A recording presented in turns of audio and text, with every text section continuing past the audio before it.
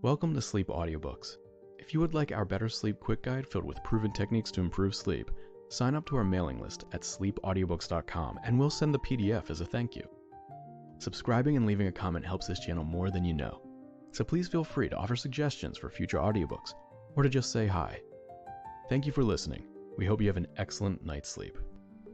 This is Sleep Audiobooks. The Letters of Jane Austen, selected from the compilation of her great-nephew, Edward Lord Brabourne, by Sarah Chauncey Woolsey. Recording by Elizabeth Klett. Preface. The recent cult for Miss Austen, which has resulted in no less than 10 new editions of her novels within a decade, and 3 memoirs by different hands within as many years, have made the facts of her life familiar to most readers. It was a short life, and an uneventful one as viewed from the standpoint of our modern times, when steam and electricity have linked together the ends of the earth, and the very air seems teeming with news, agitations, discussions.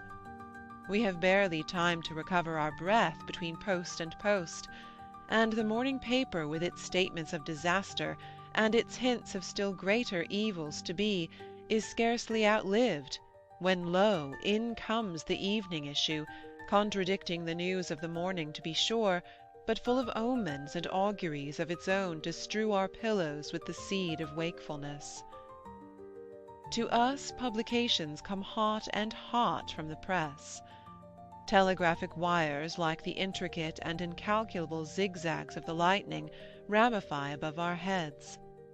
And who can tell at what moment their darts may strike? In Miss Austen's day, the tranquil, drowsy, decorous English day of a century since, all was different. News travelled then from hand to hand, carried in creaking post-wagons, or in cases of extreme urgency by men on horseback. When a gentleman journeying in his own chaise took 3 days in going from Exeter to London, a distance now covered in 3 hours of railroad, there was little chance of frequent surprises. Love, sorrow, and death were in the world then as now, and worked their will upon the sons of men. But people did not expect happenings every day, or even every year. No doubt they lived the longer for this exemption from excitement, and kept their nerves in a state of wholesome repair, but it goes without saying that the events of which they knew so little did not stir them deeply.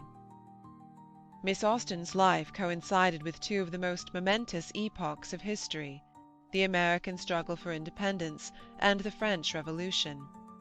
But there is scarcely an allusion to either in her letters. She was interested in the fleet and its victories because 2 of her brothers were in the Navy and had promotion and prize money to look forward to. In this connection she mentions Trafalgar and the Egyptian expedition, and generously remarks that she would read Southey's Life of Nelson if there was anything in it about her brother Frank.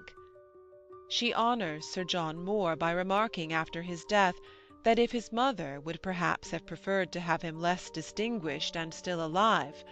Further than that, the making of the gooseberry jam and a good recipe for orange wine interests her more than all the marchings and countermarchings, the manoeuvres and diplomacies going on the world over.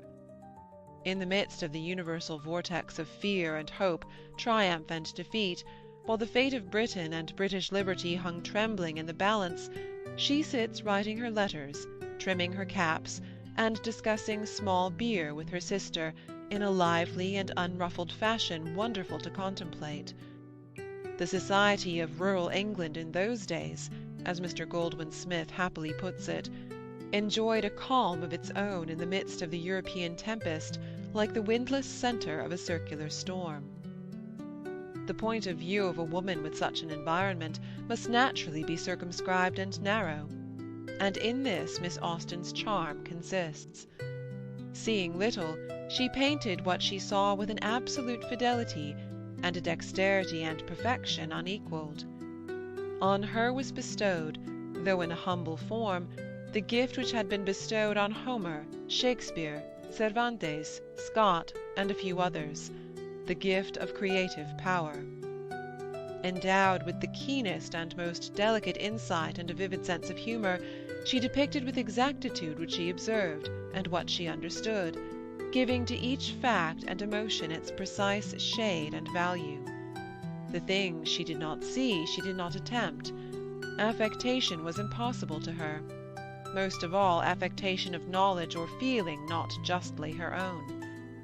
She held the mirror up to her time with an exquisite sincerity and fidelity, and the closeness of her study brought her intimately near to those hidden springs which underlie all human nature. This is the reason why, for all their skimp skirts, leg-a-mutton sleeves, and bygone impossible bonnets, her characters do not seem to us old-fashioned. Minds and hearts are made pretty much after the same pattern from century to century, and given a modern dress and speech, Emma or Elizabeth or dear Anne Elliot could enter a drawing-room to-day and excite no surprise except by so closely resembling the people whom they would find there. Miss Austen's novels are dateless things, Mr. Augustine Birrell tells us. Nobody in his senses would speak of them as old novels. John Inglesant is an old novel, so is Ginx's Baby. But Emma is quite new, and, like a wise woman, affords few clues to her age. We allude with a special touch of affection to Anne Elliot. Persuasion, which was written during the last 2 years of Miss Austen's life, when the refining touch of eternity was already upon her, has always seemed to us the most perfect of her novels, and Anne, with her exquisite breeding and unselfish straightforwardness, just touched with the tender reserve of memory and regret, one of her best portraitures. But this is a matter of individual taste. Doubtless Elizabeth Bennet is better fun, as the modern girl would say. Miss Austen herself preferred her. She had a droll and pretty way of talking about her characters, which showed how real they were to her own mind, and made them equally real to other people. In 1813 she had the good luck to light upon a portrait of Jane Bennet at an exhibition.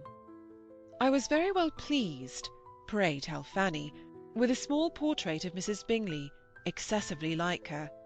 I went in hopes of seeing one of her sister, but there was no Mrs. Darcy. Perhaps I may find her in the great exhibition, which we shall go to if we have time. Mrs. Bingley's is exactly like herself, size, shaped face, features, and sweetness. There never was a greater likeness. She is dressed in a white gown with green ornaments, which convinces me of what I had always supposed, that green was a favourite colour with her. I dare say Mrs. D. will be in yellow." And later, "We have been both to the exhibition and Sir J. Reynolds's, and I am disappointed, for there was nothing like Mrs. D. at either. I can only imagine that Mr. D. prizes any picture of her too much to like it should it be exposed to the public eye. I can imagine he would have that sort of feeling, that mixture of love, pride, and delicacy." The letters included in this series comprise about 3/4 of the collection in 2 volumes, published in 1884 by her great-nephew, Lord Brabourne. The lightness, almost friskiness of their tone cannot fail to strike the reader. Modern letters written by women are filled more or less with hints and queries. Questionings as to the why and the wherefore occur. Allusions to the various fads of the day, literary or artistic. Ibsen, Tolstoy, Browning, esoteric Buddhism, Wagner's music, the mind cure, social science, causes and reforms. But Cowper and Crabbe were the poetical sensations in Miss Austen's time, Scott and Byron its phenomenal novelties. It took months to get most books printed, and years to persuade anybody to read them. Furthermore, the letters, in all probability, are carefully chosen to reveal only the more superficial side of their writer. There are wide gaps of omission, covering important events such as Mr. Austen's death, the long illness through which Jane nursed her brother Henry, and the anxieties and worries which his failure in business caused to the whole family. What is vouchsafed us is a glimpse of the girlish and untroubled moments of Miss Austen's life, and the glimpse is a sweet and friendly one. We are glad to have it, in spite of our suspicion that another and even more interesting part of her personality is withheld from us. A good daughter, a delightful sister, the most perfect of aunts. What better record could there be of a single woman? Her literary work never stood in the way of her home duties, any more than her quiet, limpid, unimpassioned style stood between her thought and her readers. Her fame may justly be said to be almost entirely posthumous. She was read and praised to a moderate degree during her lifetime, but all her novels together brought her no more than £700, and her reputation, as it were, was in its close-sheathed bud, when at the early age of 41 she died. It would have excited in her an amused incredulity, no doubt, had anyone predicted that 2 generations after her death the real recognition of her powers was to come. Time, which like desert sands has effaced the footprints of so many promising authors, has with her served as the desert wind to blow aside those dusts of the commonplace which for a while concealed her true proportions. She is loved more than she ever hoped to be, and far more widely known. Mrs. Ritchie tells somewhere an anecdote of a party of 7 assembled at a dinner-table, where the question arose of the locality of one of Miss Austen's places. Maple Grove, the residence of Mr. Suckling, if we are not mistaken, and 6 of the persons present at once recognized the allusion, and had a formed opinion on the subject. The 7th was a Frenchman who did not read English. Scott, Macaulay, Sir James Mackintosh, Miss Martineau, Mrs. Ritchie, Miss Mitford, and a host of others have vied in their generous tributes of admiration. But most striking of all, to our thinking, is that paid to Miss Austen by Lord Tennyson, when, in some visit to Lyme not many years since, those with him pointed out this and the other feature of the place, only to be interrupted with, "Never mind all that. Show me the exact spot where Louisa Musgrove fell." Could non-historical verisimilitude go farther, or mean more? S.C.W.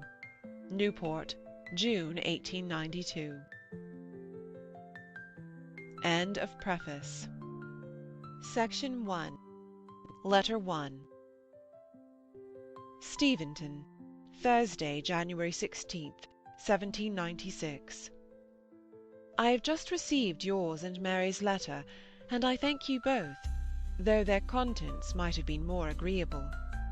I do not at all expect to see you on Tuesday, since matters have fallen out so unpleasantly, and if you are not able to return till after that day, it will hardly be possible for us to send for you before Saturday, though for my own part I care so little about the ball that it would be no sacrifice to me to give it up for the sake of seeing you 2 days earlier. We are extremely sorry for poor Eliza's illness. I trust, however, that she has continued to recover since you wrote, and that you will none of you be the worse for your attendance on her. What a good-for-nothing fellow Charles is to bespeak the stockings! I hope he will be too hot all the rest of his life for it.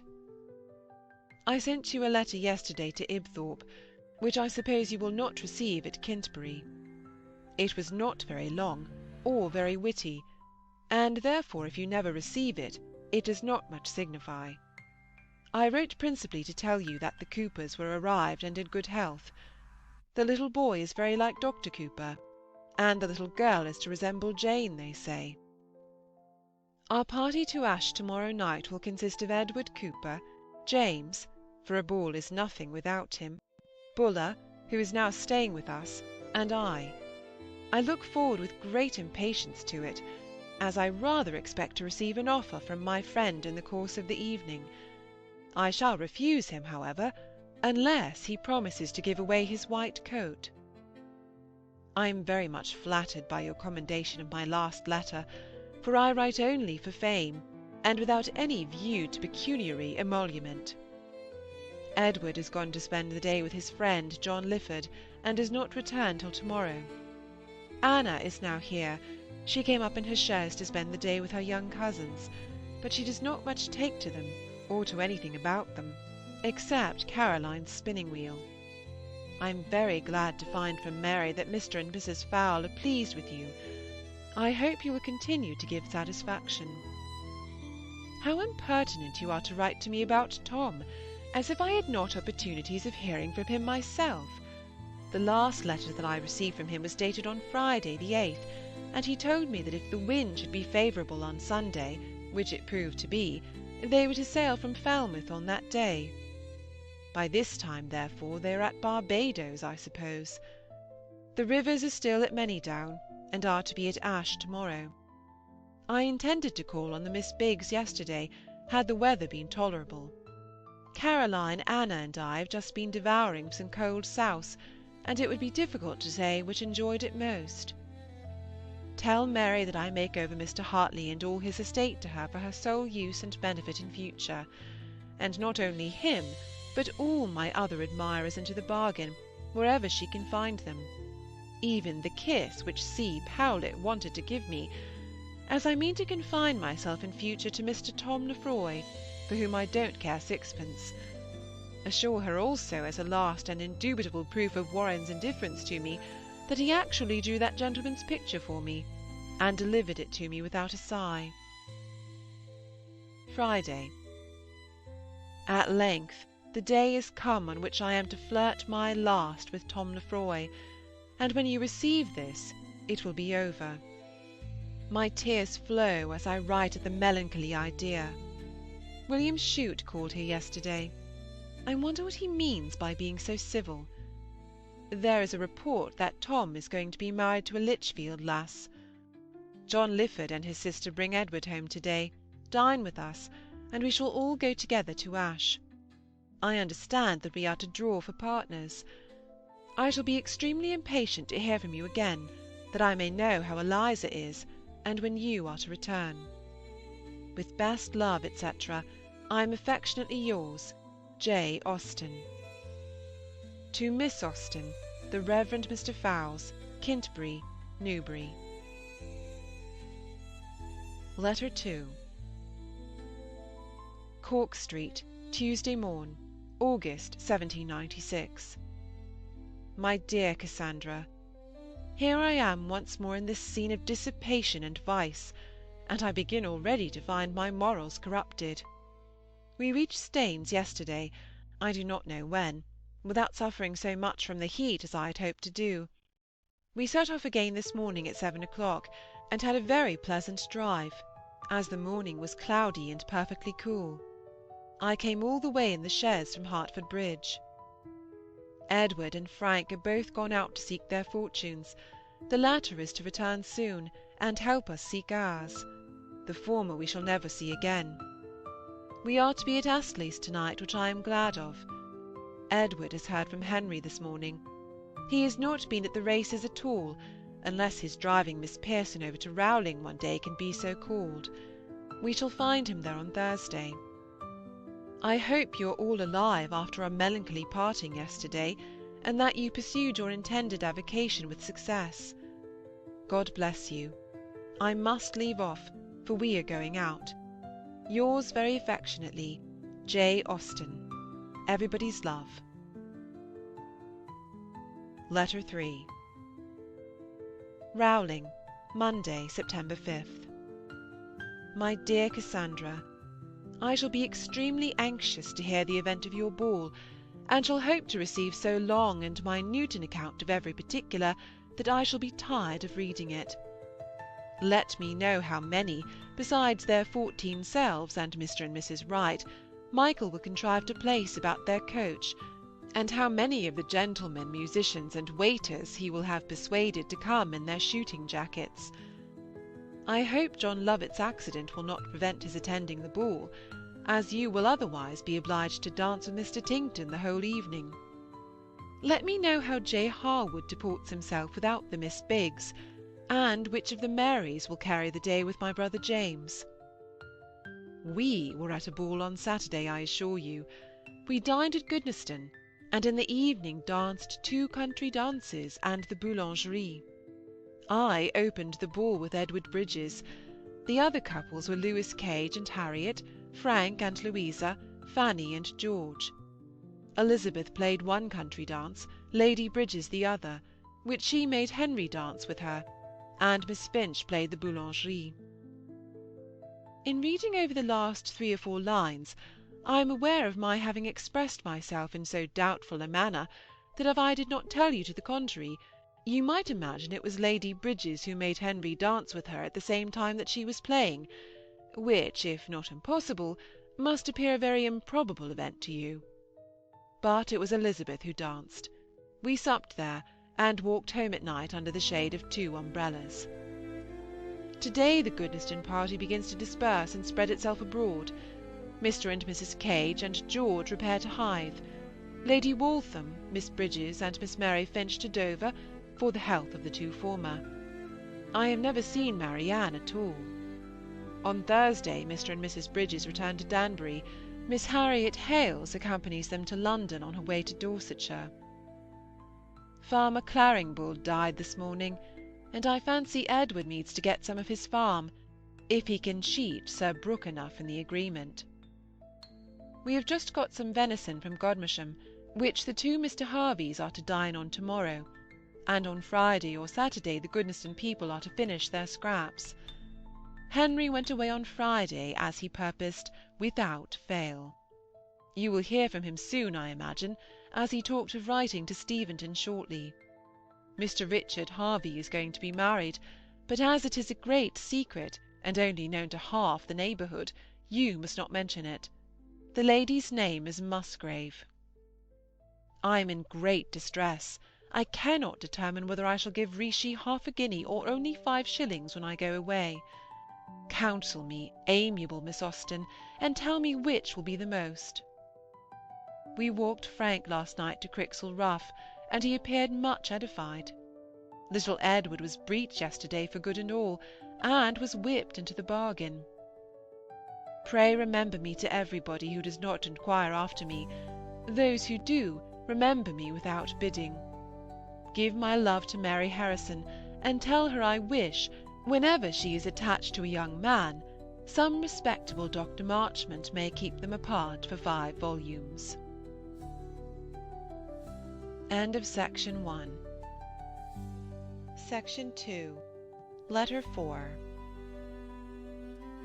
Rowling, Thursday, September 15th.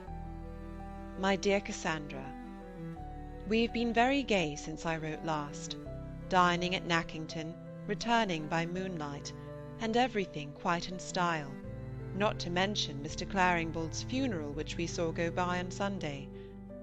I believe I told you in a former letter that Edward had some idea of taking the name of Claringbould, but that scheme is over, though it would be a very eligible as well as a very pleasant plan, would anyone advance him money enough to begin on.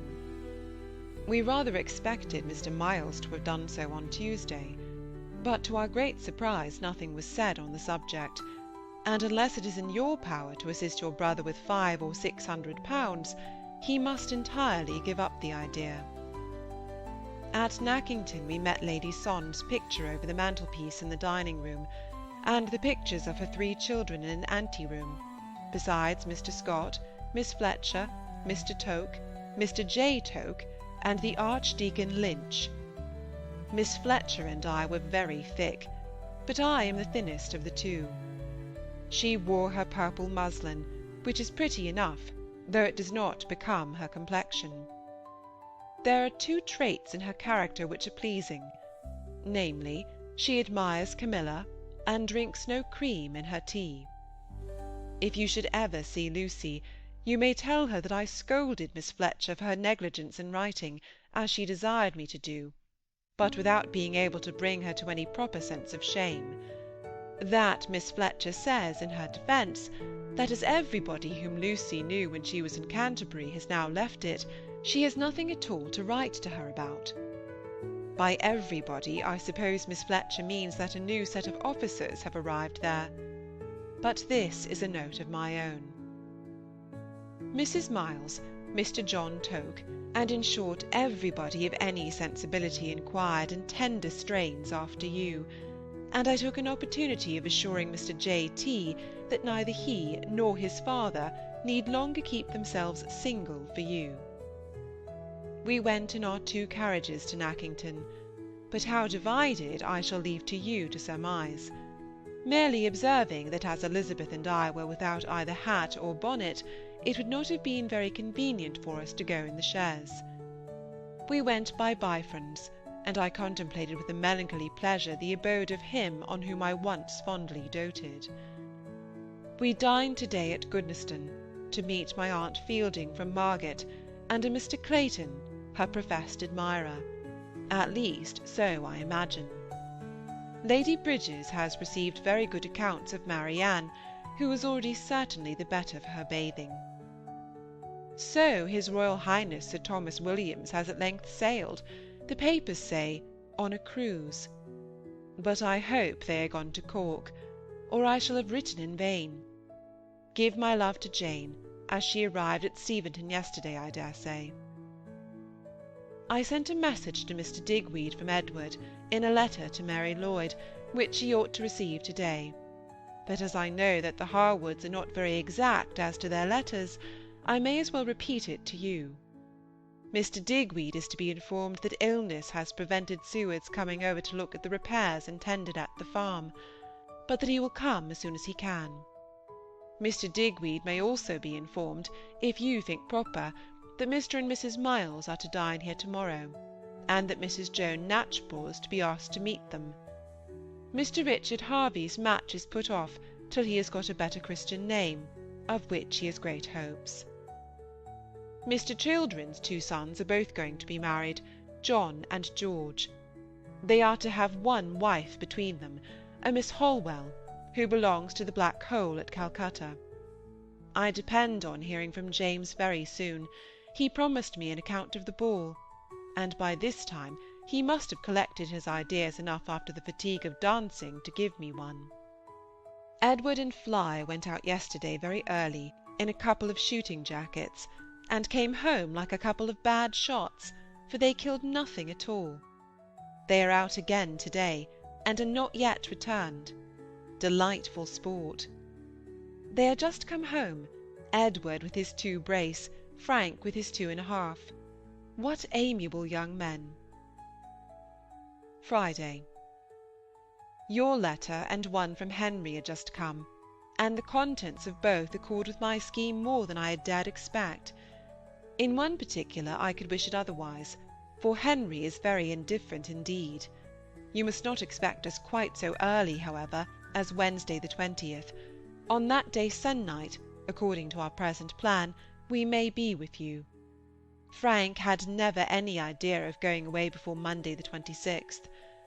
I shall write to Miss Mason immediately, and press her returning with us, which Henry thinks very likely, and particularly eligible. Buy Mary Harrison's gown by all means. You shall have mine for ever so much money. Though if I am tolerably rich when I get home, I shall like it very much myself. As to the mode of our travelling to town, I want to go in a stage-coach, but Frank will not let me. As you are likely to have the Williams and Lloyds with you next week, you would hardly find room for us then.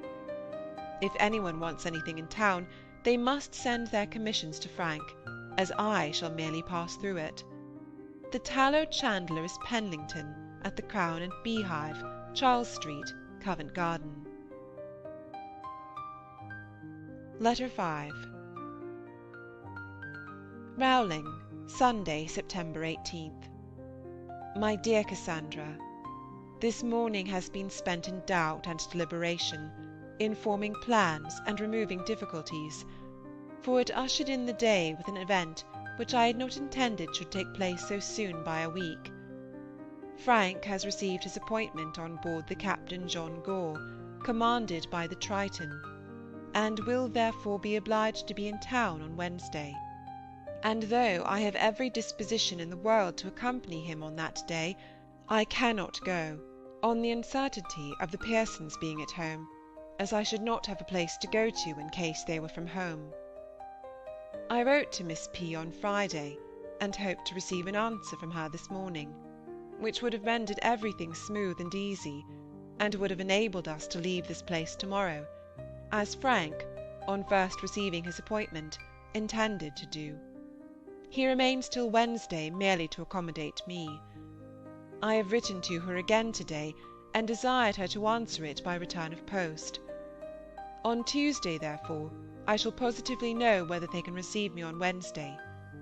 If they cannot, Edward has been so good as to promise to take me to Greenwich on the Monday following, which was the day before fixed on, if that suits them better. If I have no answer at all on Tuesday, I must suppose Mary is not at home, and must wait till I do hear, as after having invited her to go to Steventon with me, it will not quite do to go home and say no more about it. My father will be so good as to fetch home his prodigal daughter from town, I hope, unless he wishes me to walk the hospitals, enter at the Temple, or mount guard at St. James's. It will hardly be in Frank's power to take me home. Nay, it certainly will not.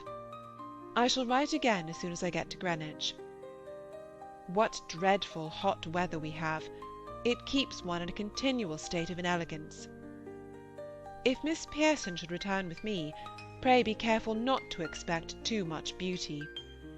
I will not pretend to say that on a first view she quite answered the opinion I had formed of her. My mother, I am sure, will be disappointed if she does not take great care. From what I remember of her picture, it is no great resemblance. I am very glad that the idea of returning with Frank occurred to me, for as to Henry's coming into Kent again, the time of its taking place is so very uncertain that I should be waiting for dead men's shoes. I had once determined to go with Frank to-morrow and take my chance, etc., but they dissuaded me from so rash a step, as I really think on consideration it would have been. For if the Pearsons were not at home, I should inevitably fall a sacrifice to the arts of some fat woman who would make me drunk with small beer. Mary is brought to bed of a boy, both doing very well. I shall leave you to guess what Mary I mean. Adieu, with best love to all your agreeable inmates. Don't let the Lloyds go on any account before I return, unless Miss P. is of the party. How ill I have written! I begin to hate myself. Yours ever, J. Austen. The Triton is a new 32 frigate, just launched at Deptford. Frank is much pleased with the prospect of having Captain Gore under his command. End of Section 2. Section 3. Letter 6. Bull & George, Dartford, Wednesday, October 24th, 1798. My dear Cassandra, you have already heard from Daniel, I conclude, in what excellent time we reached and quitted Sittingbourne, and how very well my mother bore her journey thither. I am now able to send you a continuation of the same good account of her. She was very little fatigued on her arrival at this place, has been refreshed by a comfortable dinner, and now seems quite stout. It wanted 5 minutes of 12 when we left Sittingbourne, from whence we had a famous pair of horses, which took us to Rochester in an hour and a quarter. The post-boy seemed determined to show my mother that Kentish drivers were not always tedious, and really drove as fast as cats. Our next stage was not quite so expeditiously performed. The road was heavy, and our horses very indifferent. However, we were in such good time, and my mother bore her journey so well, that expedition was of little importance to us, and as it was, we were very little more than 2 hours and a half coming hither, and it was scarcely past 4 when we stopped at the inn. My mother took some of her bitters at Ospringe, and some more at Rochester, and she ate some bread several times. We have got apartments up 2 pair of stairs, as we could not be otherwise accommodated with a sitting-room and bed-chambers on the same floor which we wished to be. We have 1 double-bedded and 1 single-bedded room. In the former, my mother and I are to sleep. I shall leave you to guess who is to occupy the other. We sat down to dinner a little after 5, and had some beefsteaks and a boiled fowl, but no oyster sauce. I should have begun my letter soon after our arrival, but for a little adventure which prevented me. After we had been here a quarter of an hour, it was discovered that my writing and dressing boxes had been by accident put into a chaise which was just packing off as we came in, and were driven away toward Gravesend in their way to the West Indies. No part of my property could have been such a prize before, for in my writing-box was all my worldly wealth, £7, and my dear Harry's deputation. Mr. Notley immediately dispatched a man and horse after the chaise, and in half an hour's time I had the pleasure of being as rich as ever. They were got about 2 or 3 miles off. My day's journey has been pleasanter in every respect than I expected. I have been very little crowded, and by no means unhappy. Your watchfulness with regard to the weather on our accounts was very kind, and very effectual. We had one heavy shower on leaving Sittingbourne, but afterwards the clouds cleared away, and we had a very bright crystal afternoon. My father is now reading the Midnight Bell, which he has got from the library, and my mother sitting by the fire. Our route to-morrow is not determined. We have none of us much inclination for London, and if Mr. Notley will give us leave, I think we shall go to Staines through Croydon and Kingston, which will be much pleasanter than any other way, but he is decidedly for Clapham and Battersea. God bless you all. Yours affectionately, J.A. I flatter myself that Itty Dawdy will not forget me, at least under a week. Kiss him for me. Letter 7. Steventon, Saturday, October 27th. My dear Cassandra, your letter was a most agreeable surprise to me to-day, and I have taken a long sheet of paper to show my gratitude. We arrived here yesterday between 4 and 5, but I cannot send you quite so triumphant an account of our last day's journey as of the 1st and 2nd. Soon after I had finished my letter from Staines, my mother began to suffer from the exercise or fatigue of travelling, and she was a good deal indisposed.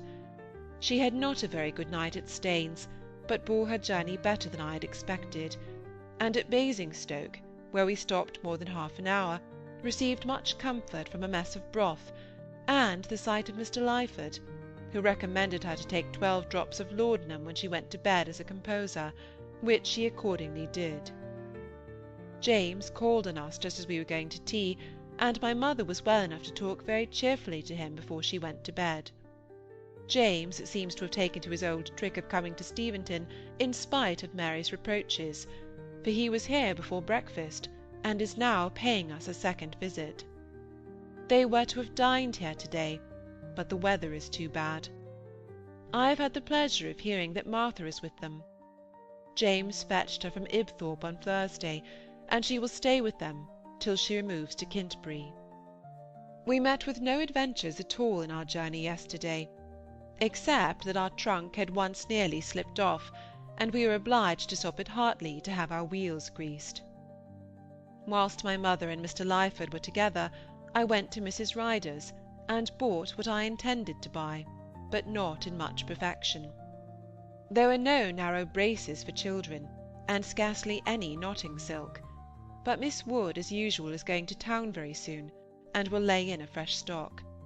I gave 2 shillings 3d a yard for my flannel, and I fancy it is not very good, but it is so disgraceful and contemptible an article in itself, that its being comparatively good or bad is of little importance. I bought some Japan ink likewise, and next week shall begin my operations on my hat, on which you know my principal hopes of happiness depend. I am very grand indeed. I had the dignity of dropping out my mother's laudanum last night. I carry about the keys of the wine and closet, and twice since I began this letter have had orders to give into the kitchen. Our dinner was very good yesterday, and the chicken boiled perfectly tender. Therefore I shall not be obliged to dismiss Nanny on that account. Almost everything was unpacked and put away last night. Nanny chose to do it, and I was not sorry to be busy. I have unpacked the gloves, and placed yours in your drawer. Their colour is light and pretty, and I believe exactly what we fixed on. Your letter was chaperoned here by one from Mrs. Cook, in which she says that Battleridge is not to come out before January, and she is so little satisfied with Cawthorn's dilatoriness that she never means to employ him again. Mrs. Hall, of Sherborne, was brought to bed yesterday of a dead child, some weeks before she expected, owing to a fright. I suppose she happened unawares to look at her husband. There has been a great deal of rain here for this last fortnight, much more than in Kent, and indeed we found the roads all the way from Staines most disgracefully dirty. Steventon Lane has its full share of it, and I don't know when I shall be able to get to Deane. I hear that Martha is in better looks and spirits than she has enjoyed for a long time, and I flatter myself she will now be able to jest openly about Mr. W. The spectacles which Molly found are my mother's, the scissors my father's. We are very glad to hear such a good account of your patients, little and great. My dear Itty Dawdy's remembrance of me is very pleasing to me, foolishly pleasing, because I know it will be over so soon. My attachment to him will be more durable. I shall think with tenderness and delight on his beautiful and smiling countenance and interesting manner, until a few years have turned him into an ungovernable, ungracious fellow. The books from Winton are all unpacked and put away. The binding has compressed them most conveniently, and there is now very good room in the bookcase for all that we wish to have there. I believe the servants were very glad to see us. Nanny was, I'm sure. She confesses that it was very dull, and yet she had her child with her till last Sunday. I understand that there are some grapes left, but I believe not many. They must be gathered as soon as possible, or the rain will entirely rot them. I am quite angry with myself for not writing closer. Why is my alphabet so much more sprawly than yours? Dame Tilbury's daughter has lain in. Shall I give her any of your baby clothes? The lace-man was here only a few days ago. How unfortunate for both of us that he came so soon. Dame Bushell washes for us only 1 week more, as Sukey has got a place. John Stephen's wife undertakes our purification. She does not look as if anything she touched would ever be clean, but who knows? We do not seem likely to have any other maidservant at present, but Dame Staples will supply the place of one. Mary has hired a young girl from Ash, who has never been out to service, to be her scrub, but James fears her not being strong enough for the place. Earl Harwood has been to Deane lately, as I think Mary wrote us word, and his family then told him that they would receive his wife, if she continued to behave well for another year. He was very grateful, as well he might. Their behaviour throughout the whole affair has been particularly kind. Earl and his wife live in the most private manner imaginable at Portsmouth, without keeping a servant of any kind. What a prodigious innate love of virtue she must have, to marry under such circumstances! It is now Saturday evening, but I wrote the chief of this in the morning. My mother has not been down at all to-day. The laudanum made her sleep a good deal, and upon the whole I think she is better. My father and I dined by ourselves. How strange! He and John Bond are now very happy together, for I have just heard the heavy step of the latter along the passage. James Digweed called to-day, and I gave him his brother's deputation. Charles Harwood, too, has just called to ask how we are, in his way from Dummer, where he has been conveying Miss Garrett, who is going to return to her former residence in Kent. I will leave off, or I shall not have room to add a word to-morrow. Sunday. My mother has had a very good night, and feels much better to-day. I have received my aunt's letter, and thank you for your scrap. I will write to Charles soon. Pray give Fanny and Edward a kiss from me, and ask George if he has got a new song for me. 'Tis really very kind of my aunt to ask us to Bath again, a kindness that deserves a better return than to profit by it. Yours ever, J. A. End of Section 3. Section 4. Letter 8. Steventon, December 1st. My dear Cassandra, I am so good as to write to you again thus speedily, to let you know that I have just heard from Frank. He was at Cadiz, alive and well, on October 18th, and had then very lately received a letter from you, written as long ago as when the London was at St. Helens. But his rarely latest intelligence of us was in one of me of September 1st, which I sent soon after we had got to Godmersham. He had written a packet full for his dearest friends in England, early in October, to go by the Excellent. But the Excellent was not sailed, nor likely to sail, when he dispatched this to me. It comprehended letters for both of us, for Lord Spencer, Mr. Daysh, and the East India directors. Lord St. Vincent had left the fleet when he wrote, and was gone to Gibraltar. It was said to superintend the fitting out of a private expedition from thence against some of the enemy's ports. Minorca or Malta were conjectured to be the objects. Frank writes in good spirits, but says that our correspondence cannot be so easily carried on in future as it has been, as the communication between Cadiz and Lisbon is less frequent than formerly. You and my mother, therefore, must not alarm yourselves at the long intervals that may divide his letters. I address this advice to you, too, as being the most tender-hearted of the family. My mother made her entree into the dressing-room through crowds of admiring spectators yesterday afternoon, and we all drank tea together for the first time these 5 weeks. She has had a tolerable night, and bids fair for a continuance in the same brilliant course of action to-day. Mr. Lyford was here yesterday. He came while we were at dinner, and partook of our elegant entertainment. I was not ashamed of asking him to sit down to table, for we had some pease soup, a spare rib, and a pudding. He wants my mother to look yellow and to throw out a rash, but she will do neither. I was at Deane yesterday morning. Mary was very well, but does not gain bodily strength very fast.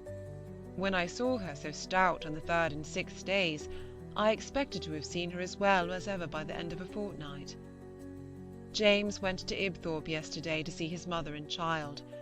Letty is with Mary at present, of course exceedingly happy, and in raptures with the child. Mary does not manage matters in such a way as to make me want to lay in myself. She is not tidy enough in her appearance. She has no dressing-gown to sit up in. Her curtains are all too thin, and things are not in that comfort and style about her which are necessary to make such a situation an enviable one. Elizabeth was really a pretty object, with her nice clean cap put on so tidily, and a dress so uniformly white and orderly. We live entirely in the dressing-room now, which I like very much. I always feel so much more elegant in it than in the parlour. No news from Kintbury yet. Eliza sports with our impatience. She was very well last Thursday. Who is Miss Maria Montresor going to marry, and what is to become of Miss Mulcaster? I find great comfort in my stuff gown, but I hope you do not wear yours too often. I have made myself 2 or 3 caps to wear of evenings since I came home, and they save me a world of torment as to hair-dressing, which at present gives me no trouble beyond washing and brushing, for my long hair is as always plaited up out of sight, and my short hair curls well enough to want no papering. I have had it cut lately by Mr. Butler. There is no reason to suppose that Miss Morgan is dead after all. Mr. Lyford gratified us very much yesterday by his praises of my father's mutton, which they all think the finest that ever was ate. John Bond begins to find himself grow old, which John Bonds ought not to do, and unequal to much hard work. A man is therefore hired to supply his place as to labour, and John himself is to have the care of the sheep. There are not more people engaged than before, I believe, only men instead of boys. I fancy so at least, but you know my stupidity as to such matters. Lizzie Bond is just apprenticed to Miss Small, so we may hope to see her able to spoil gowns in a few years. My father has applied to Mr. May for an alehouse for Robert, at his request, and to Mr. Dean of Winchester likewise. This was my mother's idea, who thought he would be proud to oblige a relation of Edward in return for Edward's accepting his money. He sent a very civil answer indeed, but has no vacant house at present. May expects to have an empty one soon at Farnham, so perhaps Nanny may have the honour of drawing ale for the bishop. I shall write to Frank to-morrow. Charles Powlett gave a dance on Thursday, to the great disturbance of all his neighbours. Of course, who you know, take a most lively interest in the state of his finances, and live in hopes of his being soon ruined. We are very much disposed to like our new maid. She knows nothing of a dairy, to be sure, which in our family is rather against her, but she is to be taught it all. In short, we have felt the inconvenience of being without a maid so long, that we are determined to like her, and she will find it a hard matter to displease us. As yet she seems to cook very well, is uncommonly stout, and says she can work well at her needle. Sunday. My father is glad to hear so good an account of Edward's pigs, and desires he may be told, as encouragement to his taste for them, that Lord Bolton is particularly curious in his pigs, has had pigsties of a most elegant construction built for them, and visits them every morning as soon as he rises. Affectionately yours, J. A. Letter 9. Steventon, Tuesday, December 18th. My dear Cassandra, your letter came quite as soon as I expected, and so your letters will always do, because I have made it a rule not to expect them till they come, in which I think I consult the ease of us both.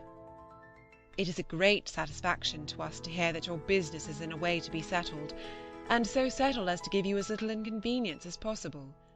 You are very welcome to my father's name, and to his services, if they are ever required in it. I shall keep my £10, too, to wrap myself up in next winter. I took the liberty a few days ago of asking your black velvet bonnet to lend me its caul, which it very readily did, and by which I have been enabled to give a considerable improvement of dignity to cap, which was before too niggardly to please me. I shall wear it on Thursday, but I hope you will not be offended with me for following your advice as to its ornaments only in part. I still venture to retain the narrow silver round it, put twice round without any bow, and instead of the black military feather, shall put in the coquelicot one as being smarter. And besides, coquelicot is to be all the fashion this winter. After the ball I shall probably make it entirely black. I am sorry that our dear Charles begins to feel the dignity of ill usage. My father will write to Admiral Gambier. He must have already received so much satisfaction from his acquaintance and patronage of Frank that he will be delighted, I dare say, to have another of the family introduced to him. I think it would be very right in Charles to address Sir Thomas on the occasion, though I cannot approve of your scheme of writing to him, which you communicated to me a few nights ago, to request him to come home and convey you to Steventon. To do you justice, however, you had some doubts of the propriety of such a measure yourself. I am very much obliged to my dear little George for his message, for his love at least.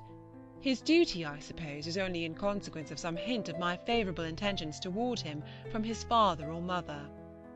I am sincerely rejoiced, however, that I ever was born, since it has been the means of procuring him a dish of tea. Give my best love to him. Wednesday. I have changed my mind, and changed the trimmings of my cap this morning. They are now such as you suggested. I felt as if I should not prosper if I strayed from your directions, and I think it makes me look more like Lady Coyningham now than it ever did before, which is all that one lives for now. I believe I shall make my new gown like my robe, but the back of the latter is all in a piece with the tail, and will 7 yards enable me to copy it in that respect? I have just heard from Martha and Frank. His letter was written on November 12. All well, and nothing particular. J. A. Letter 10. Steventon, Monday night, December 24. My dear Cassandra, I have got some pleasant news for you, which I am eager to communicate, and therefore begin my letter sooner, though I shall not send it sooner than usual. Admiral Gambier, in reply to my father's application, writes as follows. As it is usual to keep young officers in small vessels, it being most proper on account of their inexperience, and it being also a situation where they are more in the way of learning their duty, your son has been continued in the Scorpion. But I have mentioned to the Board of Admiralty his wish to be in a frigate, and when a proper opportunity offers, and it is judged that he has taken his turn in a small ship, I hope he will be removed. With regard to your son now in the London, I am glad I can give you the assurance that his promotion is likely to take place very soon, as Lord Spencer has been so good as to say he would include him in an arrangement that he proposes making in short time relative to some promotions in that quarter. There, I may now finish my letter, and go and hang myself, for I am sure I can neither write nor do anything which will not appear insipid to you after this. Now I really think he will soon be made, and only wish we could communicate our foreknowledge of the event to him whom it principally concerns. My father has written to-day to desire that he will inform us, if he can, when the commission is sent. Your chief wish is now ready to be accomplished, and could Lord Spencer give happiness to Martha at the same time, what a joyful heart he would make of yours. I have sent the same extract of the sweets of Gambier to Charles, who, poor fellow, though he sinks into nothing but a humble attendant on the hero of the piece, will, I hope, be contented with the prospect held out to him. By what the Admiral says, it appears as if he had been designedly kept in the Scorpion. But I will not torment myself with conjectures and suppositions. Facts shall satisfy me. Frank had not heard from any of us for 10 weeks when he wrote to me on November 12, in consequence of Lord St. Vincent being removed to Gibraltar. When his commission is sent, however, it will not be so long on its road as our letters, because all the government dispatches are forwarded by land to his lordship from Lisbon with great regularity. I returned from Manydown this morning, and found my mother certainly in no respect worse than when I left her. She does not like the cold weather, but that we cannot help. I spent my time very quietly and very pleasantly with Catherine. Miss Blackford is agreeable enough. I do not want people to be very agreeable, as it saves me the trouble of liking them a great deal. I found only Catherine and her when I got to Manydown on Thursday. We dined together, and went together to Worting to seek the protection of Mrs. Clark, with whom were Lady Mildmay, her eldest son, and Mr. and Mrs. Hall. Our ball was very thin, but by no means unpleasant. There were 31 people, and only 11 ladies out of the number, and but 5 single women in the room. Of the gentlemen present you may have some idea from the list of my partners: Mr. Wood, G. Lefroy, Rice, a Mr. Butcher, belonging to the Temples, a sailor and not of the 11th Light Dragoons, Mr. Temple, not the horrid one of all, and Mr. William Ord, cousin to the King's Clare man, Mr. John Harwood, and Mr. Calland, who appeared as usual with his hat in his hand, and stood every now and then behind Catherine and me to be talked to and abused for not dancing. We teased him, however, into it at last. I was very glad to see him again after so long a separation, and he was altogether rather the genius and flirt of the evening. He inquired after you. There were 20 dances, and I danced them all, and without any fatigue. I was glad to find myself capable of dancing so much, and with so much satisfaction as I did. From my slender enjoyment of the Ashford balls, as assemblies for dancing, I had not thought myself equal to it. But in cold weather and with few couples, I fancy I could just as well dance for a week together as for half an hour. My black cap was openly admired by Mrs. Lefroy, and secretly, I imagine, by everybody else in the room. Poor Edward! It is very hard that he, who has had everything else in the world that he can wish for, should not have good health too. But I hope, with the assistance of stomach complaints, faintnesses, and sicknesses, he will soon be restored to that blessing likewise. If his nervous complaint proceeded from a suppression of something that ought to be thrown out, which does not seem unlikely, the first of these disorders may really be a remedy, and I sincerely wish it may, for I know no one more deserving of happiness without alloy than Edward is. The Lords of the Admiralty will have enough of our applications at present, for I hear from Charles that he has written to Lord Spencer himself to be removed. I am afraid his Serene Highness will be in a passion, and order some of our heads to be cut off. You deserve a longer letter than this, but it is my unhappy fate seldom to treat people so well as they deserve. God bless you. Yours affectionately, Jane Austen. Wednesday. The snow came to nothing yesterday, so I did go to Deane, and returned home at 9 o'clock at night in that little carriage, and without being very cold. End of Section 4. Section 5. Letter 11. Steventon, Friday, December 28th. My dear Cassandra, Frank is made. He was yesterday raised to the rank of commander, and appointed to the Petrel sloop now at Gibraltar. A letter from Daysh has just announced this, and as it is confirmed by a very friendly one from Mr. Matthew to the same effect, transcribing one from Admiral Gambier to the General, we have no reason to suspect the truth of it. As soon as you have cried a little for joy, you may go on, and learn further that the India House have taken Captain Austen's petition into consideration. This comes from Daysh. And likewise that Lieutenant Charles John Austen is removed to the Tamar frigate.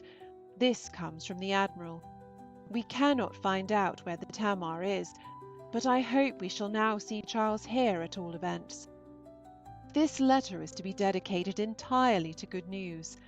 If you will send my father an account of your washing and letter expenses, etc., he will send you a draft for the amount of it, as well as for your next quarter, and for Edward's rent. If you don't buy a muslin gown now on the strength of this money and Frank's promotion, I shall never forgive you.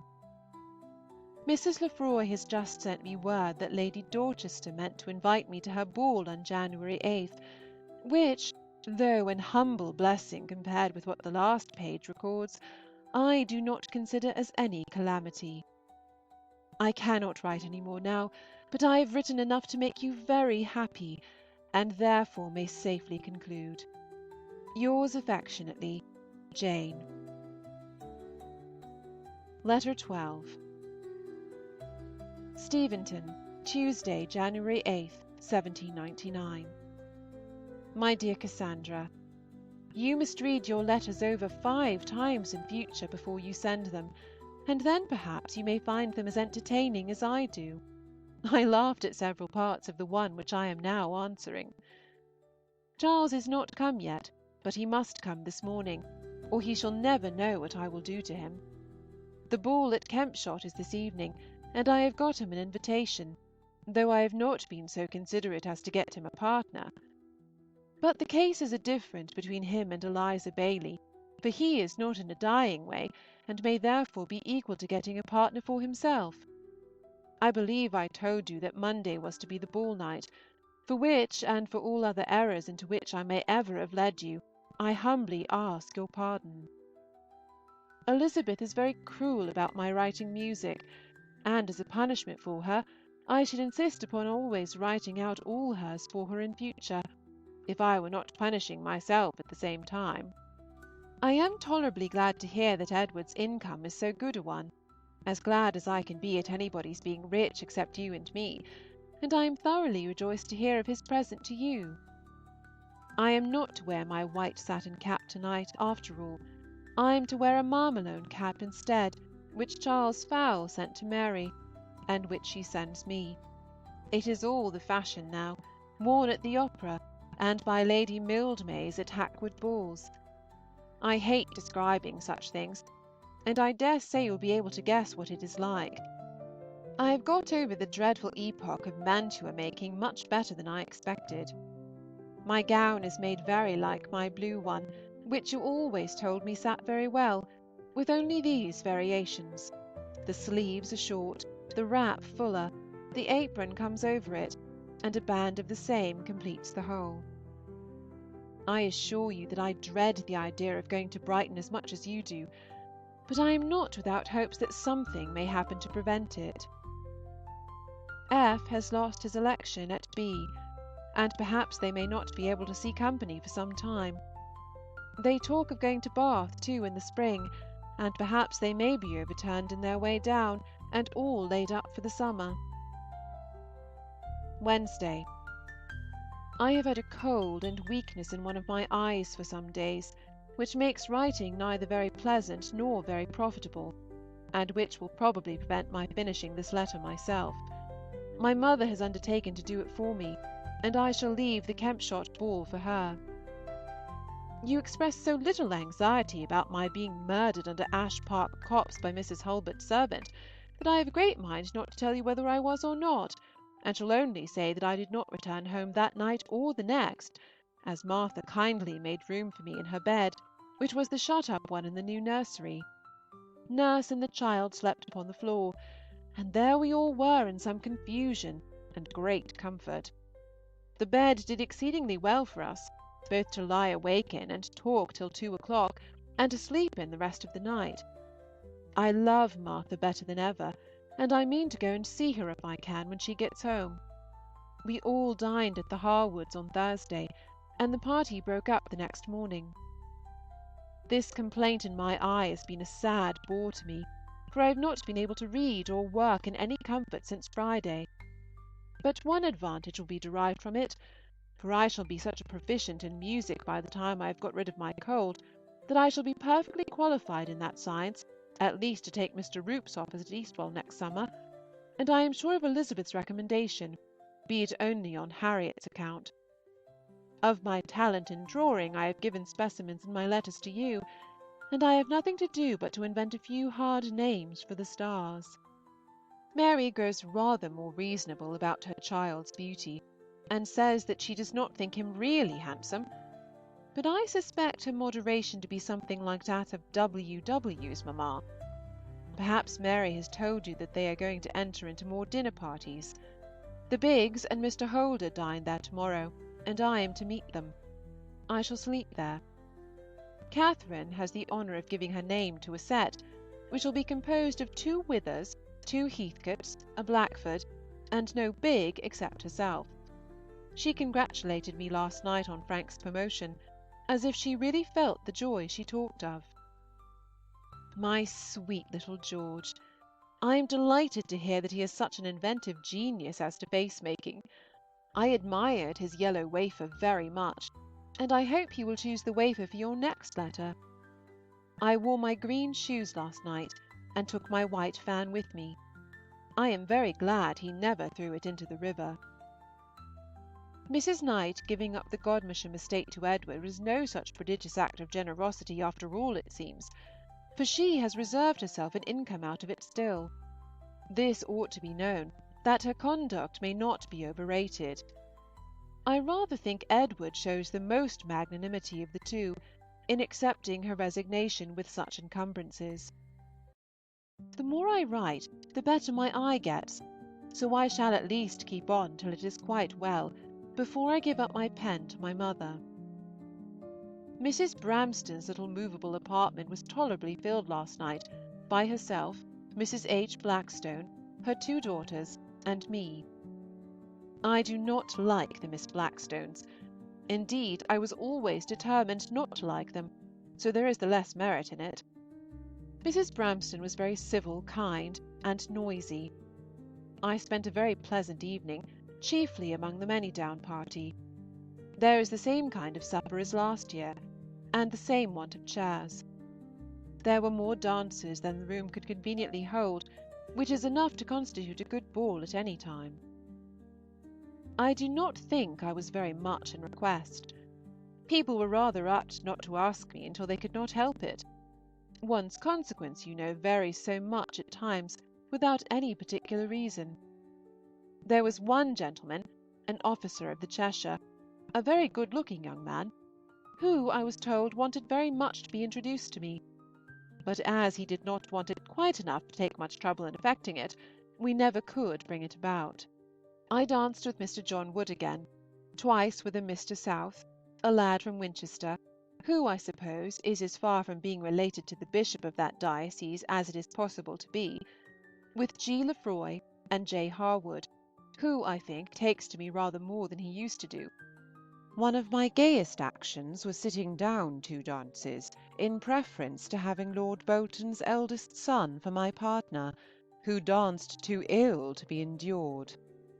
The Miss Charterises were there, and played the parts of the Miss Edens with great spirit. Charles never came. Naughty Charles! I suppose he could not get superseded in time.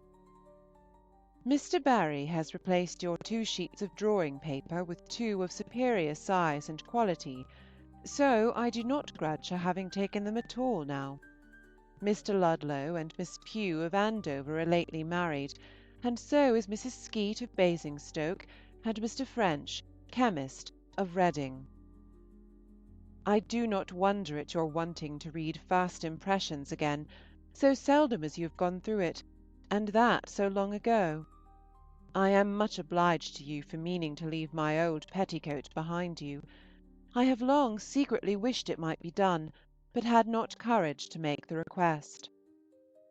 Pray mention the name of Maria Montresor's lover when you write next. My mother wants to know it, and I have not courage to look back into your letters to find it out. I shall not be able to send this till to-morrow, and you will be disappointed on Friday. I am very sorry for it, but I cannot help it. The partnership between Jeffreys, Toomer, and Legg is dissolved. The 2 latter are melted away into nothing, and it is to be hoped that Jeffreys will soon break, for the sake of a few heroines whose money he may have. I wish you joy of your birthday 20 times over. I shall be able to send this to the post to-day, which exalts me to the utmost pinnacle of human felicity, and makes me bask in the sunshine of prosperity, or gives me any other sensation of pleasure in studied language which you may prefer. Do not be angry with me for not filling my sheet, and believe me yours affectionately, J. A. End of Section 5. Section 6. Letter 13. Steventon, Monday, January 21st. My dear Cassandra, I will endeavour to make this letter more worthy your acceptance than my last, which was so shabby a one that I think Mr. Marshall could never charge you with the postage. My eyes have been very indifferent since it was written, but are now getting better once more. Keeping them so many hours open on Thursday night, as well as the dust of the ballroom, injured them a good deal. I use them as little as I can, but you know, and Elizabeth knows, and everybody who has ever had weak eyes knows, how delightful it is to hurt them by employment, against the advice and entreaty of all one's friends. Charles leaves us to-night. The Tamar is in the Downs, and Mr. Daysh advises him to join her there directly, as there is no chance of her going to the westward. Charles does not approve of this at all, and will not be much grieved if he should be too late for her before she sails, as he may then hope to get into a better situation. He attempted to go to town last night, and got as far on his road thither as Dean Gate, but both the coaches were full, and we had the pleasure of seeing him back again. He will call on Daysh to-morrow, to know whether the Tamar has sailed or not, and if she is still at the Downs, he will proceed in one of the night coaches to Deal. I want to go with him, that I may explain the country to him properly between Canterbury and Rowling, but the unpleasantness of returning by myself deters me. I should like to go as far as Ospringe with him very much indeed, that I might surprise you at Godmersham. Martha writes me word that Charles was very much admired at Kintbury, and Mrs. Lefroy never saw anyone so much improved in her life, and thinks him handsomer than Henry. He appears to far more advantage here than he did at Godmersham, not surrounded by strangers, and neither oppressed by a pain in his face or powder in his hair. James christened Elizabeth Caroline on Saturday morning, and then came home. Mary, Anna, and Edward have left us, of course. Before the second went, I took down her answer to her cousin Fanny. Yesterday came a letter to my mother from Edward Cooper, to announce not the birth of a child, but of a living, for Mrs. Lee has begged his acceptance of the rectory of Hamstall Ridware in Staffordshire, vacant by Mr. Johnson's death. We collect from his letter that he means to reside there, in which he shows his wisdom. Staffordshire is a good way off, so we shall see nothing more of them till some 15 years hence the Miss Coopers are presented to us, fine, jolly, handsome, ignorant girls. The living is valued at 140 guineas a year, but perhaps it may be improvable. How will they be able to convey the furniture of the dressing-room so far in safety? Our first cousins seem all dropping off very fast. One is incorporated into the family, another dies, and a third goes into Staffordshire. We can learn nothing of the disposal of the other living. I have not the smallest notions of Fulwar's having it. Lord Craven has probably other connections and more intimate ones in that line than he now has with the Kintbury family. Our ball on Thursday was a very poor one, only 8 couple, and but 23 people in the room. But it was not the ball's fault, for we were deprived of 2 or 3 families by the sudden illness of Mr. Wither, who was seized that morning at Winchester with the return of his former alarming complaint. An express was sent off from thence to the family. Catherine and Miss Blackford were dining with Mrs. Russell. Poor Catherine's distress must have been very great. She was prevailed on to wait till the Heathcotes could come from Wintney, and then with those 2 and Harris proceeded directly to Winchester. In such a disorder his danger, I suppose, must always be great, but from this attack he is now rapidly recovering, and will be well enough to return to Manydown, I fancy, in a few days. It was a fine thing for conversation at the ball, but it deprived us not only of the Biggs, but of Mrs. Russell too, and of the Boltons and John Harwood, who were dining there likewise, and of Mr. Lane, who kept away as related to the family. Poor man! I mean Mr. Wither. His life is so useful, his character so respectable and worthy, that I really believe there was a good deal of sincerity in the general concern expressed on his account. Our ball was chiefly made up of Jervoises and Terrys, the former of whom were apt to be vulgar, the latter to be noisy.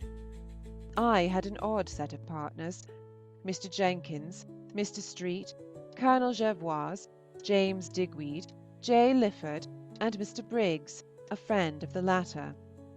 I had a very pleasant evening, however, though you will probably find out that there was no particular reason for it, but I do not think it worth while to wait for enjoyment until there is some real opportunity for it. Mary behaved very well, and was not at all fidgety.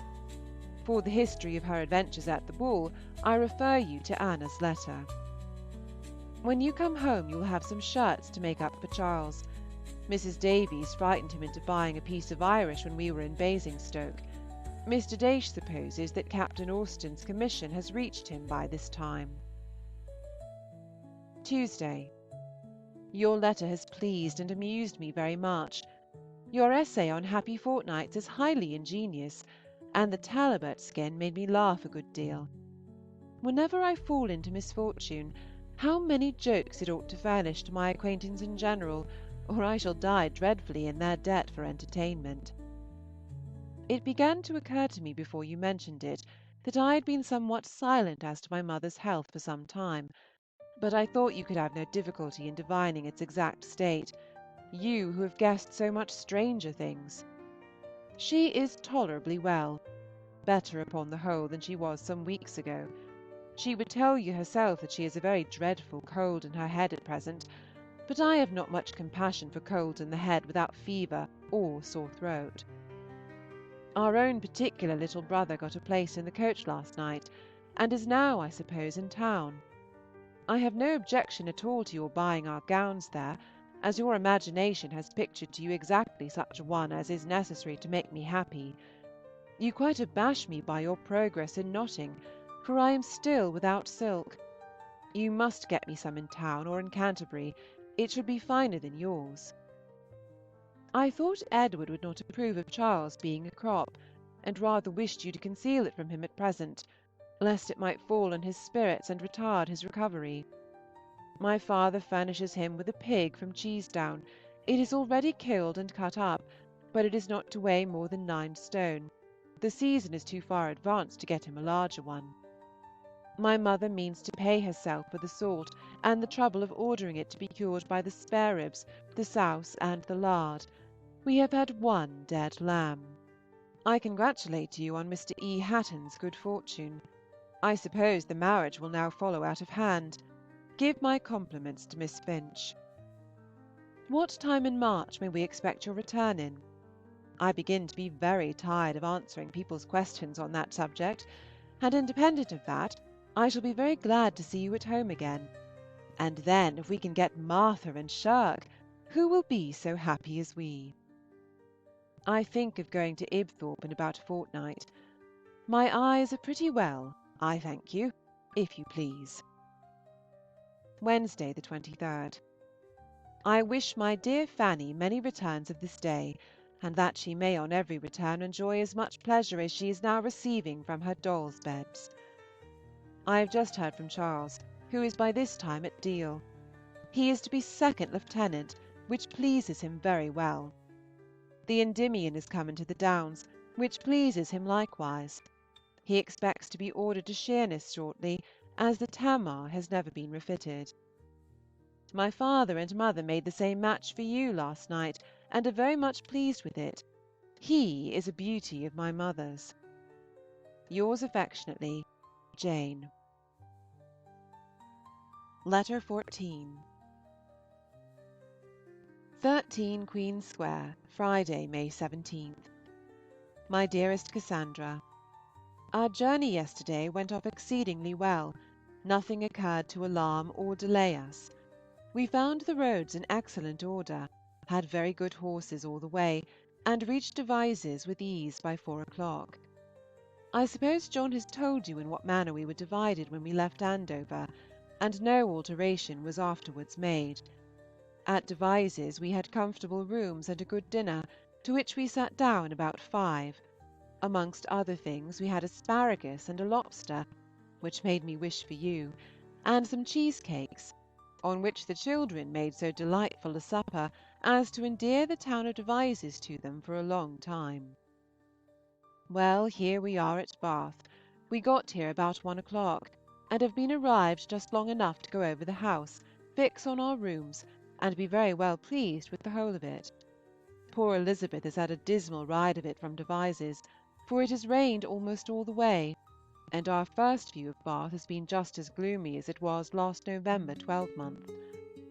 I have got so many things to say, so many things equally important, that I know not on which to decide at present, and shall therefore go and eat with the children.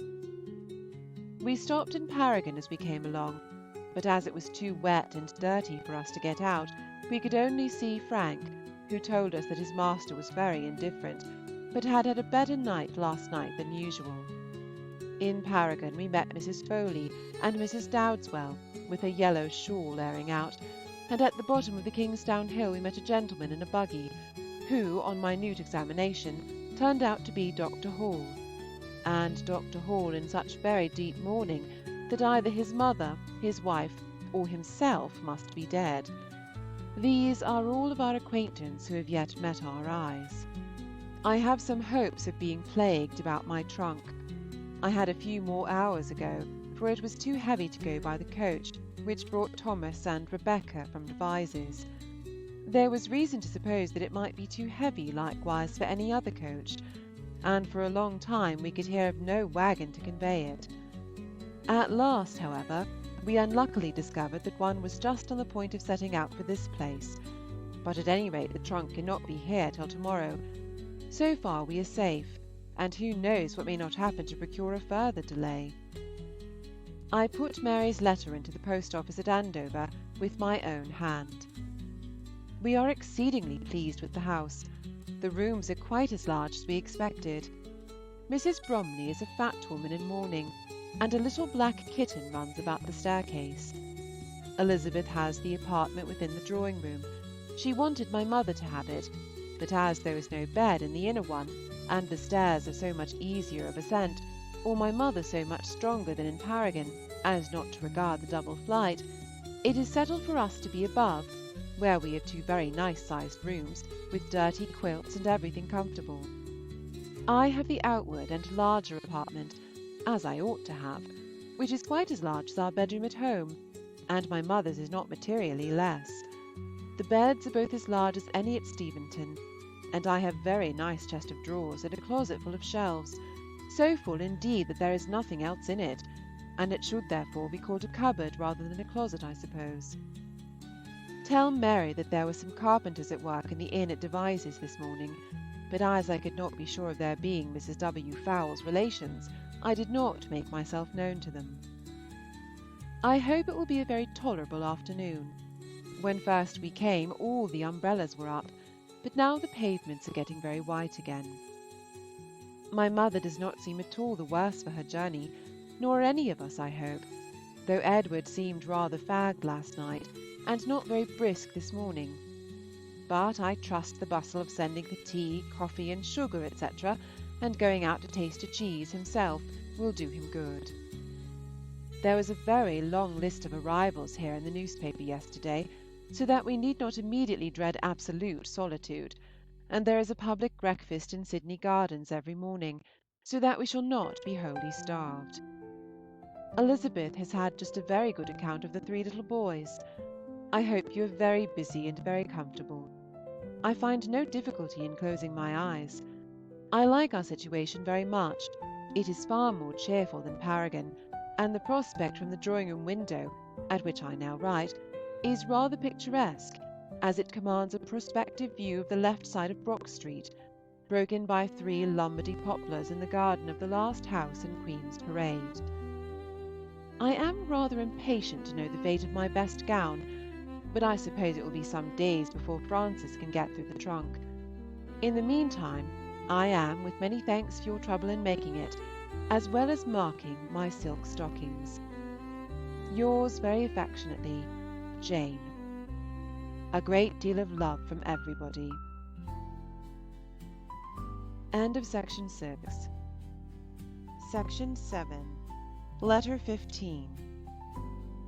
13 Queen Square, Sunday, June 2nd. My dear Cassandra, I am obliged to you for 2 letters, one from yourself and the other from Mary, for of the latter I knew nothing till on the receipt of yours yesterday, when the pigeon basket was examined and I received my due. As I have written to her since the time which ought to have brought me hers, I suppose she will consider herself, as I choose to consider her, still in my debt. I will lay out all the little judgment I have in endeavouring to get such stockings for Anna as she will approve, but I do not know that I shall execute Martha's commission at all, for I am not fond of ordering shoes, and at any rate they shall all have flat heels. What must I tell you of Edward, truth or falsehood? I will try the former, and you may choose for yourself another time. He was better yesterday than he had been for 2 or 3 days before, about as well as while he was at Steventon. He drinks at the Hetling pump, is to bathe to-morrow, and try electricity on Tuesday. He proposed the latter himself to Dr. Fellows, who made no objection to it, but I fancy we are all unanimous in expecting no advantage from it. At present I have no great notion of our staying here beyond the month. I heard from Charles last week. They were to sail on Wednesday. My mother seems remarkably well. My uncle overwalked himself at first, and can now only travel in a chair, but is otherwise very well. My cloak is come home. I like it very much, and can now exclaim with delight, like J. Bond at hay harvest, "This is what I have been looking for all these 3 years." I saw some gauzes in a shop in Bath Street yesterday at only 4 shillings a yard, but they were not so good or so pretty as mine. Flowers are very much worn, and fruit is still more the thing. Elizabeth has a bunch of strawberries, and I have seen grapes, cherries, plums, and apricots. There are likewise almonds and raisins, French plums, and tamarinds at the grocer's, but I have never seen any of them in hats. A plum or greengage would cost 3 shillings, cherries and grapes about 5, I believe, but this is at some of the dearest shops. My aunt has told me of a very cheap one, near Walcott Church, to which I shall go in quest of something for you. I have never seen an old woman at the pump-room. Elizabeth has given me a hat, and it is not only a pretty hat, but a pretty style of hat too. It is something like Eliza's, only instead of being all straw, half of it is narrow purple ribbon. I flatter myself, however, that you can understand very little of it from this description. Heaven forbid that I should ever offer such encouragement to explanations as to give a clear one on any occasion myself. But I must write no more of this. I spent Friday evening with the Mapletons, and was obliged to submit to being pleased in spite of my inclination. We took a very charming walk from 6 to 8 up Beacon Hill, and across some fields, to the village of Charlcombe, which is sweetly situated in a little green valley, as a village with such a name ought to be. Marianne is sensible and intelligent, and even Jane, considering how fair she is not unpleasant. We had a Miss North and a Mr. Gould of our party. The latter walked home with me after tea. He is a very young man, just entered Oxford, wears spectacles, and has heard that Evelina was written by Dr. Johnson. I am afraid I cannot undertake to carry Martha's shoes home, for, though we had plenty of room in our trunks when we came, we shall have many more things to take back, and I must allow besides for my packing. There is to be a grand gala on Tuesday evening in Sydney Gardens, a concert with illuminations and fireworks. To the latter Elizabeth and I look forward with pleasure, and even the concert will have more than its usual charm for me, as the gardens are large enough for me to get pretty well beyond the reach of its sound. In the morning Lady Willoughby is to present the colours to some corps, or yeomanry, or other, in the Crescent, and that such festivities may have a proper commencement, we think of going too. I am quite pleased with Martha and Mrs. Lefroy for wanting the pattern of our caps, but I am not so well pleased with you for giving it to them. Some prevailing wish is necessary to the animation of everybody's mind, and in gratifying this you leave them to form some other, which will not probably be half so innocent. I shall not forget to write to Frank. Duty and love, etc. Yours affectionately, Jane. My uncle is quite surprised at my hearing from you so often, but as long as we can keep the frequency of our correspondence from Martha's uncle, we will not fear our own. Letter 16. 13 Queen Square, Tuesday, June 11th. My dear Cassandra, your letter yesterday made me very happy. I am heartily glad that you have escaped any share of the impurities at Deane, and not sorry, as it turns out, that our stay here has been lengthened. I feel tolerably secure of our getting away next week, though it is certainly possible that we may remain till Thursday the 27th. I wonder what we shall do with all our intended visits this summer. I should like to make a compromise with Alderstrop, Harden, and Bookham, that Martha's spending the summer at Steventon should be considered as our respective visits to them all. Edward has been pretty well for this last week, and as the waters have never disagreed with him in any respect, we are inclined to hope that he will derive advantage from them in the end. Everybody encourages us in this expectation, for they all say that the effects of the waters cannot be negative, and many are the instances in which their benefit is felt afterwards more than on the spot. He is more comfortable here than I thought he would be, and so is Elizabeth, though they will both, I believe, be very glad to get away, the latter especially, which one can't wonder at somehow. So much for Mrs. Piozzi. I had some thoughts of writing the whole of my letter in her style, but I believe I shall not. Though you have given me unlimited powers concerning your sprig, I cannot determine what to do about it, and shall therefore in this and in every other future letter continue to ask your further directions. We have been to the cheap shop, and very cheap we found it, but there are only flowers made there, no fruit, and as I could get 4 or 5 very pretty sprigs of the former for the same money which would procure only one Orléans plum, in short, could get more for 3 or 4 shillings than I could have means of bringing home, I cannot decide on the fruit till I hear from you again. Besides, I cannot help thinking that it is more natural to have flowers grow out of the head than fruit.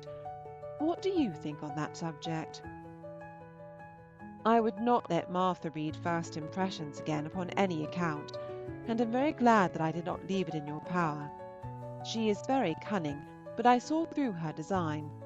She means to publish it from memory, and one more perusal must enable her to do it. As for Fitzalbini, when I get home, she shall have it, as soon as she ever will own that Mr. Elliot is handsomer than Mr. Lance, that fair men are preferable to black, for I mean to take every opportunity of routing out her prejudices. Benjamin Portal is here. How charming that is! I do not know exactly why, but the phrase followed so naturally that I could not help putting it down. My mother saw him the other day, but without making herself known to him. I am very glad you liked my lace, and so are you, and so is Martha, and we are all glad together. I have got your cloak home, which is quite delightful, as delightful at least as half the circumstances which are called so. I do not know what is the matter with me to-day, but I cannot write quietly. I am always wandering away into some exclamation or other. Fortunately, I have nothing very particular to say. We walked to Weston one evening last week, and I liked it very much. Liked what very much? Weston? No, walking to Weston. I have not expressed myself properly, but I hope you'll understand me. We have not been to any public place lately, nor performed anything out of the common daily routine of number 13 Queen Square, Bath. But to-day we were to have dashed away at a very extraordinary rate by dining out, had it not so happened that we did not go. Edward renewed his acquaintance lately with Mr. Evelyn, who lives in the Queen's Parade, and was invited to a family dinner, which I believe at first Elizabeth was rather sorry at his accepting, but yesterday Mrs. Evelyn called on us, and her manners were so pleasing that we liked the idea of going very much. The Biggs would call her a nice woman. But Mr. Evelyn, who was indisposed yesterday, is worse to-day, and we are put off. It is rather impertinent to suggest any household care to a housekeeper, but I just ventured to say that the coffee mill will be wanted every day while Edward is at Steventon, as he always drinks coffee for breakfast. Fanny desires her love to you, her love to grandpapa, her love to Anna, and her love to Hannah. The latter is particularly to be remembered.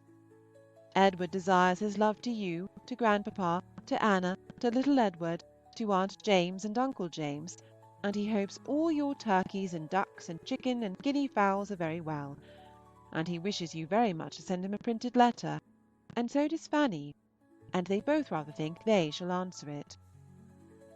Dr. Gardner was married yesterday to Mrs. Percy and her 3 daughters. Now I will give you the history of Mary's Veil, in the purchase of which I have so considerably involved you that it is my duty to economize for you in the flowers. I had no difficulty in getting a muslin veil for half a guinea, and not much more in discovering afterwards that the muslin was thick, dirty, and ragged, and therefore would by no means do for a united gift. I changed it consequently as soon as I could, and considering what a state my imprudence had reduced me to, I thought myself lucky in getting a black lace one for 16 shillings. I hope the half of that sum will not exceed greatly what you had intended to offer upon the altar of sister-in-law affection. Yours affectionately, Jane. They do not seem to trouble you much from Manydown. I have long wanted to quarrel with them, and I believe I shall take this opportunity. There is no denying that they are very capricious, for they like to enjoy their elder sister's company when they can. End of section 7. Section 8. Letter 17. Steventon, Thursday, November 20th, 1800. My dear Cassandra, your letter took me quite by surprise this morning. You are very welcome, however, and I am very much obliged to you. I believe I drank too much wine last night at Hurstbourne. I know not else how to account for the shaking of my hand to-day. You will kindly make allowance, therefore, for any indistinctness of writing, by attributing it to this venial error. Naughty Charles did not come on Tuesday. but good Charles came yesterday morning. About 2 o'clock he walked in on a Gosport hack. His feeling equal to such a fatigue is a good sign, and his feeling no fatigue in it better still. He walked down to Deane to dinner. He danced the whole evening, and to-day is no more tired than a gentleman ought to be. Your desiring to hear from me on Sunday will, perhaps, bring you a more particular account of the ball than you may care for, because one is prone to think much more of such things the morning after they happen than when time has entirely driven them out of one's recollection. It was a pleasant evening.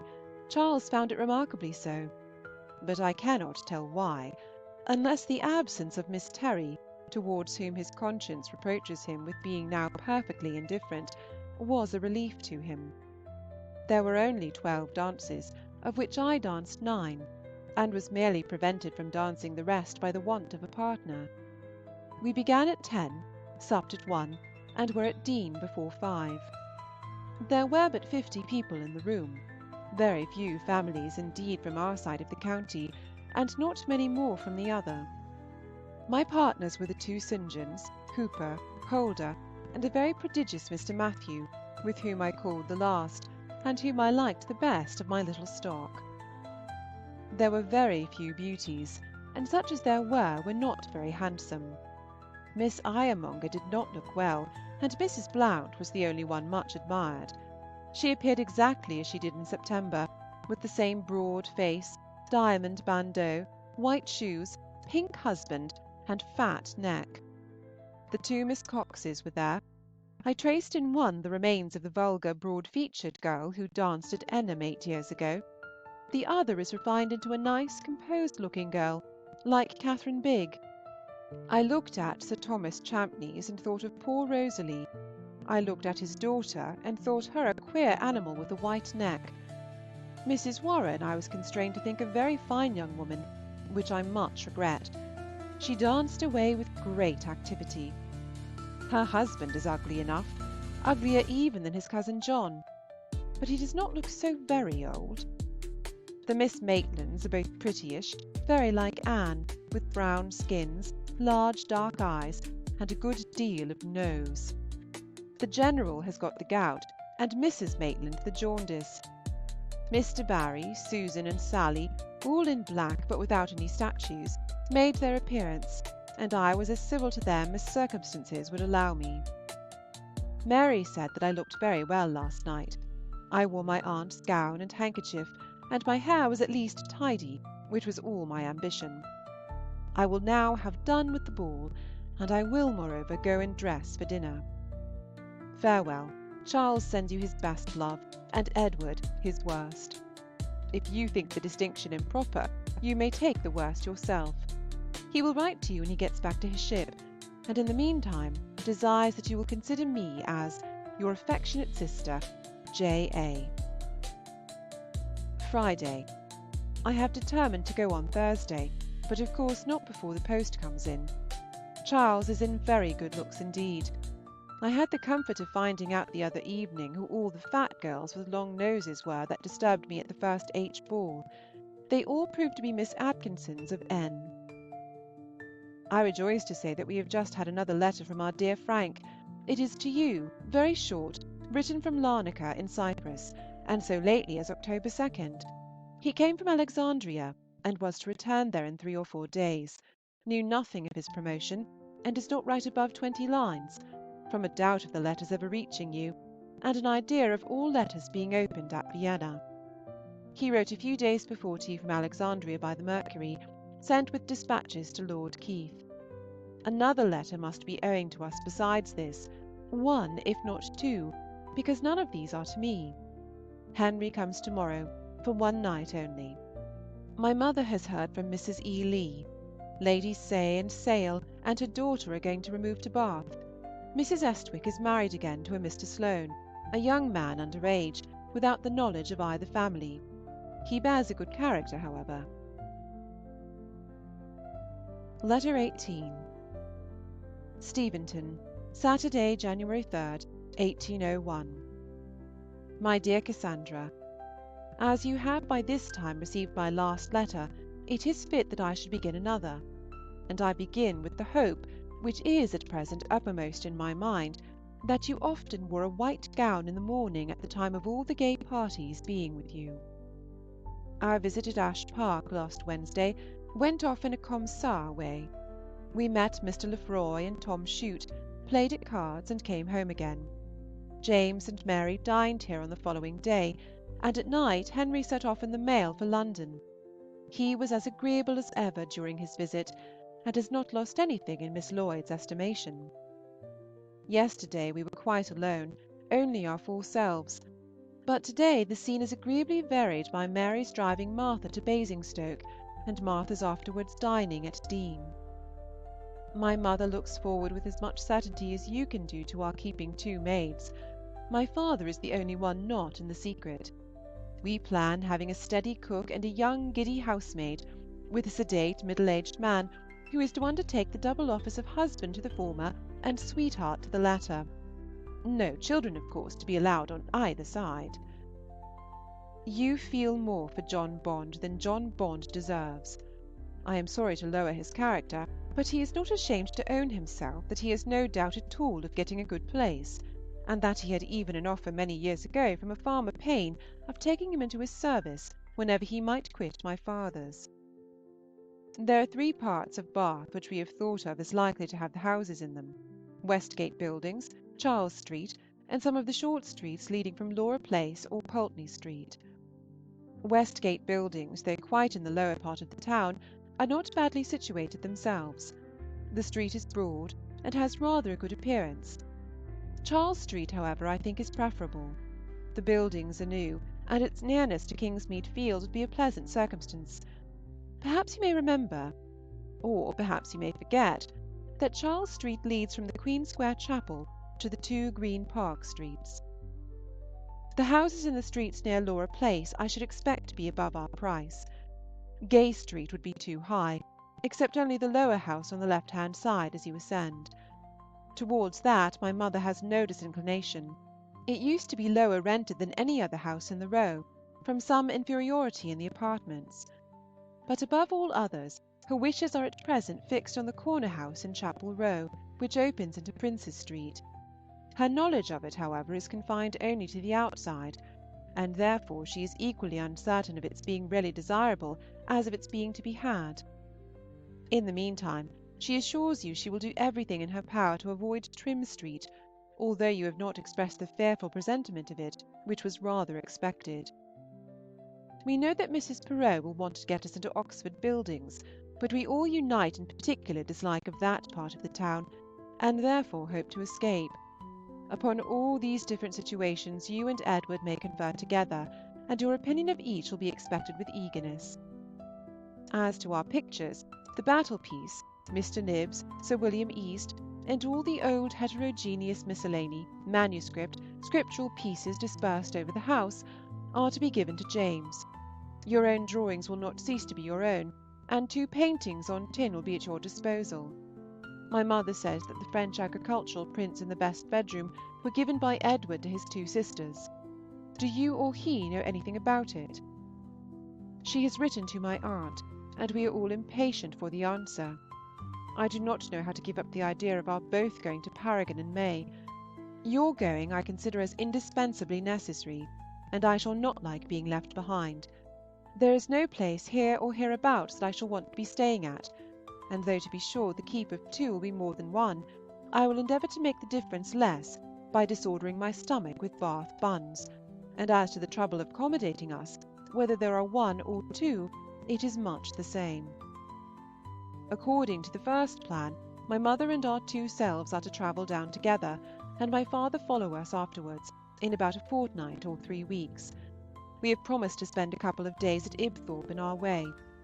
We must all meet at Bath, you know, before we set out for the sea, and everything considered, I think the first plan as good as any. My father and mother, wisely aware of the difficulty of finding in all Bath such a bed as their own, have resolved on taking it with them. All the beds indeed that we shall want are to be removed, namely, besides theirs, our own 2, the best for a spare one, and 2 for servants, and these necessary articles will probably be the only material ones that it would answer to send down. I do not think it will be worth while to remove any of our chests of drawers. We shall be able to get some of a much more commodious sort, made of deal, and painted to look very neat, and I flatter myself that for little comforts of all kinds, our apartment will be one of the most complete things of the sort all over Bath, Bristol included. We have thought at times of removing the sideboard, or a Pembroke table, or some other piece of furniture, but upon the whole it has ended in thinking that the trouble and risk of the removal would be more than the advantage of having them at a place where everything may be purchased. Pray send your opinion. Martha has as good as promised to come to us again in March. Her spirits are better than they were. My mother bargains for having no trouble at all in furnishing our house in Bath, and I am engaged for your willingly undertaking to do it all. I get more and more reconciled to the idea of our removal. We have lived long enough in this neighbourhood. The Basingstoke balls are certainly on the decline. There is something very interesting in the bustle of going away, and the prospect of spending future summers by the sea or in Wales is very delightful. For a time we shall now possess many of the advantages which I have often thought of with envy in the wives of sailors or soldiers. It must not be generally known, however, that I am not sacrificing a great deal in quitting the country, or I can expect to inspire no tenderness, no interest in those we leave behind. Yours affectionately, J. A. End of section 8. Section 9. Letter 19. Steventon, Thursday, January 8th. My dear Cassandra, the perhaps which concluded my last letter, being only a perhaps, will not occasion your being overpowered with surprise, I dare say, if you should receive this before Tuesday, which, unless circumstances are very perverse, will be the case. I received yours with much general philanthropy and still more peculiar goodwill 2 days ago, and I suppose I need not tell you that it was very long, being written on a foolscap sheet, and very entertaining, being written by you. Mr. Payne has been dead long enough for Henry to be out of mourning for him before his last visit, though we knew nothing of it till about that time. Why he died, or of what complaint, or to what nobleman he bequeathed his 4 daughters in marriage, we have not heard. I am glad that the Wildmans are going to give a ball, and I hope you will not fail to benefit both yourself and me by laying out a few kisses in the purchase of a frank. I believe you are right in proposing to delay the cambric muslin, and I submit with a kind of voluntary reluctance. Mr. Peter de Barry has declined Dean curacy. He wishes to be settled near London. A foolish reason, as if Dean were not near London in comparison of Exeter or York. Take the whole world through, and he will find many more places at a greater distance from London than Dean than he will at a less. What does he think of Glencoe or Lake Catherine? I feel rather indignant that any possible objection should be raised against so valuable a piece of preferment, so delightful a situation. That Dean should not be universally allowed to be as near the metropolis as any other country villages. As this is the case, however, as Mr. Peter de Barry has shown himself a Peter in the blackest sense of the word, we are obliged to look elsewhere for an heir, and my father has thought it a necessary compliment to James Digweed to offer the curacy to him, though without considering it as either a desirable or an eligible situation for him. Unless he is in love with Miss Lyford, I think he had better not be settled exactly in this neighbourhood, and unless he is very much in love with her indeed, he is not likely to think of salary of £50 equal in value or efficiency to one of £75. Were you indeed to be considered as one of the fixtures of the house, but you were never actually erected in it either by Mr. Egerton Bridges or Mrs. Lloyd. You are very kind in planning presents for me to make, and my mother has shown me exactly the same attention. But as I do not choose to have generosity dictated to me, I shall not resolve on giving my cabinet to Anna till the first thought of it has been my own. Sidmouth is now talked of as our summer abode. Get all the information, therefore, about it that you can from Mrs. C. Cage. My father's old ministers are already deserting him to pay their court to his son. The brown mare, which, as well as the black, was to devolve on James at our removal, has not had patience to wait for that, and has settled herself even now at Deane. The death of Hugh Capet, which, like that of Mr. Skipsey, though undesired, was not wholly unexpected, being purposely effected, has made the immediate possession of the mare very convenient, and everything else, I suppose, will be seized by degrees in the same manner. Martha and I work at the books every day. Yours affectionately, J. A. Letter 20. Steventon, Wednesday, January 14th. Poor Miss Austen! It appears to me that I have rather oppressed you of late by the frequency of my letters. You had hoped not to hear from me again before Tuesday, but Sunday showed you with what a merciless sister you had to deal. I cannot recall the past, but you shall not hear from me quite so often in future. Your letter to Mary was duly received before she left Deane with Martha yesterday morning, and it gives us great pleasure to know that the Chilham ball was so agreeable, and that you danced 4 dances with Mr. Kemble. Desirable, however, as the latter circumstance was, I cannot help but wonder at its taking place. Why did you dance 4 dances with so stupid a man? Why not rather dance 2 of them with some elegant brother officer, who was struck with your appearance as soon as you entered the room? Martha left you her best love. She will write to you herself in a short time, but trusting to my memory rather than her own, she has nevertheless desired me to ask you to purchase for her 2 bottles of Steele's lavender water when you are in town, provided you should go to the shop on your own account. Otherwise, you may be sure that she would not have you recollect the request. James dined with us yesterday, wrote to Edward in the evening, filled 3 sides of paper, every line inclining too much towards the north-east, and the very first line of all scratched out, and this morning he joins his lady in the fields of Elysium and Ibthorp. Last Friday was a very busy day with us. We were visited by Miss Lyford and Mr. Bale. The latter began his operations in the house, but had only time to finish the 4 sitting-rooms. The rest is deferred till the spring is more advanced, and the days longer. He took his paper of appraisement away with him, and therefore we only know the estimate he has made of 1 or 2 articles of furniture which my father particularly inquired into. I understand, however, that he was of opinion that the whole would amount to more than £200, and it is not imagined that this will comprehend the brew-house and many other, etc., etc.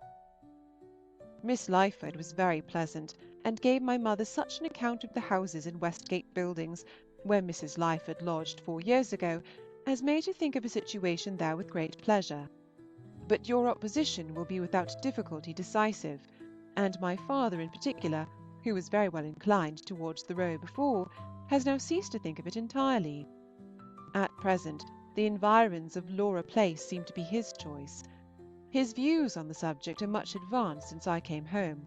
He grows quite ambitious, and actually requires now a comfortable and a creditable-looking house. On Saturday Miss Lyford went to her long home, that is to say, it was a long way off, and soon afterwards a party of fine ladies issuing from a well-known commodious green vehicle, their heads full of bantam cocks and gallinies, entered the house. Mrs. Heathcote, Mrs. Harwood, Mrs. James Austen, Miss Bigg, Miss Jane Blackford.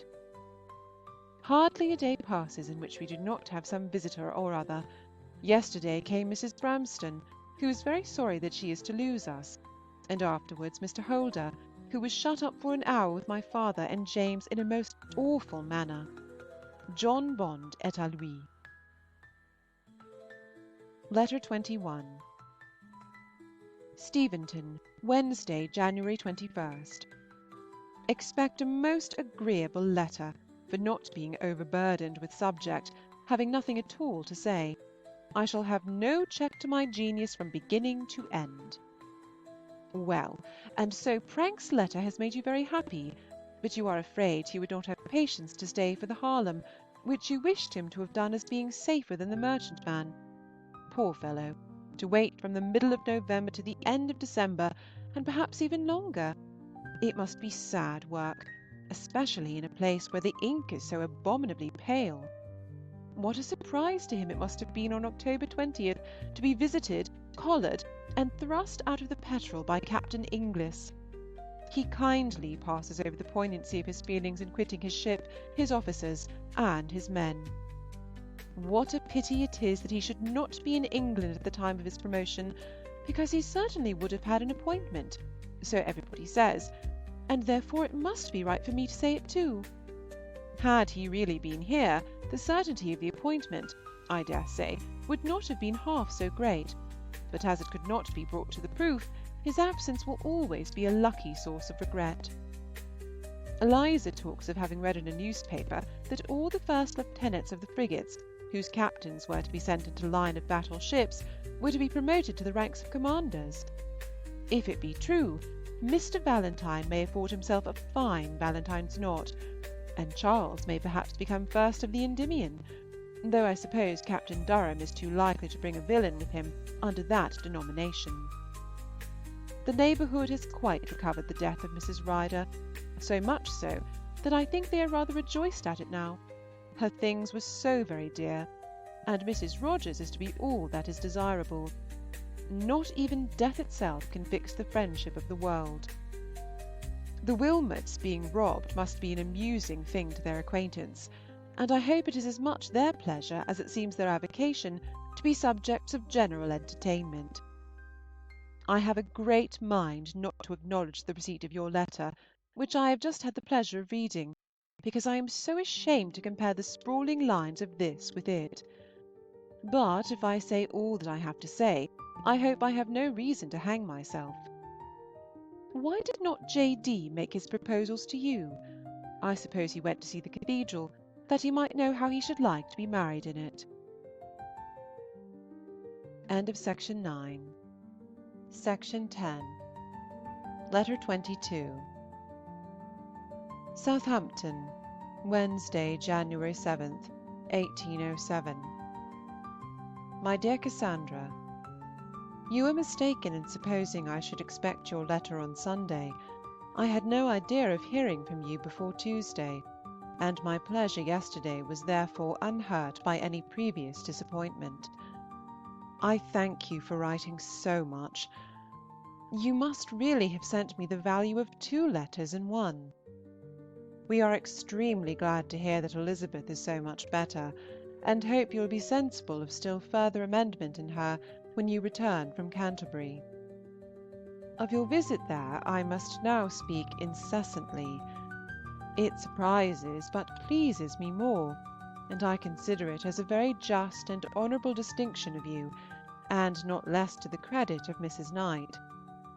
I have no doubt of your spending your time with her most pleasantly in quiet and rational conversation, and am so far from thinking her expectations of you will be deceived, that my only fear is of your being so agreeable, and so much to her taste, as to make her wish to keep you with her forever. If that should be the case, we must remove to Canterbury, which I should not like so well as Southampton. When you receive this, our guests will be all gone, or going, and I shall be left to the comfortable disposal of my time, to ease of mind from the torments of rice puddings and apple dumplings, and probably to regret that I did not take more pains to please them all. Mrs. J. Austen has asked me to return with her to Steventon. I need not give my answer, and she has invited my mother to spend there the time of Mrs. F. A.'s confinement, which she seems half inclined to do. A few days ago I had a letter from Miss Irvine, and as I was in her debt, you will guess it to be a remonstrance, not a very severe one, however. The first page is in her usual retrospective, jealous, inconsistent style, but the remainder is chatty and harmless. She supposes my silence may have proceeded from resentment of her not having written to inquire particularly after my whooping cough, etc. She is a funny one. I have answered her letter, and have endeavoured to give something like the truth, with as little incivility as I could, by placing my silence to the want of subject in the very quiet way in which we live. Phoebe has repented and stays. I have also written to Charles, and I answered Miss Buller's letter by return of post, as I intended to tell you in my last.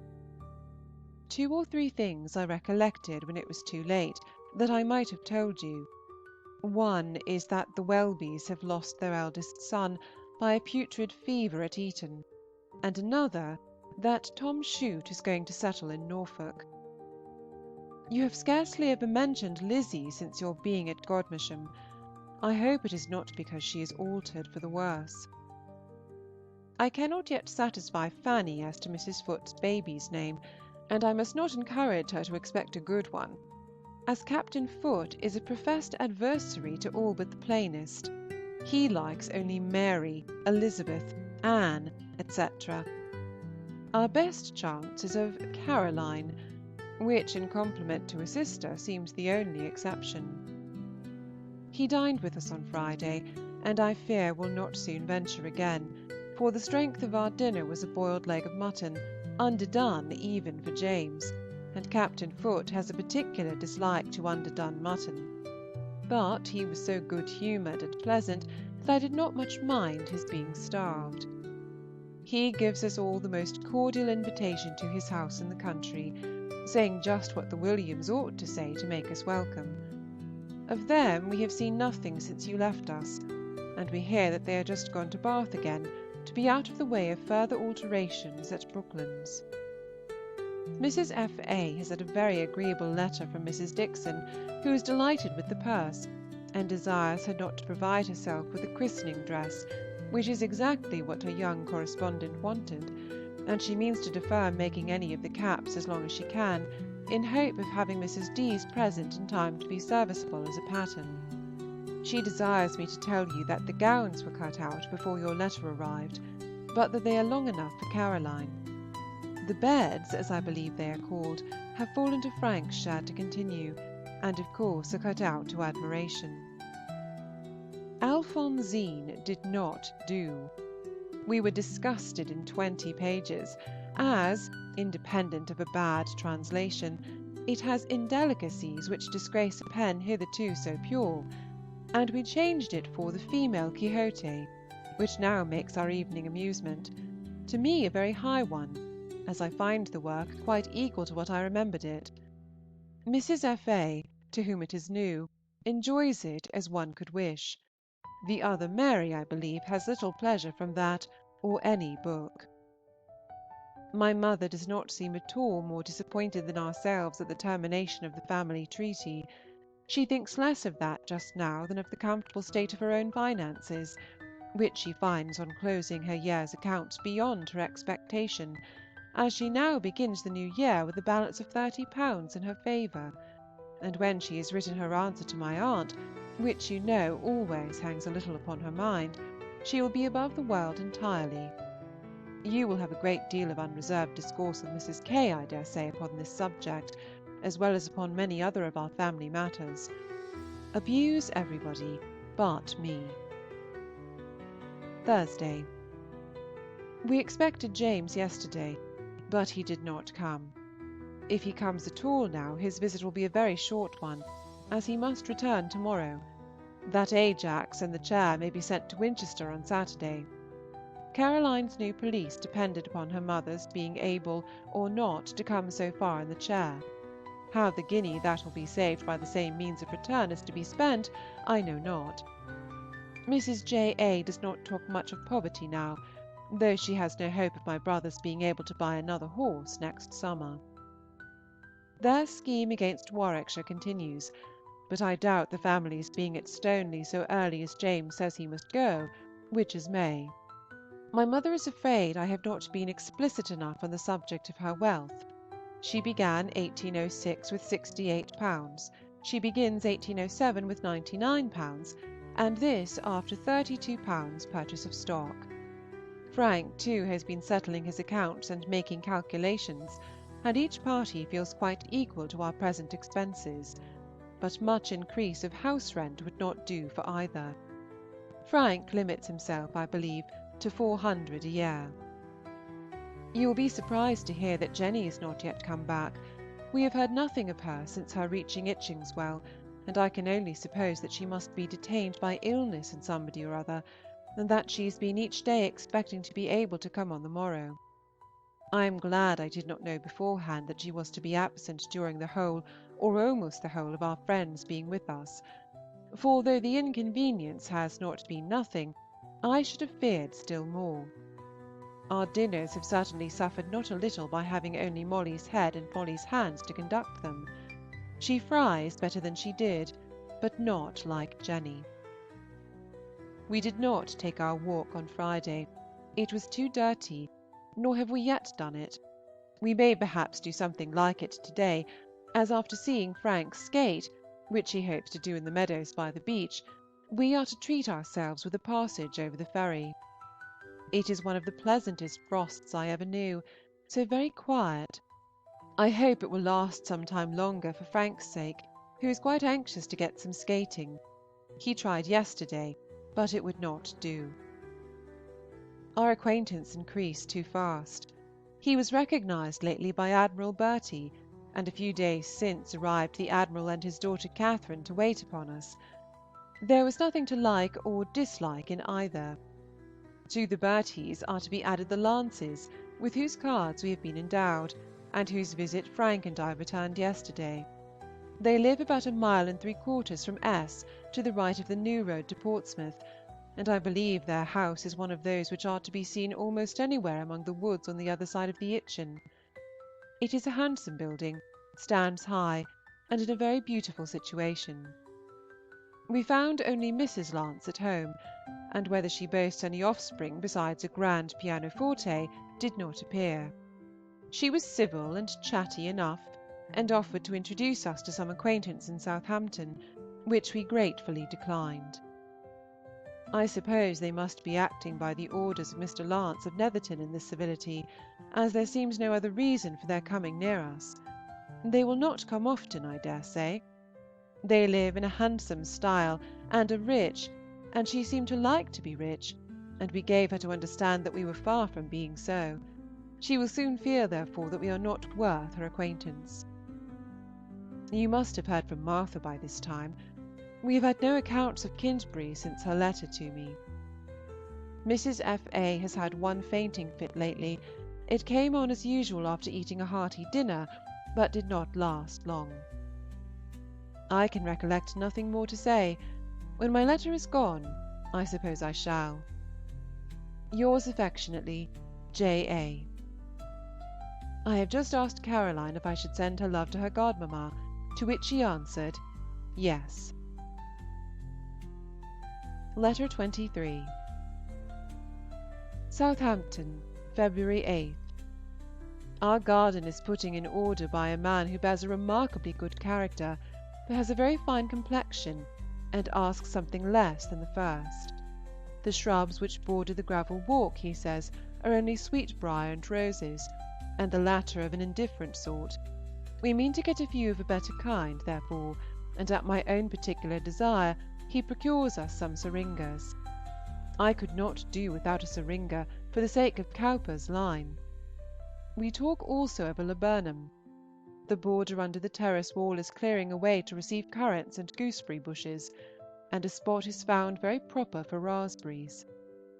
The alterations and improvements within doors, too, advance very properly, and the offices will be made very convenient indeed. Our dressing-table is constructing on the spot out of a large kitchen table belonging to the house, for doing which we have permission of Mr. Huskett, Lord Lansdowne's painter. Domestic painter, I should call him, for he lives in the castle. Domestic chaplains have given way to this more necessary office, and I suppose whenever the walls want no touching up, he is employed about my lady's face. The morning was so wet that I was afraid we should not be able to see our little visitor, but Frank, who alone could go to church, called for her after service, and she is now talking away at my side and examining the treasures of my writing-desk drawers. Very happy, I believe. Not at all shy, of course. Her name is Catherine, and her sister's Caroline. She is something like her brother, and as short for her age, but not so well-looking. What has become of all the shyness in the world? Moral as well as natural diseases disappear in the progress of time, and new ones take their place. Shyness and the sweating sickness have given way to confidence and paralytic complaints. Evening. Our little visitor has just left us, and left us highly pleased with her. She is a nice, natural, open-hearted, affectionate girl, with all the ready civility which one sees in the best children in the present day, so unlike anything that I was myself at her age, and I am often all astonishment and shame. Half her time was spent at Spillikins, which I consider as a very valuable part of our household furniture, and is not the least important benefaction from the family of Knight to that of Austen. But I must tell you a story. Mary has for some time had notice from Mrs. Dixon of the intended arrival of a certain Miss Fowler in this place.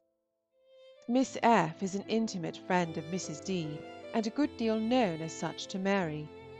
On Thursday last she called here while we were out. Mary found, on our return, her card with only her name on it, and she had left word that she would call again. The particularity of this made us talk, and among our other conjectures, Frank said in joke, "I dare say she is staying with the Pearsons." The connection of the names struck Mary, and she immediately recollected Miss Fowler's having been very intimate with persons so called, and, upon putting everything together, we have scarcely a doubt of her being actually staying with the only family in the place whom we cannot visit. What a contretemps, in the language of France! What an unluckiness, in that of Madame Duval! The black gentleman has certainly employed one of his menial imps to bring about this complete, though trifling, mischief. Miss F. has never called again, but we are in daily expectation of it.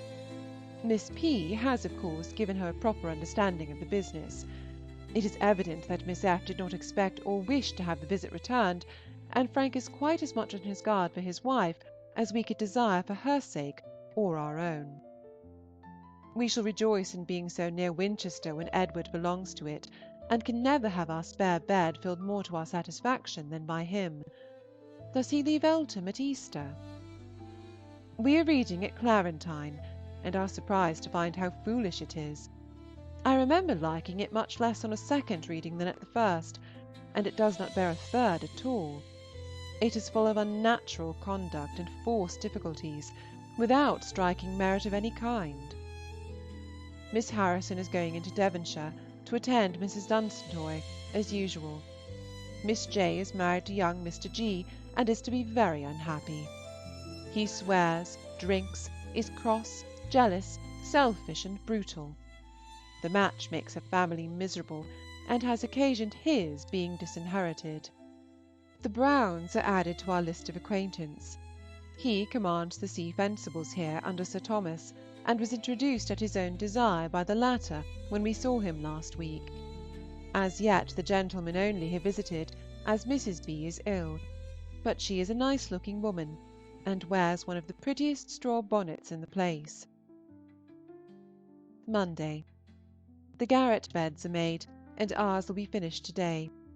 I had hoped it would be finished on Saturday, but neither Mrs. Hall nor Jenny was able to give help enough for that, and I have as yet done very little, and Mary nothing at all. This week we shall do more, and I should like to have all the 5 beds completed by the end of it. There will then be the window curtains, sofa cover, and a carpet to be altered. I should not be surprised if we were to be visited by James again this week.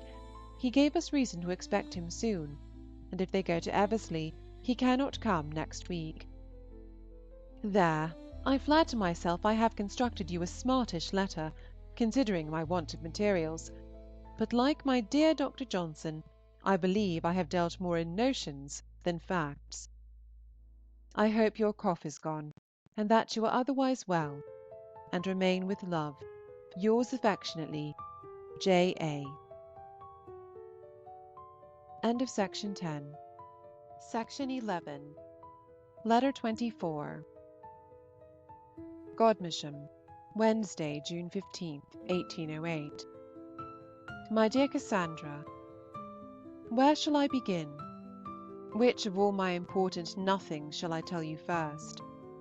At 7:30 yesterday morning, Henry saw us in our own carriage, and we drove away from the Bath Hotel, which, by the by, had been found most uncomfortable quarters, very dirty, very noisy, and very ill provided. James began his journey by the coach at 5. Our first 8 miles were hot.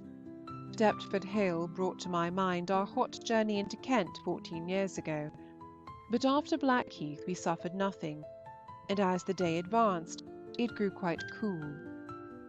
At Dartford, which we reached within the 2 hours and 3/4, we went to the Bull, the same inn at which we breakfasted in that said journey, and on the present occasion had about the same bad butter.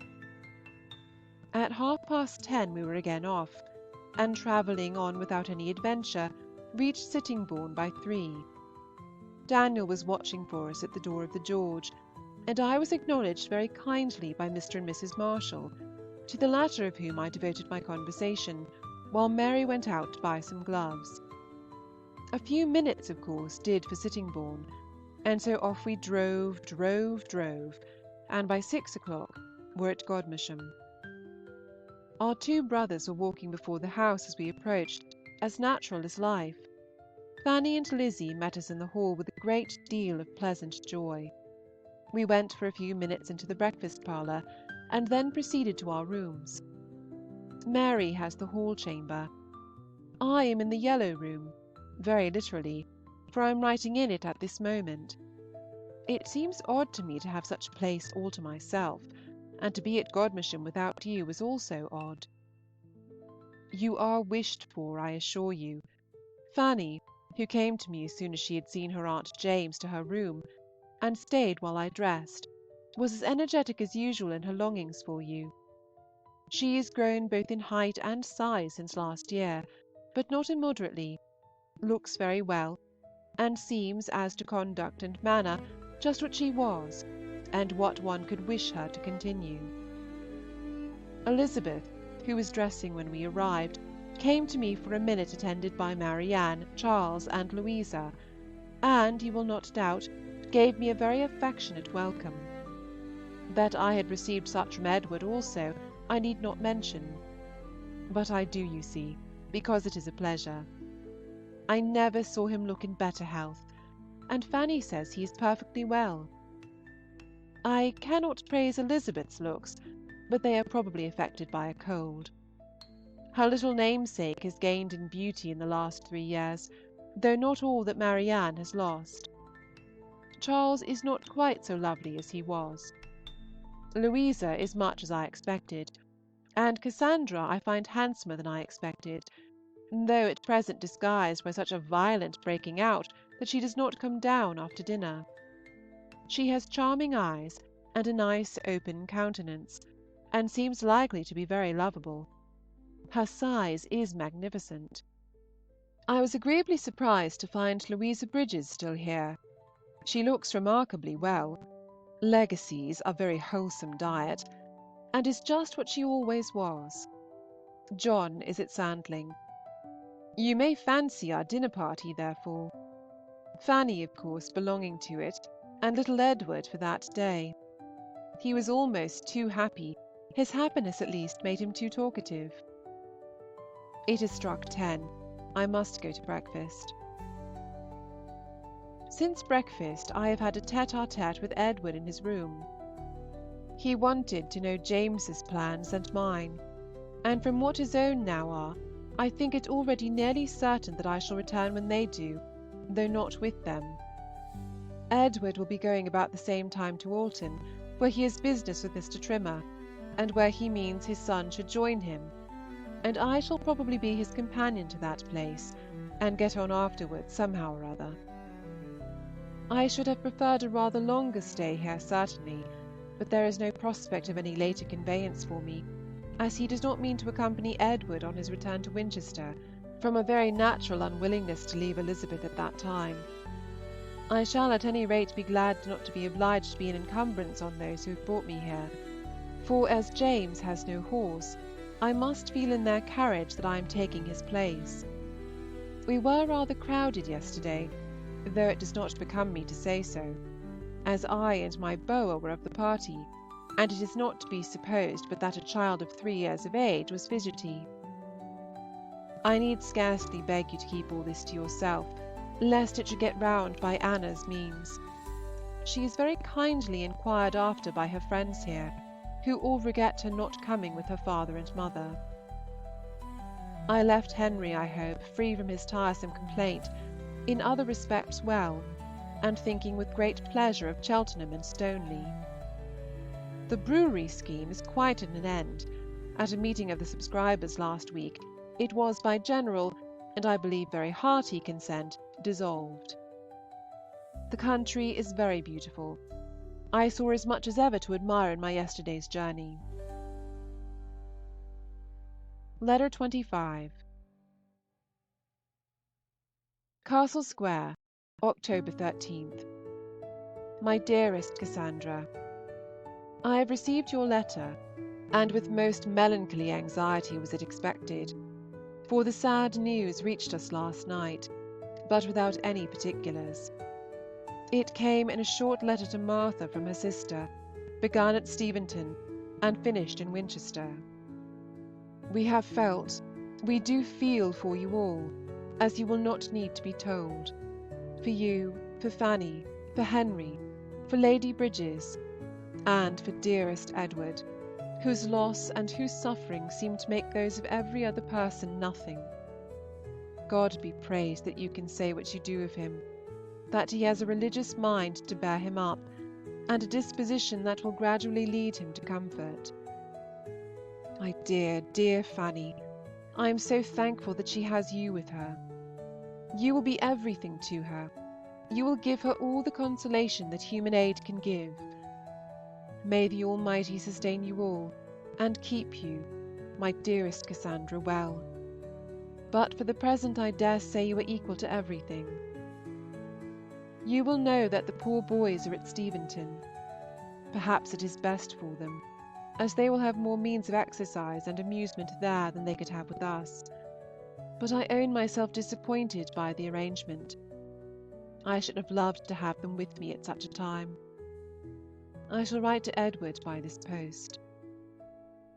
We shall, of course, hear from you very soon, and as often as you can write. We will write as you desire, and I shall add Bookham. Hamstall, I suppose, you write to yourselves, as you do not mention it. What a comfort that Mrs. Deedes is saved from present misery and alarm! But it will fall heavy upon poor Harriet. And as for Lady B., but that her fortitude does seem truly great, I should fear the effect of such a blow, and so unlooked for. I long to hear more of you all. Of Henry's anguish I think with grief and solicitude, but he will exert himself to be of use and comfort. With what true sympathy our feelings are shared by Martha you need not be told. She is the friend and sister under every circumstance. We need not enter into a panegyric on the departed, but it is sweet to think of her great worth, of her solid principles, of her true devotion, her excellence in every relation of life. It is also consolatory to reflect on the shortness of the sufferings which led her from this world to a better. Farewell for the present, my dearest sister. Tell Edward that we feel for him, and pray for him. Yours affectionately, J. Austen. I will write to Catherine. Perhaps you can give me some directions about mourning. Letter 26. Castle Square, Saturday night, October 15th. My dear Cassandra, your accounts make us as comfortable as we can expect to be at such a time. Edward's loss is terrible, and must be felt as such, and these are too early days indeed to think of moderation in grief, either in him or his afflicted daughter. but soon we may hope that our dear Fanny's sense of duty to that beloved father will rouse her to exertion. For his sake, and as the most acceptable proof of love to the spirit of her departed mother, she will try to be tranquil and resigned. Does she feel you to be a comfort to her, or is she too much overpowered for anything but solitude? Your account of Lizzie is very interesting. Poor child! One must hope the impression will be strong, and yet one's heart aches for a dejected mind of 8 years old. I suppose you see the corpse. How does it appear? We are anxious to be assured that Edward will not attend the funeral, but when it comes to the point, I think he must feel it impossible. Your parcel shall set off on Monday, and I hope the shoes will fit. Martha and I both tried them on. I shall send you such of your mourning as I think most likely to be useful, reserving for myself your stockings and half the velvet, in which selfish arrangement I know I am doing what you wish. I am to be in bombazine and crape, according to what we are told is universal here, and which agrees with Martha's previous observation. My mourning, however, will not impoverish me, for by having my velvet pelisse fresh lined and made up, I am sure I shall have no occasion this winter for anything new of that sort. I take my cloak for the lining, and shall send yours on the chance of its doing something of the same for you, though I believe your pelisse is in better repair than mine. One Miss Baker makes my gown, and the other my bonnet, which is to be silk, covered with crape. I have written to Edward Cooper, and hope he will not send one of his letters of cruel comfort to my poor brother. And yesterday I wrote to Alethea Bigg, in reply to a letter from her. She tells us in confidence that Catherine is to be married on Tuesday se'nnight. Mr. Hill is expected at Manydown in the course of the ensuing week. We are desired by Mrs. Harrison and Miss Austen to say everything proper for them to yourself and Edward on this sad occasion, especially that nothing but a wish of not giving additional trouble where so much is inevitable prevents their writing themselves to express their concern. They seem truly to feel concern. I am glad you can say what you do of Mrs. Knight and of Goodnestone in general. It is a great relief to me to know that the shock did not make any of them ill. But what a task was yours to announce it! Now I hope you are not overpowered with letter writing, as Henry and John can ease you of many of your correspondence. Was Mr. Scudamore in the house at the time? Was any application attempted? And is the seizure at all accounted for? Sunday. As Edward's letter to his son has not come here, we know that you must have been informed as early as Friday of the boys being at Steventon, which I am glad of. Upon your letter to Dr. Goddard's being forwarded to them, Mary wrote to ask whether my mother wished to have her grandson sent to her. We decided on their remaining where they were, which I hope my brother will approve of. I am sure he will do us the justice of believing that in such a decision we sacrificed inclination to what we thought best. I shall write by the coach tomorrow to Mrs. J. A. and to Edward about their mourning, though this day's post will probably bring directions to them on that subject from yourselves. I shall certainly make use of the opportunity of addressing our nephew on the most serious of all concerns, as I naturally did in my letter to him before. The poor boys are perhaps more comfortable at Steventon than they could be here, but you will understand my feelings with respect to it. Tomorrow will be a dreadful day for you all. Mr. Whitfield's will be a severe duty.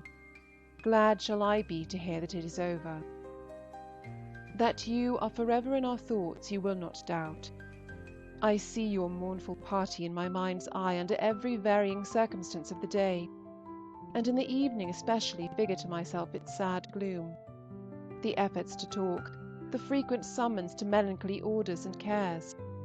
And poor Edward, restless in misery, going from one room to another, and perhaps not seldom upstairs, to see all that remains of his Elizabeth. Dearest Fanny must now look upon herself as his prime source of comfort, his dearest friend, as the being who is to gradually supply to him, to the extent that is possible, what he has lost. This consideration will elevate and cheer her. Adieu. You cannot write too often, as I said before. We are heartily rejoiced that the poor baby gives you no particular anxiety. Kiss dear Lizzie for us. Tell Fanny that I shall write in a day or two to Miss Sharp. My mother is not ill. Yours most truly, J. Austen. Tell Henry that a hamper of apples is gone to him from Kintbury, and that Mr. Fowle intended writing on Friday, supposing him in London, to beg that the charts, etc., may be consigned to the care of the Palmers. Mrs. Fowle has also written to Miss Palmer to beg she will send for them. End of section 11. Section 12. Letter 27. Castle Square, Monday, October 24th. My dear Cassandra, Edward and George came to us soon after 7 on Saturday, very well but very cold, having by choice travelled on the outside, and with no greatcoat but what Mr. Wise, the coachman, good-naturedly spared them of his, as they sat by his side. They were so much chilled when they arrived that I was afraid they must have taken cold, but it does not seem at all the case. I never saw them looking better. They behave extremely well in every respect, showing quite as much feeling as one wishes to see, and on every occasion speaking of their father with the liveliest affection. His letter was read over by each of them yesterday, and with many tears. George sobbed aloud. Edward's tears do not flow so easily, but as far as I can judge, they are both very properly impressed by what has happened. Miss Lloyd, who is a more impartial judge than I can be, is exceedingly pleased with them. George is almost a new acquaintance to me, and I find him in a different way as engaging as Edward.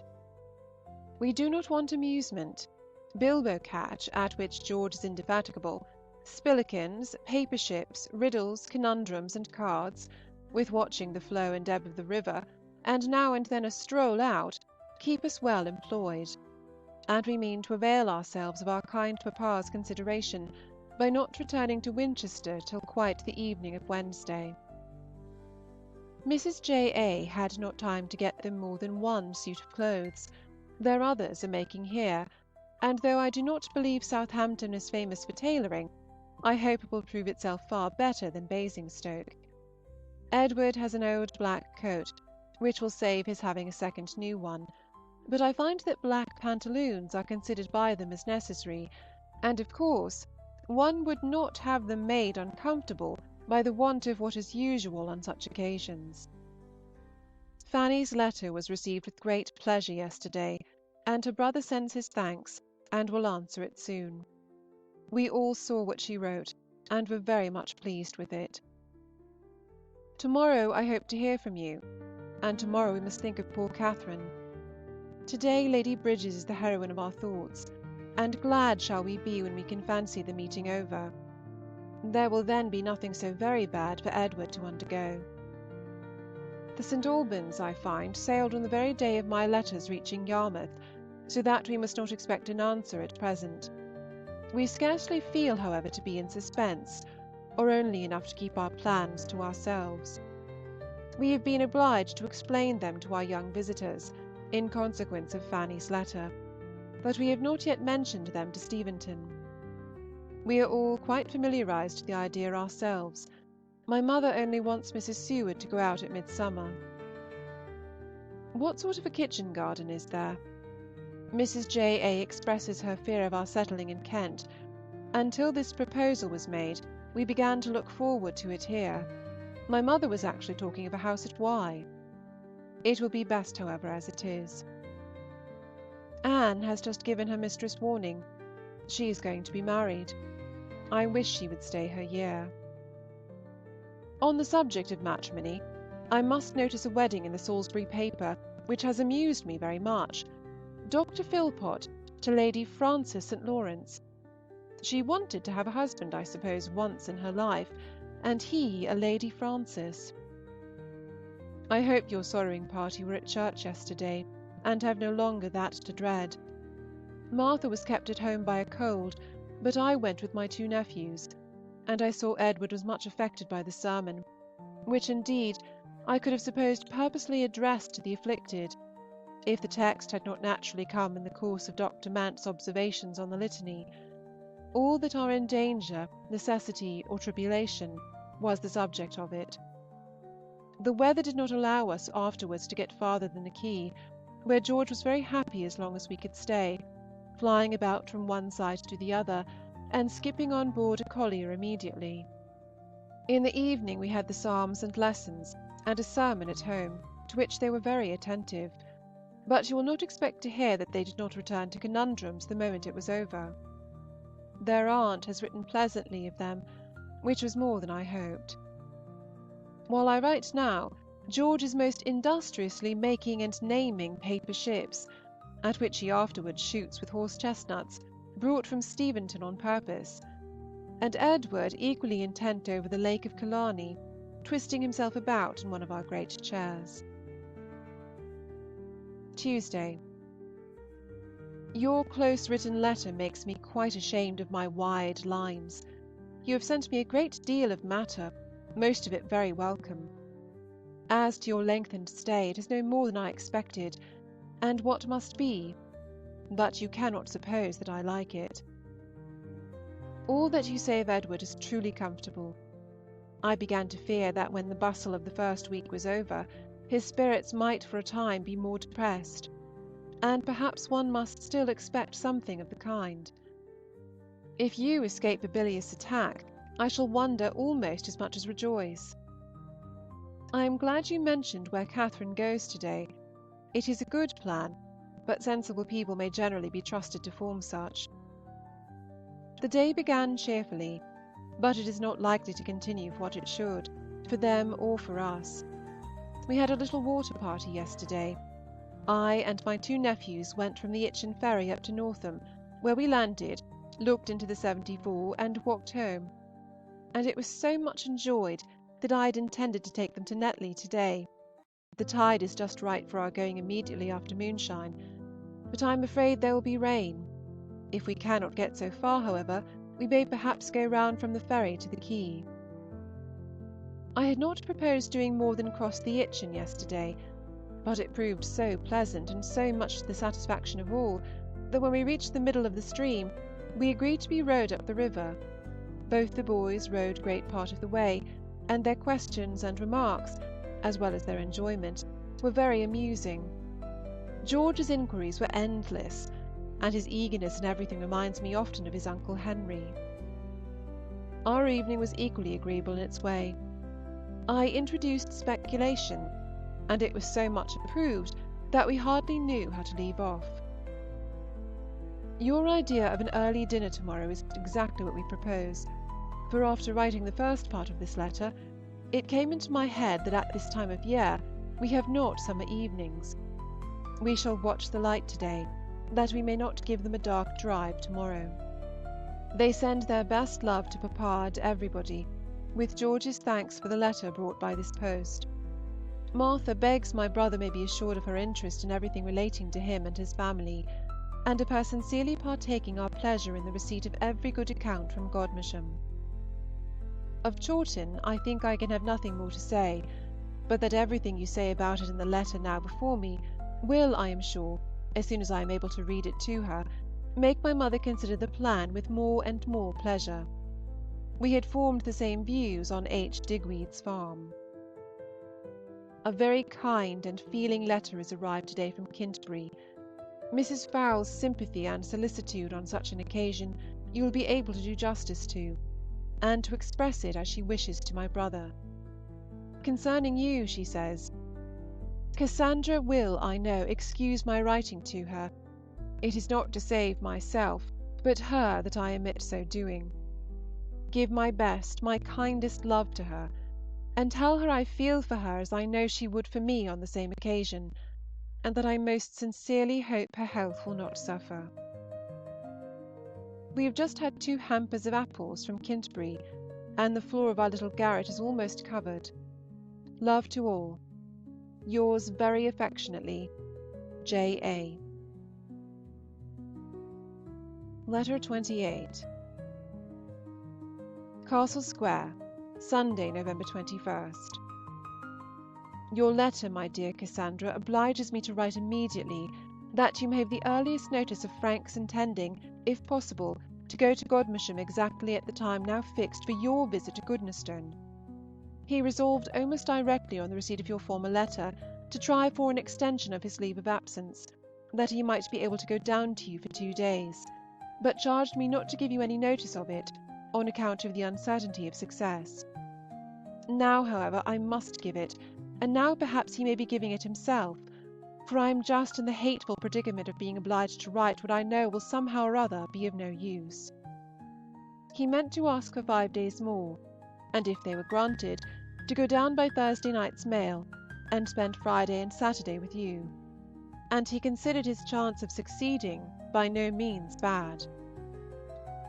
I hope it will take place as he planned, and that your arrangements with Goodnestone may admit of suitable alteration. Your news of Edward Bridges was quite news, for I have had no letter from Wrotham. I wish him happy with all my heart, and hope his choice may turn out according to his own expectations, and beyond those of his family, and I dare say it will. Marriage is a great improver, and in a similar situation, Harriet may be as amiable as Eleanor. As to money, that will come, you may be sure, because they cannot do without it. When you see him again, pray give him our congratulations and best wishes. This match will certainly set John and Lucy going. There are 6 bedchambers at Chawton. Henry wrote to my mother the other day, and luckily mentioned the number, which is just what we wanted to be assured of. He speaks also of garrets for store places, one of which she immediately planned fitting up for Edward's manservant, and now perhaps it must be for our own, for she is already quite reconciled to our keeping one. The difficulty of doing without one had been thought of before. His name shall be Robert, if you please. Before I can tell you of it, you will have heard that Miss Sawbridge is married. It took place, I believe, on Thursday. Mrs. Fowle has for some time been in on the secret, but the neighbourhood in general were quite unsuspicious. Mr. Maxwell was tutor to the young Gregorys, consequently they must be one of the happiest couples in the world, and either of them worthy of envy, for she must be excessively in love, and he mounts from nothing to a comfortable home. Martha has heard him very highly spoken of. They continue for the present at Speen Hill. I have a Southampton match to return for your Kentish one, Captain G. Heathcote and Miss A. Lyle. I have it from Alethea, and like it, because I had made it before. Yes, the Stoneleigh business is concluded, but it was not till yesterday that my mother was regularly informed of it, though the news had reached us on Monday evening by way of Steventon. My aunt says as little as may be on the subject by way of information, and nothing at all by way of satisfaction. She reflects on Mr. T. Lee's dilatoriness, and looks about with great diligence and success for inconvenience and evil, among which she ingeniously places the danger of her new housemaid's catching cold on the outside of the coach when she goes down to Bath, for a carriage makes her sick. John Binns has been offered their place, but declines it, as she supposes, because he will not wear a livery. Whatever be the cause, I like the effect. In spite of all my mother's long and intimate knowledge of the writer, she was not up to the expectation of such a letter as this.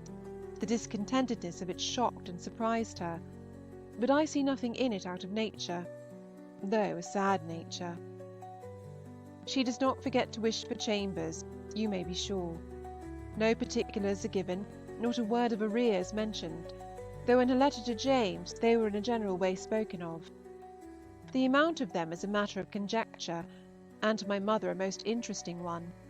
She cannot fix any time for their beginning with any satisfaction to herself but Mrs. Lee's death, and Henry's £2,000 neither agrees with that period nor any other. I do not like to own our previous information of what was intended last July, and have therefore only said that if we could see Henry, we might hear many particulars, as I had understood that some confidential conversation had passed between him and Mr. T. L. at Stoneleigh. We have been as quiet as usual since Frank and Mary left us. Mr. Criswick called on Martha that very morning on his way home again from Portsmouth, and we have had no visitors since. We called on the Miss Lyells one day, and heard a good account of Mr. Heathcote's canvass, the success of which, of course, exceeds his expectations. Alethea in her letter hopes for my interest, which I conclude means Edward's, and I take this opportunity, therefore, of requesting that he will bring in Mr. Heathcote. Mr. Lane told us yesterday that Mr. H. had behaved very handsomely, and waited on Mr. Thistlethwaite, to say that if he, Mr. T., would stand, he, Mr. H., would not oppose him. But Mr. T. declined it, acknowledging himself still smarting under the payment of late electioneering costs. The Mrs. Hulberts, we learned from Kinbury, come to Steventon this week, and bring Mary Jane Fowle with them on her way to Mrs. Nune's. She returns at Christmas with her brother. Our brother we may perhaps see in the course of a few days, and we mean to take the opportunity of his help to go one night to the play. Martha ought to see the inside of the theatre once while she lives in Southampton, and I think she will hardly wish to take a second view. The furniture of Bellevue is to be sold to-morrow, and we shall take it in our usual walk, if the weather be favourable. How could you have had a wet day on Thursday? With us it was the prince of days, the most delightful we have had for weeks. Soft, bright, with a brisk wind from the south-west. Everybody was out and talking of spring, and Martha and I did not know how to turn back. On Friday evening we had very blowing weather, from 6 to 9. I think we never heard it worse, even here. And one night we had so much rain that it forced its way again into the store-closet. And though the evil was comparatively slight and the mischief nothing, I had some employment the next day in drying parcels, etc. I have now moved still more out of the way. Martha sends her best love, and thanks you for admitting her to the knowledge of the pros and cons about Harriet Foote. She has an interest in all such matters. I am also to say that she wants to see you. Mary Jane missed her papa and mamma a good deal at first, but now does very well without them. I am glad to hear of little John's being better, and hope your accounts of Mrs. Knight will also improve. Adieu. Remember me affectionately to everybody, and believe me, ever yours, J.A. End of section 12. Section 13. Letter 29. Castle Square, Friday, December 9th. Many thanks, my dear Cassandra, to you and Mr. Deeds for your joint and agreeable composition, which took me by surprise this morning. He has certainly great merit as a writer. He does ample justice to his subject, and without being diffuse is clear and correct. And though I do not mean to compare his epistolary powers with yours, or to give him the same portion of my gratitude, he certainly has a very pleasing way of winding up a hole and speeding truth into the world. But all this, as my dear Mrs. Piozzi says, is flight and fancy and nonsense, for my master has his great casks to mind, and I have my little children. It is you, however, in this instance that have the little children, and I that have the great cask, for we are brewing spruce beer again. But my meaning really is that I am extremely foolish in writing all this unnecessary stuff when I have so many matters to write about that my paper will hardly hold it all. Little matters they are, to be sure, but highly important. In the first place, Miss Curling is actually at Portsmouth, which I was always in hopes would not happen. I wish her no worse, however, than a long and happy abode there. Here she would probably be dull, and I am sure she would be troublesome. The bracelets are in my possession, and everything I could wish them to be. They came with Martha's pelisse, which likewise gives great satisfaction. Soon after I had closed my last letter to you, we were visited by Mrs. Dickens and her sister-in-law, Mrs. Bertie, the wife of a lately made admiral.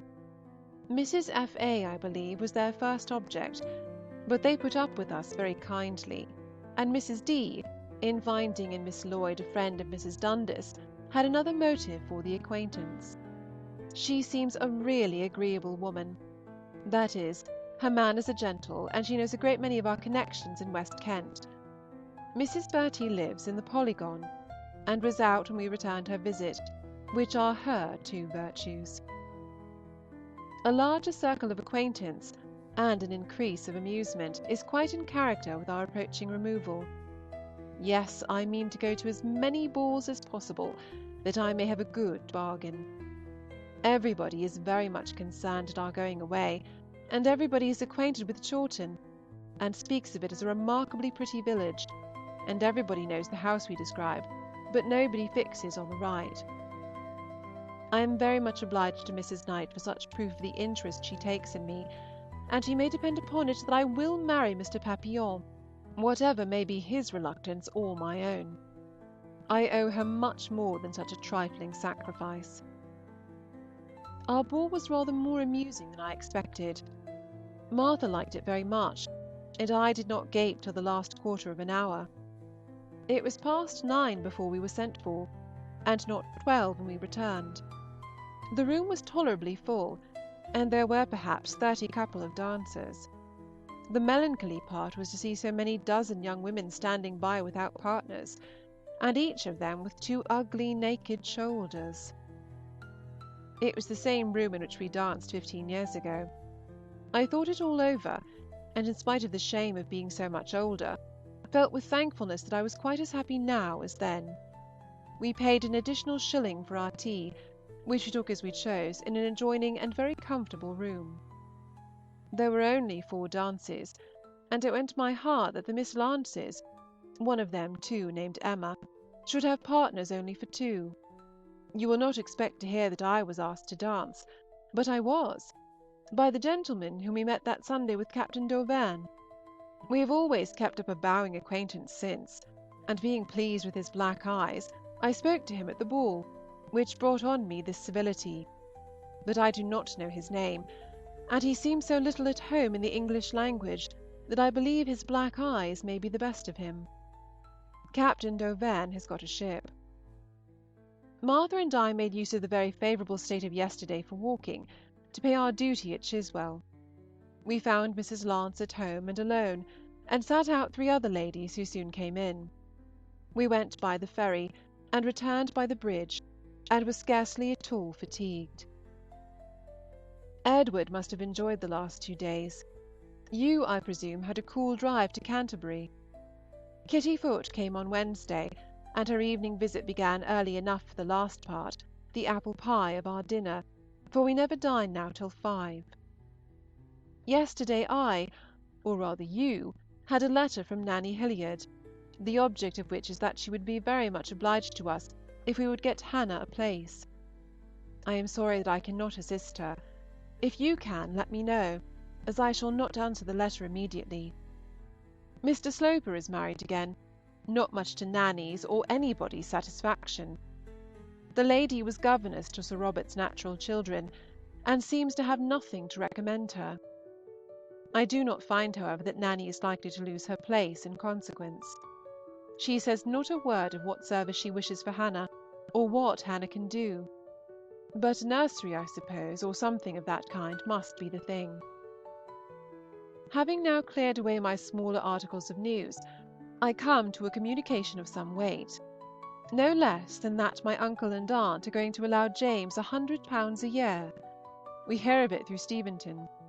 Mary sent us the other day an extract from my aunt's letter on the subject, in which the donation is made with greatest kindness, and intended as a compensation for his loss in the conscientious refusal of Hampstead living, £100 a year being all that he had at the time called its worth, as I find it was always intended at Steventon to divide the real income with Kintbury. Nothing can be more affectionate than my aunt's language in making the present, and likewise in expressing her hope of their being much more together in future, than, to her great regret, they have of late years been. My expectations for my mother do not rise with this event. We will allow a little more time, however, before we fly out. If not prevented by parish business, James comes to us on Monday. The Mrs. Hulberts and Miss Murden are their guests at present, and likely to continue such till Christmas. Anna comes home on the 19th. The 100 a year begins next Lady Day. I am glad you are to have Henry with you again.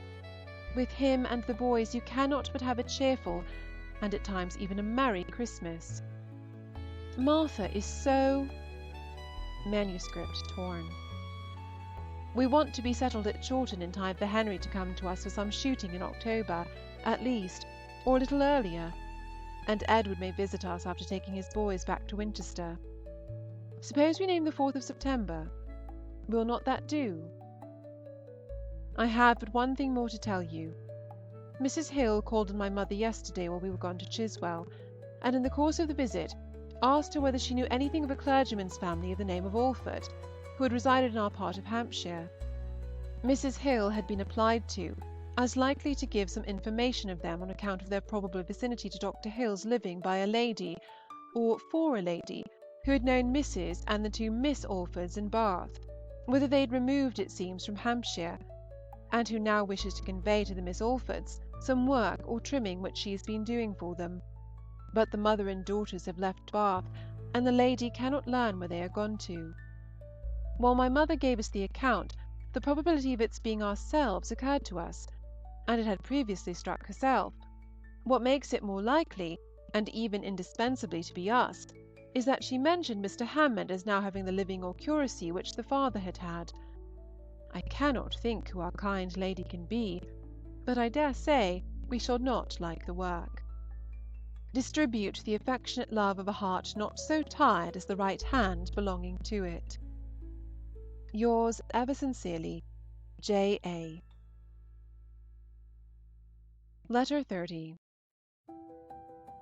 Castle Square, Tuesday, December 27th. My dear Cassandra, I can now write at leisure and make the most of my subjects, which is lucky, as they are not numerous this week. Our house was cleared by 11:30 on Saturday, and we had the satisfaction of hearing yesterday that the party reached home in safety soon after 5. I was very glad of your letter this morning, for, my mother taking medicine, Eliza keeping her bed with a cold, and Charles not coming, made us rather dull and dependent on the post. You tell me much that gives me pleasure, but I think not much to answer.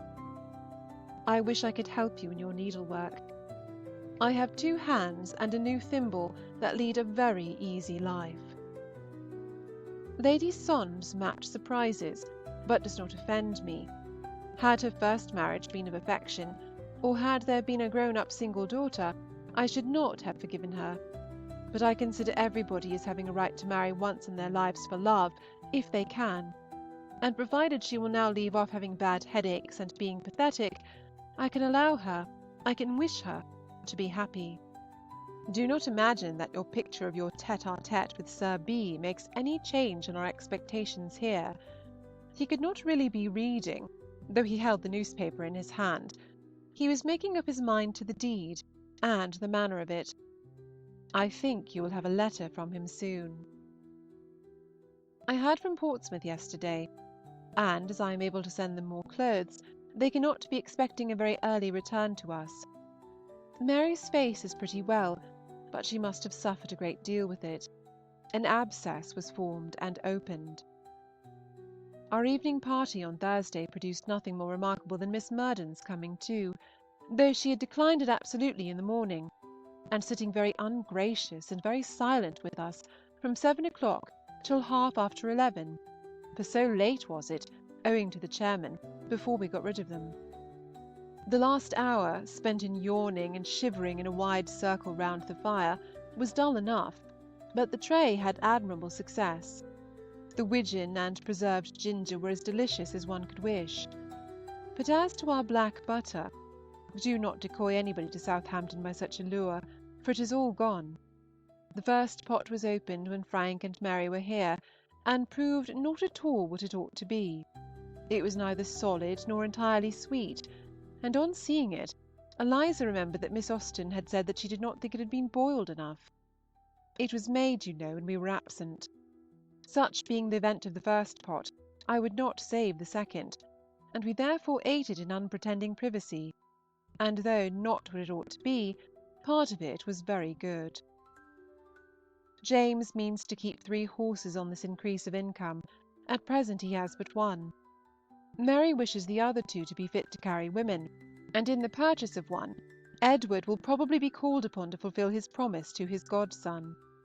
We have now pretty well ascertained James' income to be £1,100, curate paid, which makes us very happy, the ascertainment as well as the income.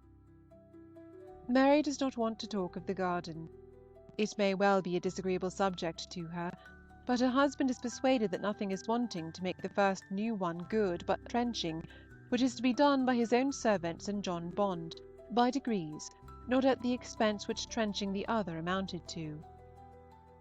I was happy to hear, chiefly for Anna's sake, that a ball at Manydown was once more in agitation. It is called a child's ball, and given by Mrs. Heathcote to William. Such was its beginning at least, but it will probably swell into something more. Edward was invited during his stay at Manydown, and it is to take place between this and Twelfth Day. Mrs. Hulbert has taken Anna a pair of white shoes on the occasion. I forgot in my last to tell you that we hear, by way of Kintbury and the Palmers, that they were all well at Bermuda in the beginning of November. Wednesday. Yesterday must have been a day of sad remembrance at Godmersham. I am glad it is over. We spent Friday evening with our friends at the boarding-house, and our curiosity was gratified by the sight of their fellow inmates, Mrs. Drew and Miss Hook, Mr. Wynne and Mr. Fitzhugh. The latter is brother to Mrs. Lance, and very much the gentleman. He has lived in that house more than 20 years, and, poor man, is so totally deaf that they say he could not hear a cannon were it fired close to him. Having no cannon at hand to make the experiment, I took it for granted, and talked to him a little with my fingers, which was funny enough. I recommended him to read Corinna. Miss Hook is a well-behaved, genteelish woman. Mrs. Drew well-behaved without being at all genteel. Mr. Wynne seems a chatty and rather familiar young man. Miss Murden was quite a different creature this last evening from what she had been before, owing to her having with Martha's help found a situation in the morning, which was very fair for comfort. When she leaves Steventon, she comes to board and lodge with Mrs. Hookey, the chemist, for there is no Mr. Hookey.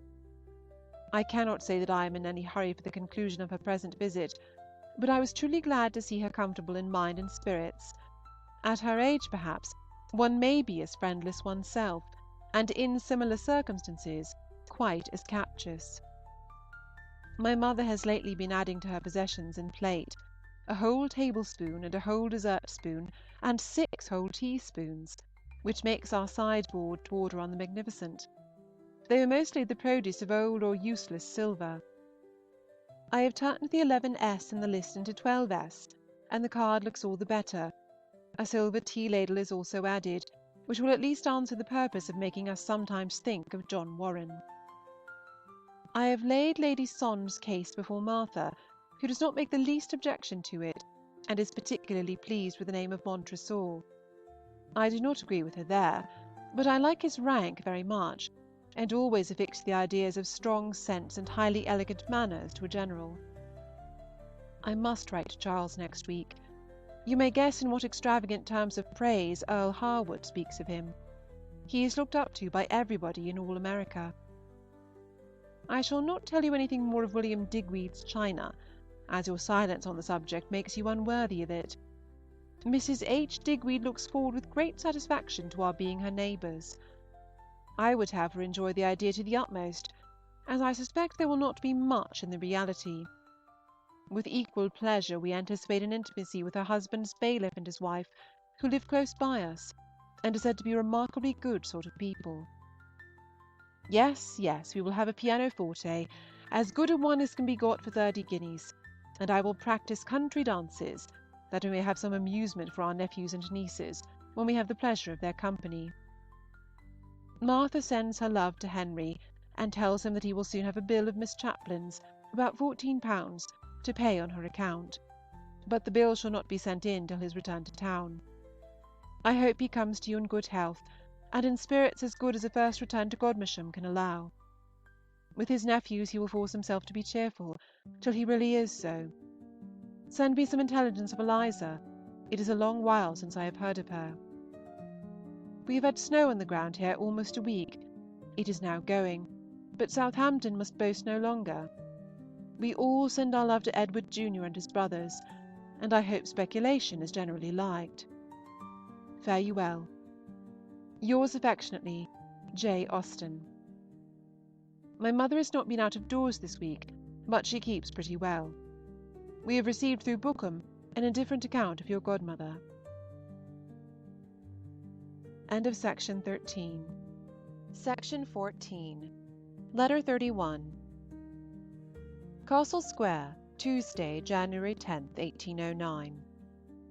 I am not surprised, my dear Cassandra, that you did not find my last letter very full of matter, and I wish this may not have the same deficiency. But we are doing nothing ourselves to write about, and I am therefore quite dependent upon the communications of our friends, or my own wits. This post brought me 2 interesting letters, yours and one from Bookham, in answer to an inquiry of mine about your good godmother, of whom we had lately received a very alarming account from Paragon. Miss Arnold was the informant then, and she spoke of Mrs. E. L. having been very dangerously ill, and attended by a physician from Oxford. Your letter to Addlestrop may perhaps bring you information from the spot, but in case it should not, I must tell you that she is better. Though Dr. Bourne cannot yet call her out of danger, such was the case last Wednesday, and Mrs. Cook's having had no later account is a favourable sign. I am to hear again from the latter next week, but not this, if everything goes on well. Her disorder is an inflammation on the lungs, arising from a severe chill taken in church last Sunday 3 weeks. Her mind all pious composure, as may be supposed. George Cook was there when her illness began. His brother has now taken his place. Her age and feebleness considered, one's fears cannot but preponderate, though her amendment has already surpassed the expectation of the physician at the beginning. I am sorry to add that Becky is laid up with a complaint of the same kind. I am very glad to have a time of your return at all fixed. We all rejoice in it, and it will not be later than I had expected. I dare not hope that Mary and Miss Curling may be detained at Portsmouth so long, or half so long, but it would be worth 2d. to have it so. The St. Albans perhaps may soon be off to help bring home what may remain by this time of our poor army, whose state seems dreadfully critical. The Regency seems to have been heard of only here. My most political correspondents make no mention of it. Unlucky that I should have wasted so much reflection on the subject. I can now answer your question to my mother more at large, and likewise more at small, with equal perspicuity and minuteness. For the very day of our leaving Southampton is fixed, and if the knowledge is of no use to Edward, I am sure it will give him pleasure. Easter Monday, April 3rd, is the day. We are to sleep that night at Alton, and be with our friends at Bookham the next, if they are then at home. There we shall remain till the following Monday, and on Tuesday, April 11th, hope to be at Godmersham. If the Cooks are absent, we shall finish our journey on the 5th. These plans depend, of course, upon the weather, but I hope there will be no settled cold to delay us materially. To make you amends for being at Bookham, it is in contemplation to spend a few days at Bayton Lodge in our way out of Kent. The hint of such a visit is most affectionately welcomed by Mrs. Birch in one of her odd pleasant letters lately, in which she speaks of us with the usual distinguished kindness, declaring that she shall not be at all satisfied unless a very handsome present is made us immediately from one quarter.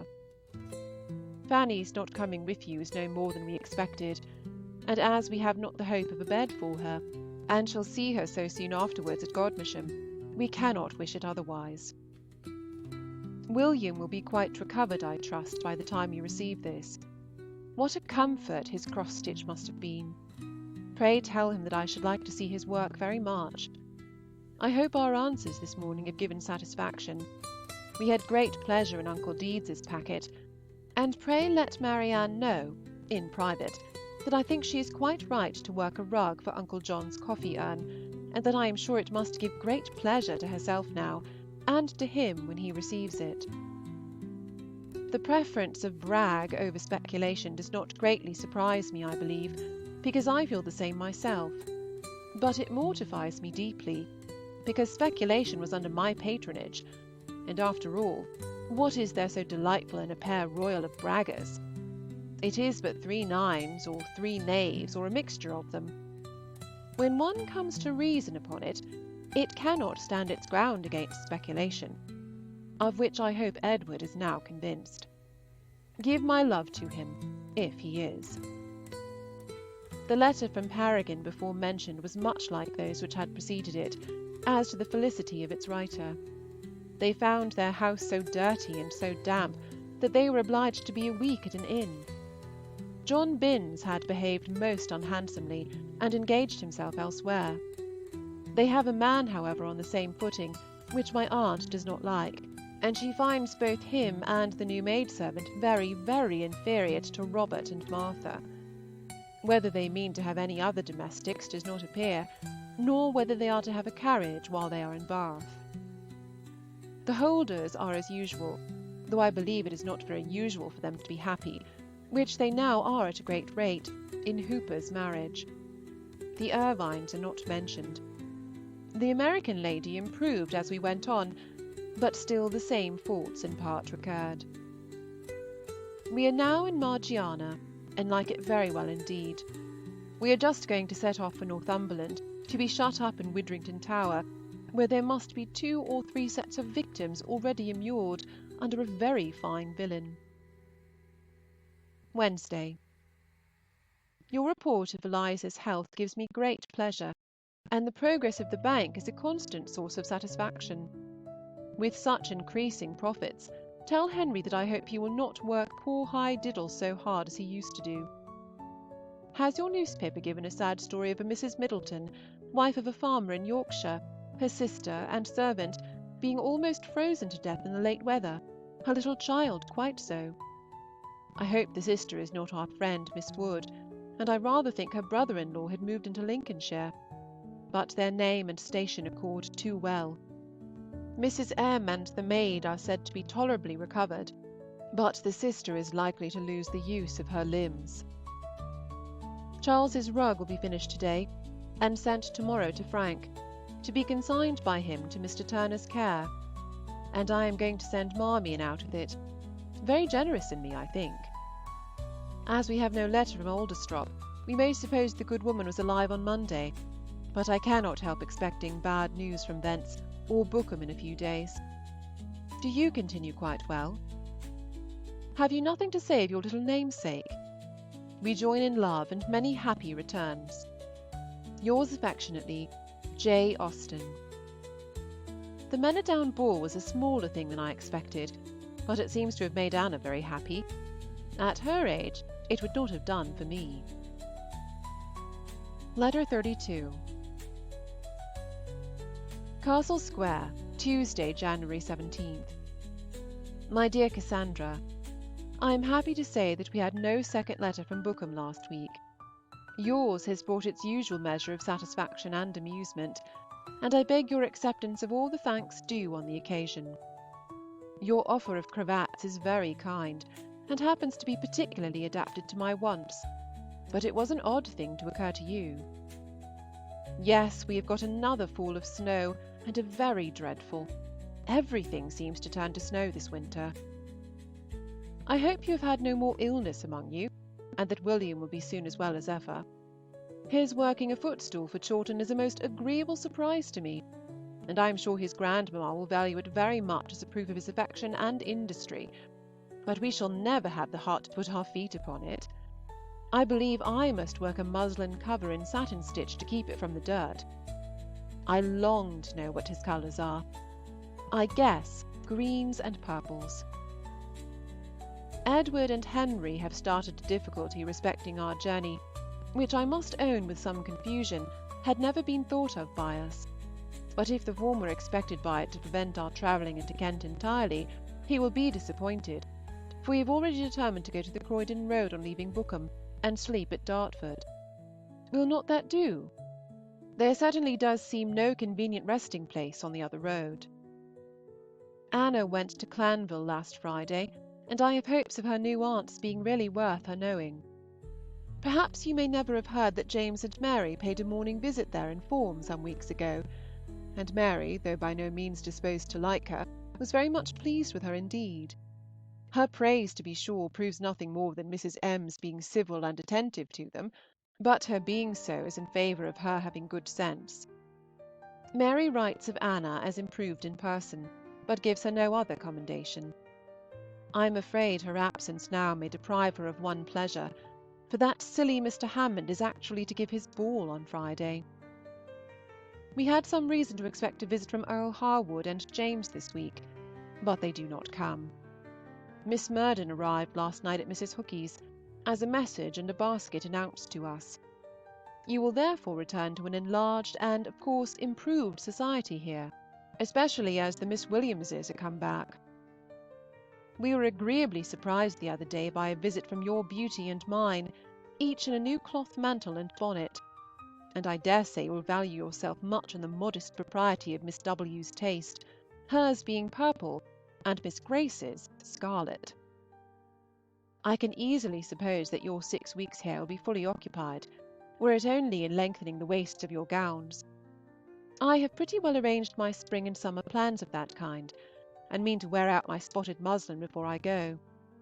You will exclaim at this, but mine really has signs of feebleness, which with a little care may come to something. Martha and Dr. Mant are as bad as ever. He runs after her in the street to apologize for having spoken to a gentleman when she was near him the day before. Poor Mrs. Mant can stand it no longer. She is retired to one of her married daughters. When William returns to Winchester, Mary Jane is to go to Mrs. Nune's for a month, and then to Steventon for a fortnight, and it seems likely that she and her Aunt Martha may travel into Berkshire together. We shall not have a month of Martha after your return, and that month will be a very interrupted and broken one, but we shall enjoy ourselves the more when we can get a quiet half-hour together. To set against your new novel, of which nobody ever heard before, and perhaps never may again, we have got Ida of Athens by Miss Owenson, which must be very clever, because it was written, as the authoress says, in 3 months. We have only read the preface yet, but her Irish girl does not make me expect much. If the warmth of her language could affect the body, it might be worth reading in this weather. Adieu. I must leave off to stir the fire and call on Miss Murden. Evening. I have done them both, the first very often. We find our friend as comfortable as she can ever allow herself to be in cold weather. There is a very neat parlour behind the shop for her to sit in, not very light indeed, being à la Southampton, the middle of 3 deep, but very lively from the frequent sound of the pestle and mortar. We afterwards called on the Miss Williamses, who lodge at Durantoy's. Miss Mary only was at home, and she is in very indifferent health. Dr. Hackett came in while we were there, and said that he never remembered such a severe winter as this in Southampton before. It is bad, but we do not suffer as we did last year, because the wind has been more north-east than north-west. For a day or 2 last week, my mother was very poorly, with return of one of her old complaints, but it did not last long, and seems to have left nothing bad behind it. She began to talk of a serious illness, her 2 last having been preceded by the same symptoms, but thank heaven she is now quite as well as one can expect her to be, in weather which deprives her of exercise. Miss M. conveys to us a 3rd volume of sermons, from Hamstall, just published, and which we are to like better than the 2 others. They are professedly practical, and for the use of country congregations. I have just received some verses in an unknown hand, and am desired to forward them to my nephew Edward at Godmersham. Alas, poor brag, thou boastful game!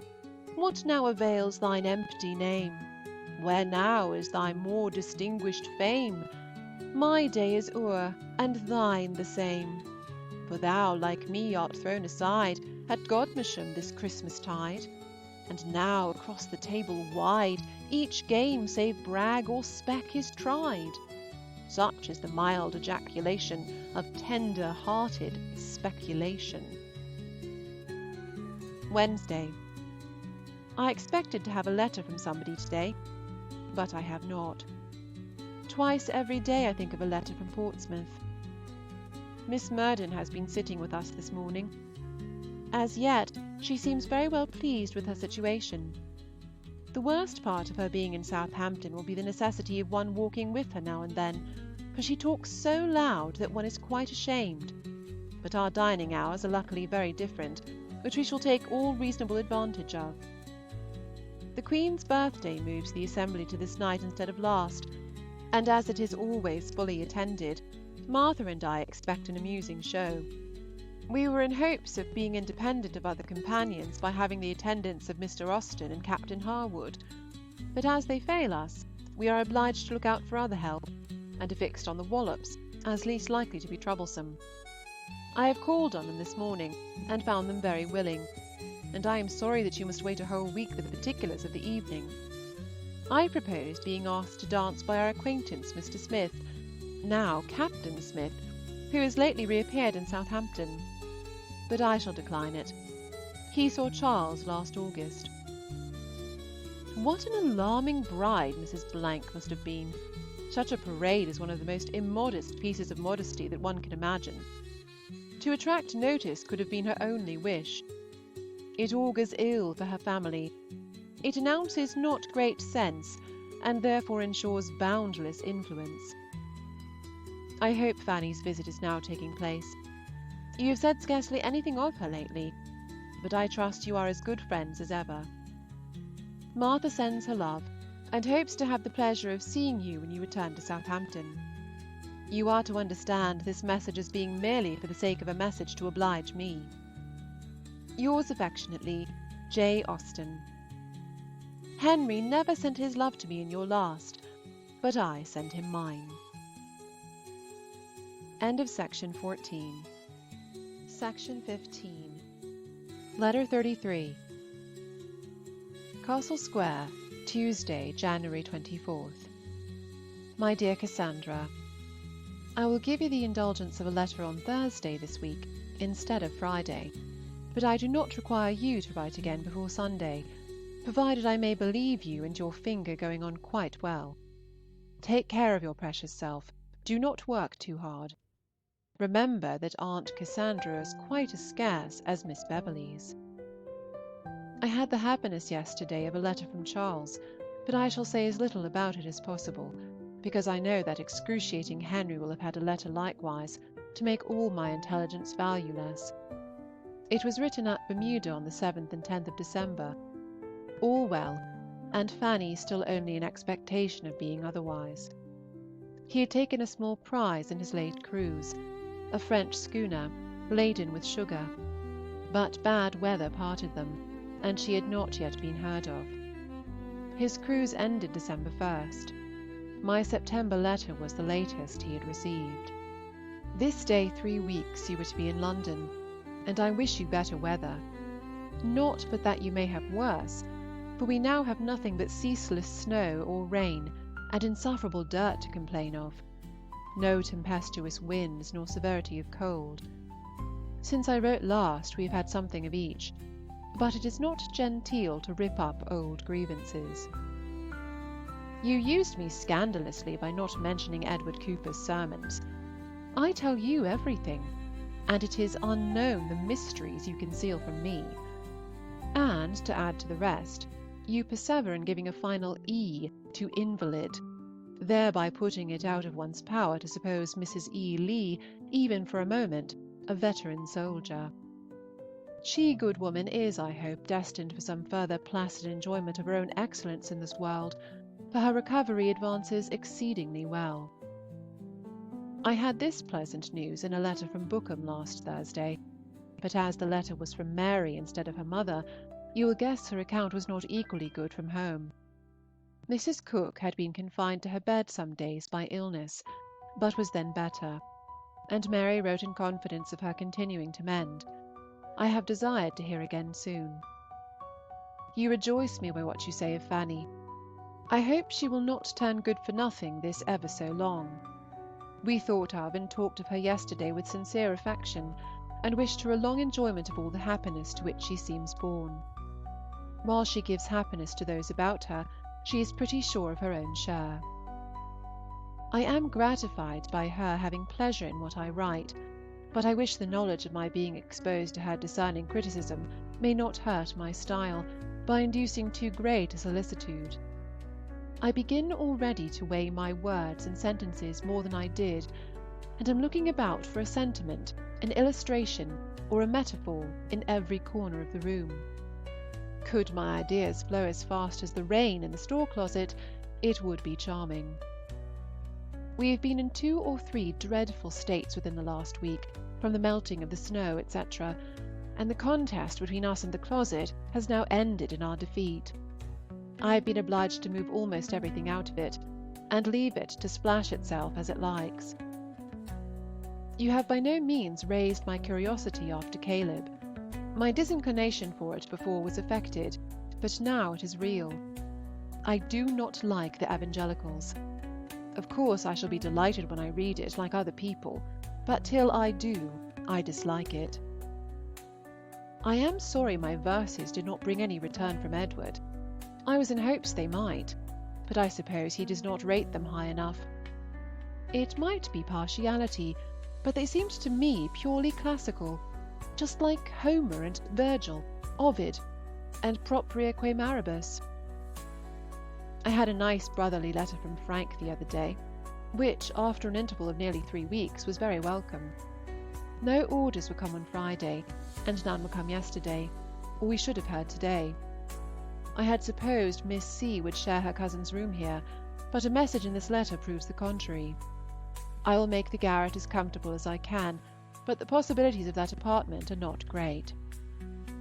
My mother has been talking to Eliza about our future home, and she, making no difficulty at all of the sweetheart, is perfectly disposed to continue with us, but till she has written home for mother's approbation, cannot quite decide.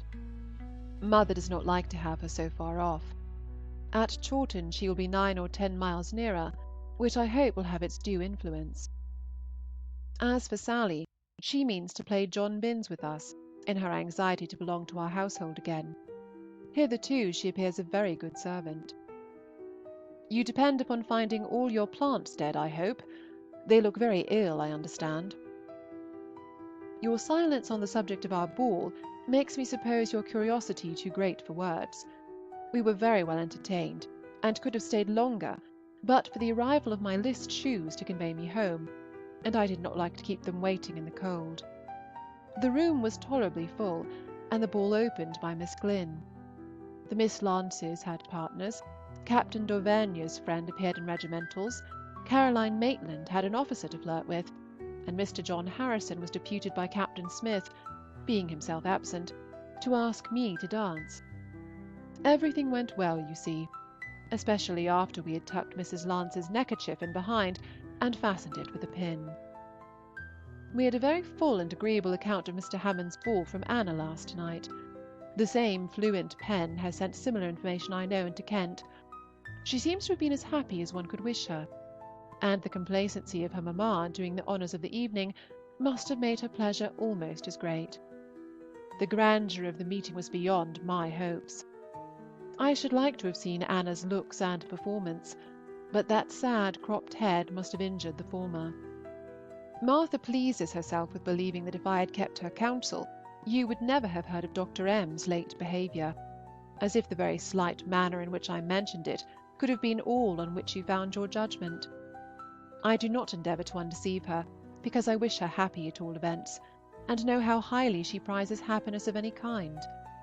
She is, moreover, so full of kindness for us both, and sends you in particular so many good wishes about your finger, that I am willing to overlook a venial fault, and as Dr. M. is a clergyman, their attachment, however immoral, has a decorous air. Adieu, sweet you. This is grievous news from Spain. It is well that Dr. Moore was spared the knowledge of such a son's death. Yours affectionately, J. Austen. Anna's hand gets better and better. It begins to be too good for any consequence. We send best love to dear little Lizzie and Marianne in particular. The Portsmouth paper gave a melancholy history of a poor madwoman escaped from confinement, who said her husband and daughter, of the name of Payne, lived at Ashford in Kent. Do you own them? Letter 34.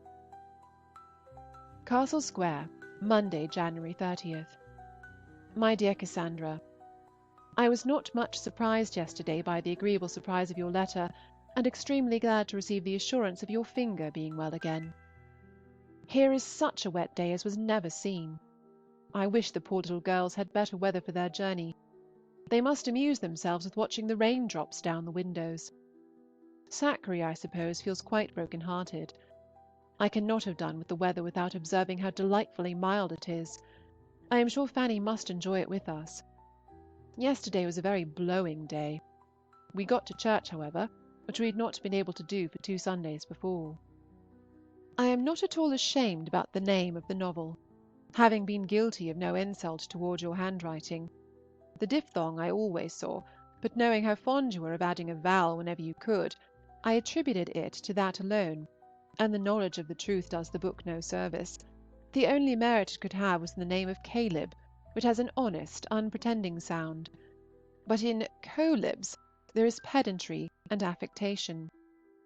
Is it written only to classical scholars? I shall now try to say only what is necessary. I am weary of meandering. So expect a vast deal of small matter, concisely told, in the next 2 pages.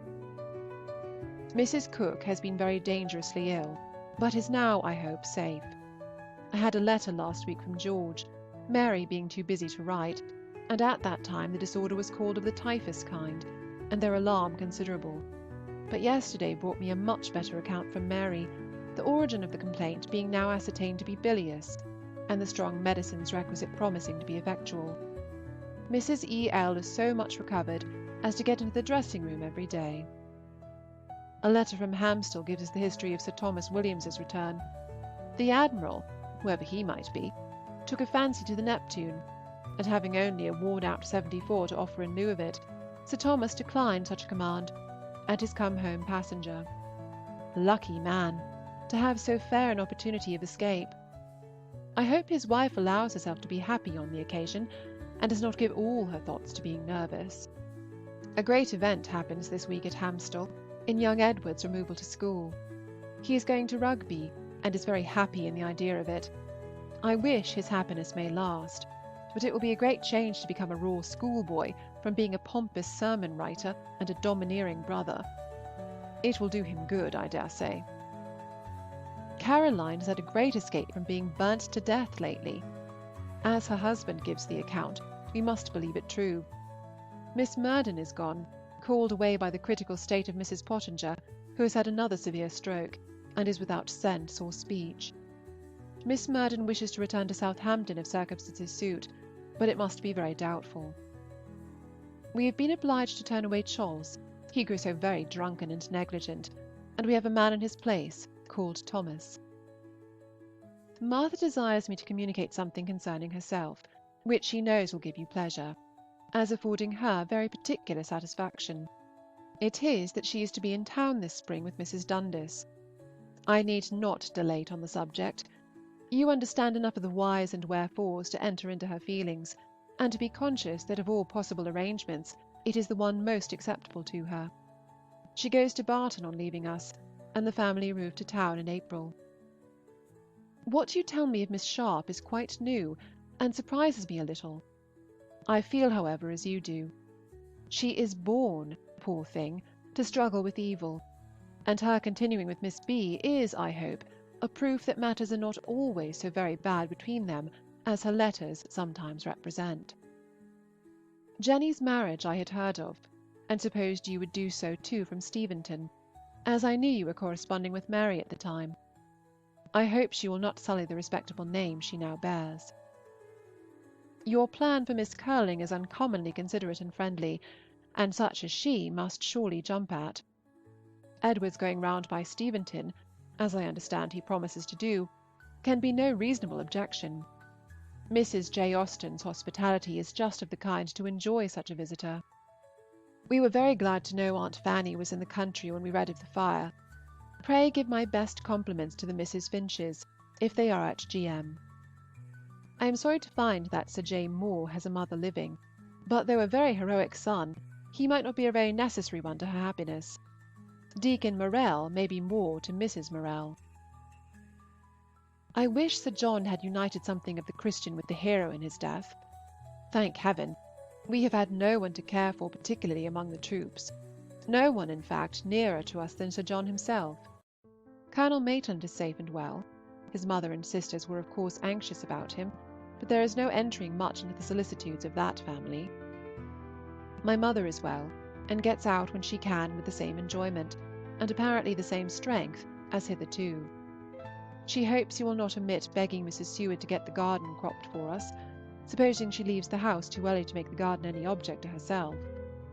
We are very desirous of receiving your account of the house, for your observations will have a motive which can leave nothing to conjecture, and suffer nothing from want of memory. For one's own dear self, one ascertains and remembers everything. Lady Sondes is an imprudent woman to come back to her old neighbourhood again.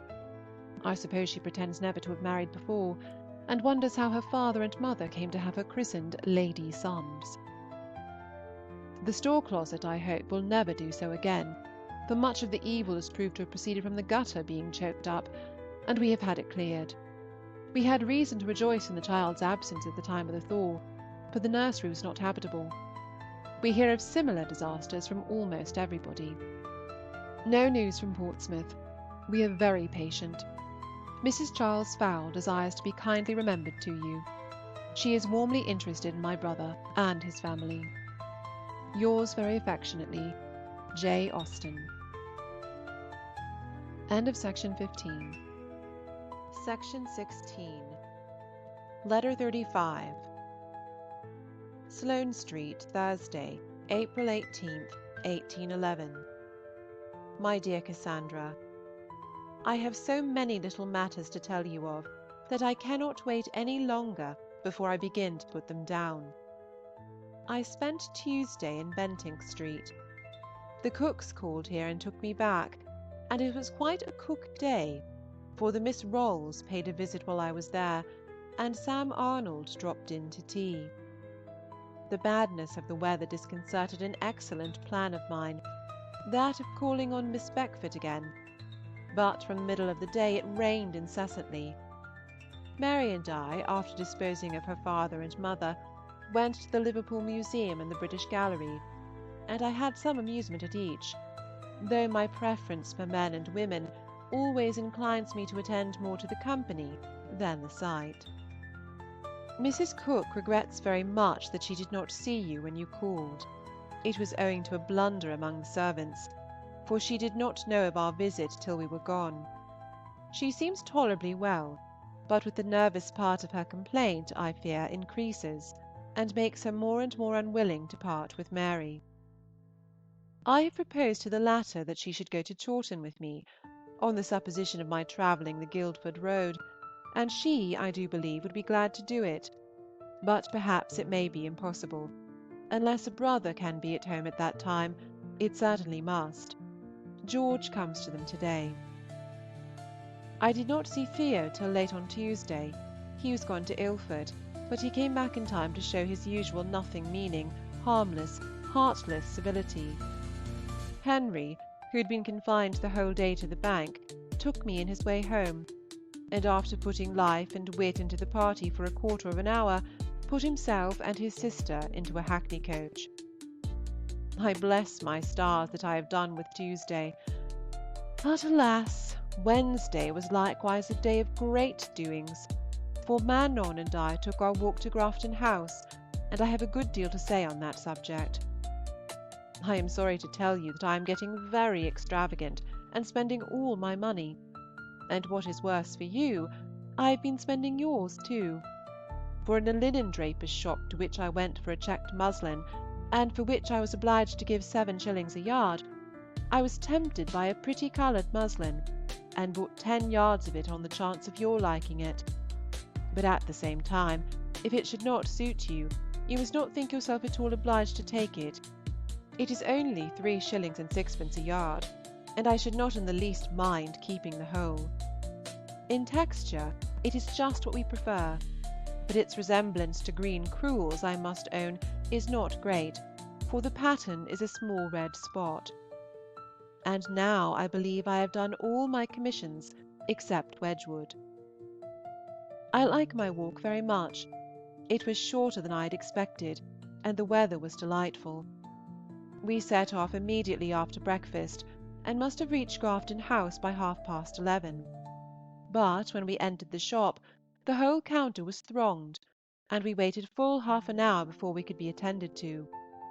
When we were served, however, I was very well satisfied with my purchases. My bugle trimming at 2s. 4d, and 3 pair silk stockings for a little less than 12s. a pair. In my way back, who should I meet but Mr. Moore, just come from Beckenham. I believe he would have passed me if I had not made him stop, but we were delighted to meet. I soon found, however, that he had nothing new to tell me, and then I let him go. Miss Burton has made me a very pretty little bonnet, and now nothing can satisfy me but I must have a straw hat, of the riding hat shape, like Mrs. Tilson's, and a young woman in this neighbourhood is actually making me one. I am really very shocking, but it will not be dear at a guinea. Our pelisses are 17s. each. She charges only 8s. for the making, but the buttons seem expensive. Are expensive, I might have said, for the fact is plain enough. We drank tea again yesterday with the Tilsons, and met the Smiths. I find all these little parties very pleasant. I like Mrs. S. Miss Beaty is good humour itself, and does not seem much besides. We spend to-morrow evening with them, and are to meet the Colonel and Mrs. Cantelow Smith you have been used to hear of, and, if she is in good humour, are likely to have excellent singing. To-night I might have been at the play. Henry had kindly planned our going together to the Lyceum, but I have a cold, which I should not like to make worse before Saturday, so I stay within all this day. Eliza is walking out by herself. She has plenty of business on her hands just now, for the day of the party is settled and drawing near. Above 80 people are invited for next Tuesday evening, and there is to be some very good music. 5 professionals, 3 of them glee singers, besides amateurs. Fanny will listen to this. One of the hirelings is a capital on the harp, from which I expect great pleasure. The foundation of the party was a dinner to Henry Egerton and Henry Walter, but the latter leaves town the day before. I am sorry, as I wished her prejudice to be done away, but should have been more sorry if there had been no invitation.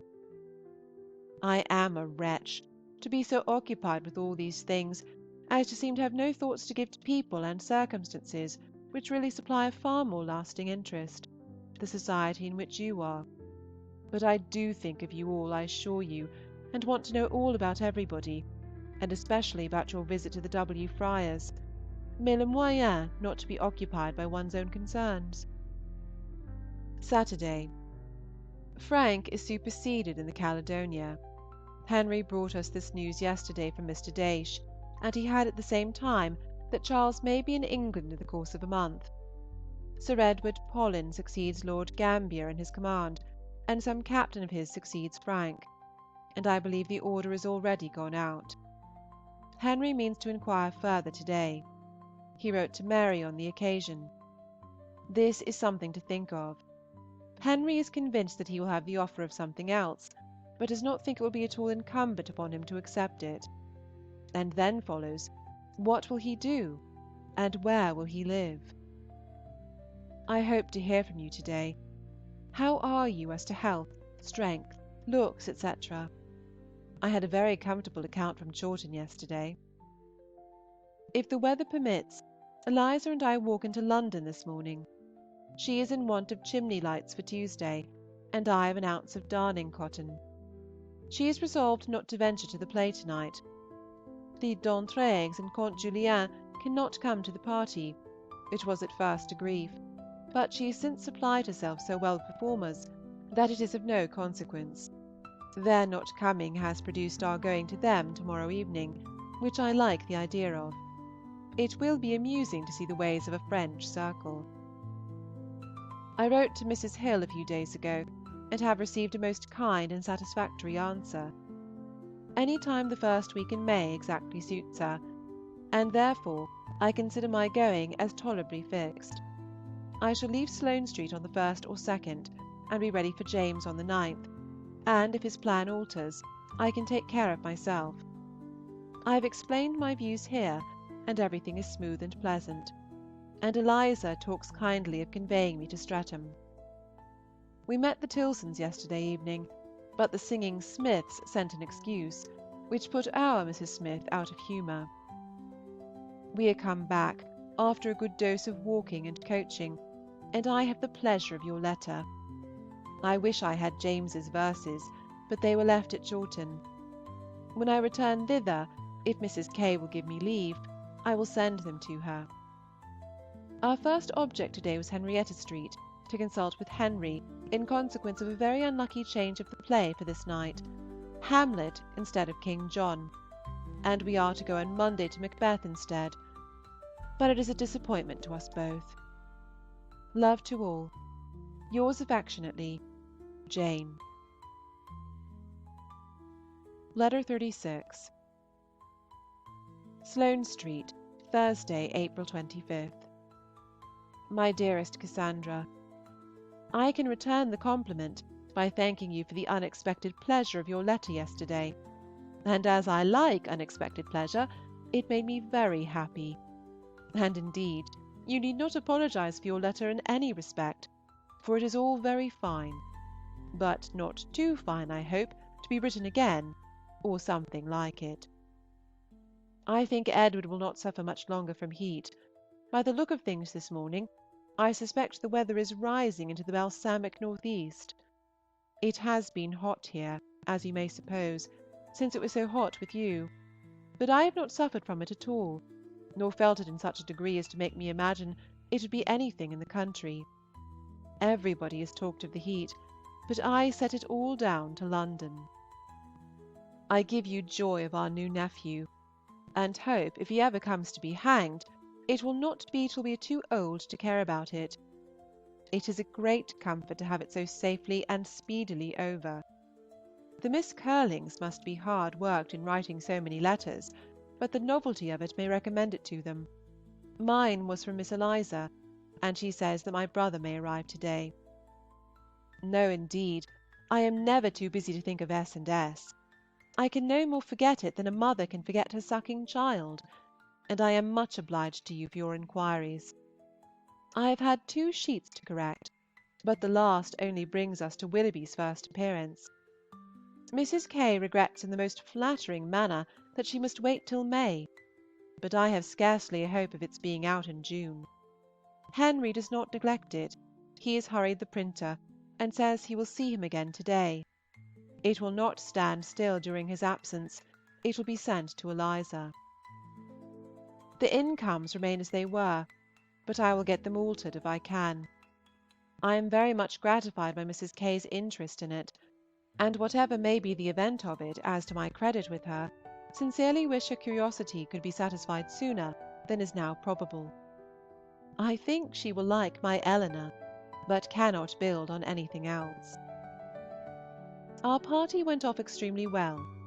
There were many solicitudes, alarms, and vexations beforehand, of course, but at last everything was quite right.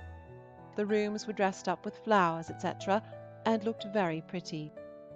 A glass for the mantelpiece was lent by the man who was making their own. Mr. Egerton and Mr. Walter came at 5:30, and the festivities began with a pair of very fine souls. Yes, Mr. Walter, for he has postponed his leaving London on purpose, which did not give much pleasure at the time, any more than the circumstance from which it rose, his calling on Sunday and being asked by Henry to take the family dinner on that day, which he did. But it is all smoothed over now, and she likes him very well. At 7:30 arrived musicians in 2 hackney coaches, and by 8 the lordly company began to appear. Among the earliest were George and Mary Cook, and I spent the greatest part of the evening very pleasantly with them. The drawing-room being soon hotter than we liked, we placed ourselves in the connecting passage, which was comparatively cool, and gave us all the advantage of the music at a pleasant distance, as well as that of the first view of every newcomer. I was quite surrounded by acquaintance, especially gentlemen, and what with Mr. Hampson, Mr. Seymour, Mr. W. Knatchbull, Mr. Guimard, Mr. Cure, a Captain Simpson, brother to the Captain Simpson, besides Mr. Walter and Mr. Egerton, in addition to the Cooks, and Miss Beckford, and Miss Middleton, I had quite as much upon my hands as I could do. Poor Miss B. has been suffering again from her old complaint, and looks thinner than ever. She certainly goes to Cheltenham in the beginning of June. We were all delight and cordiality, of course. Miss M. seems very happy, but has not beauty enough to figure in London. Including everybody, we were 66, which was considerably more than Eliza had expected, and quite enough to fill the back drawing-room and leave a few to be scattered about in the other and in the passage. The music was extremely good.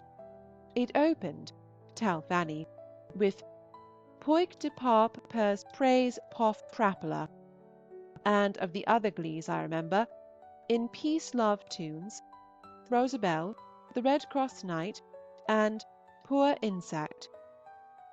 Between the songs were lessons on the harp, or harp and pianoforte together, and the harp player was Weipart, whose name seems famous, though new to me. There was one female singer, a short Miss Davis, all in blue, bringing up for the public line, whose voice was said to be very fine indeed, and all the performers gave great satisfaction by doing what they were paid for, and giving themselves no airs. No amateur could be persuaded to do anything. The house was not clear till after 12. If you wish to hear more of it, you must put your questions, but I seem rather to have exhausted than spared the subject. This said Captain Simpson told us, on the authority of some other captain just arrived from Halifax, that Charles was bringing the Cleopatra home, and that she was probably by this time in the Channel. But, as Captain S. was certainly in liquor, we must not quite depend upon it. It must give one a sort of expectation, however, and will prevent my writing to him any more. I would rather he should not reach England till I am at home, and the Steventon party gone. My mother and Martha both write with great satisfaction of Anna's behaviour. She is quite an Anna with variations, but she cannot have reached her last, for that is always the most flourishing and showy. She is at about her 3rd or 4th, which are generally simple and pretty. Your lilacs are in leaf, ours are in bloom.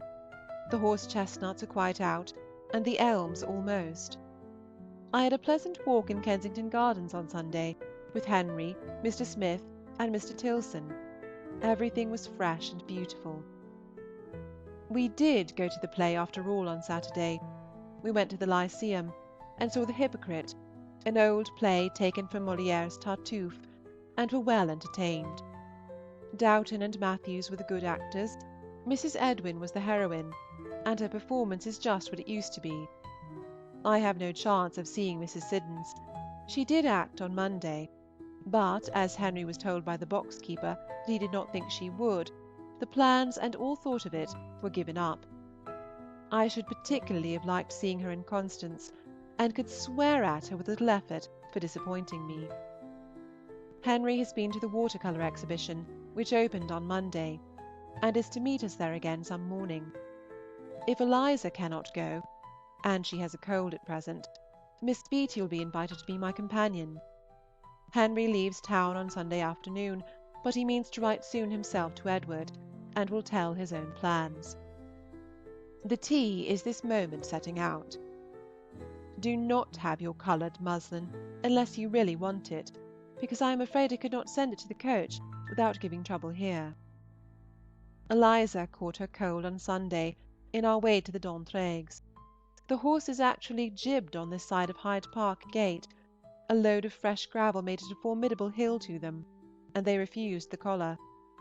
I believe there was a sore shoulder to irritate. Eliza was frightened, and we got out, and were detained in the evening air several minutes. The cold is in her chest, but she takes care of herself, and I hope it may not last long. This engagement prevented Mr. Walter's staying late. He had his coffee and went away.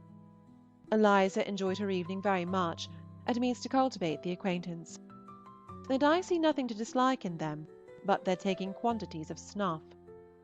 Monsieur, the old Count, is a very fine-looking man, with quiet manners, good enough for an Englishman, and I believe is a man of great information and taste. He has some fine paintings, which delighted Henry as much as the son's music gratified Eliza, and among them a miniature of Philip V. of Spain, Louis XIV's grandson, which exactly suited my capacity. Count Julien's performance is very wonderful. We met only Mrs. Latouche and Miss East, and we are just now engaged to spend next Sunday evening at Mrs. L's, and to meet the d'Entraigues, but Monsieur le Comte must do without Henry. If he would but speak English, I would take to him. Have you ever mentioned the leaving off tea to Mrs. K.? Eliza has just spoken of it again. The benefit she has found from it in sleeping has been very great. I shall write soon to Catherine to fix my day, which will be Thursday. We have no engagement but for Sunday. Eliza's cold makes quiet advisable. Her party is mentioned in this morning's paper. I am sorry to hear of poor Fanny's state. From that quarter, I suppose, is to be the alloy of her happiness. I will have no more to say. Yours affectionately, J. A. Give my love particularly to my goddaughter. End of section 16. Section 17. Letter 37. Sloane Street, Tuesday. My dear Cassandra, I had sent off my letter yesterday before yours came, which I was sorry for, but as Eliza has been so good as to get me a frank, your questions shall be answered without much further expense to you. The best direction to Henry at Oxford will be the Blue Boar, Cornmarket. I do not mean to provide another trimming for my pelisse, for I am determined to spend no more money, so I shall wear it as it is, longer than I ought, and then I do not know. My head-dress was a bugle band like the border to my gown, and a flower of Mrs. Tilson's. I depended upon hearing something of the evening from Mr. W.K., and am very well satisfied with his notice of me. A pleasing-looking young woman. That must do. One cannot pretend to anything better now. Thankful to have it continued a few years longer. It gives me sincere pleasure to hear of Mrs. Knight's having had a tolerable night at last, but upon this occasion I wish she had another name, for the two Knights jingle very much. We have tried to get self-control, but in vain. I should like to know what her estimate is, but am always half afraid of finding a clever novel too clever, and of finding my own story and my own people all forestalled. Eliza has just received a few lines from Henry to assure her of the good conduct of his mare. He slept at Uxbridge on Sunday, and wrote from Wheatfield. We were not claimed by Hans Place yesterday, but are to dine there to-day. Mr. Tilson called in the evening, but otherwise we were quite alone all day, and after having been out a good deal, the change was very pleasant. I like your opinion of Miss Atten much better than I expected, and have now hopes of her staying a whole 12-month. By this time, I suppose, she is hard at it, governing away. Poor creature! I pity her, though they are my nieces. Oh, yes, I remember Miss Emma Plumtree's local consequence perfectly. I am in a dilemma for want of an Emma, escaped from the lips of Henry Gipps. But really, I was never much more put to it than in continuing an answer to Fanny's former message. What is there to be said on the subject? Perry Pell or Perry Pay, or Poe, or at the most, Pye, Pope, Pay, Pike, Pitt. I congratulate Edward on the Weald of Kent Canal Bill being put off till another session, as I have just had the pleasure of reading. There is always something to be hoped from delay. Between session and session, the first prepossession may rouse up the nation, and the villainous bill may be forced to lie still against wicked men's will. There is poetry for Edward and his daughter. I am afraid I shall not have any for you. I forgot to tell you in my last that our cousin Miss Payne called in on Saturday and was persuaded to stay to dinner. She told us a great deal about her friend Lady Catherine Brecknell, who is most happily married, and Mr. Brecknell is very religious, and has got black whiskers. I am glad to think that Edward has a tolerable day for his drive to Goodnestone, and very glad to hear of his kind promise of bringing you to town. I hope everything will arrange itself favourably. The 16th is now to be Mrs. Dundas's day. I mean, if I can, to wait for your return before I have my new gown made up, from a notion of their making up to more advantage together. And, as I find the muslin is not so wide as it used to be, some contrivance may be necessary. I expect the skirt to require 1/2 breadth cut in gauze, besides 2 whole breadths. Eliza has not quite yet resolved on inviting Anna, but I think she will. Yours very affectionately, Jane. Letter 38. Chawton, Wednesday, May 29. It was a mistake of mine, my dear Cassandra, to talk of a 10th child at Hamstall. I had forgot there were but 8 already. Your inquiry after my uncle and aunt were most happily timed, for the very same post brought an account of them. They are again at Gloucester House, enjoying fresh air, which they seem to have felt the want of in Bath, and are tolerably well, but not more than tolerable. My aunt does not enter into particulars, but she does not write in spirits, and we imagine that she has never entirely got the better of her disorder in the winter. Mrs. Welby takes her out airing in her barouche, which gives her a headache. A comfortable proof, I suppose, of the uselessness of the new carriage, when they have got it. You certainly must have heard before I can tell you that Colonel Orde has married our cousin, Margaret Beckford, the Marchioness of Douglas's sister. The papers say that her father disinherits her, but I think too well of an Orde to suppose that she has not a handsome independence of her own. The chickens are all alive and fit for the table, but we save them for something grand.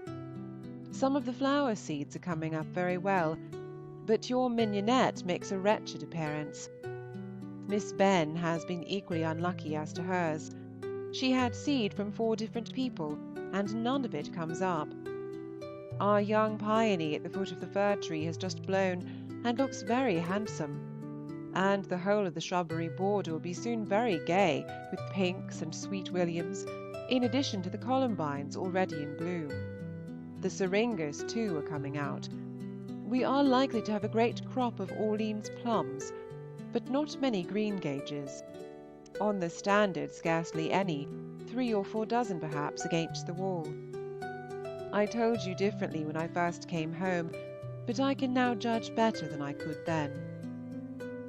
I have had a medley and a satisfactory letter this morning from the husband and wife at Cowes, and in consequence of what is related of their plans, we have been talking over the possibility of inviting them here in their way from Steventon, which is what one should wish to do, and is, I dare say, what they expect.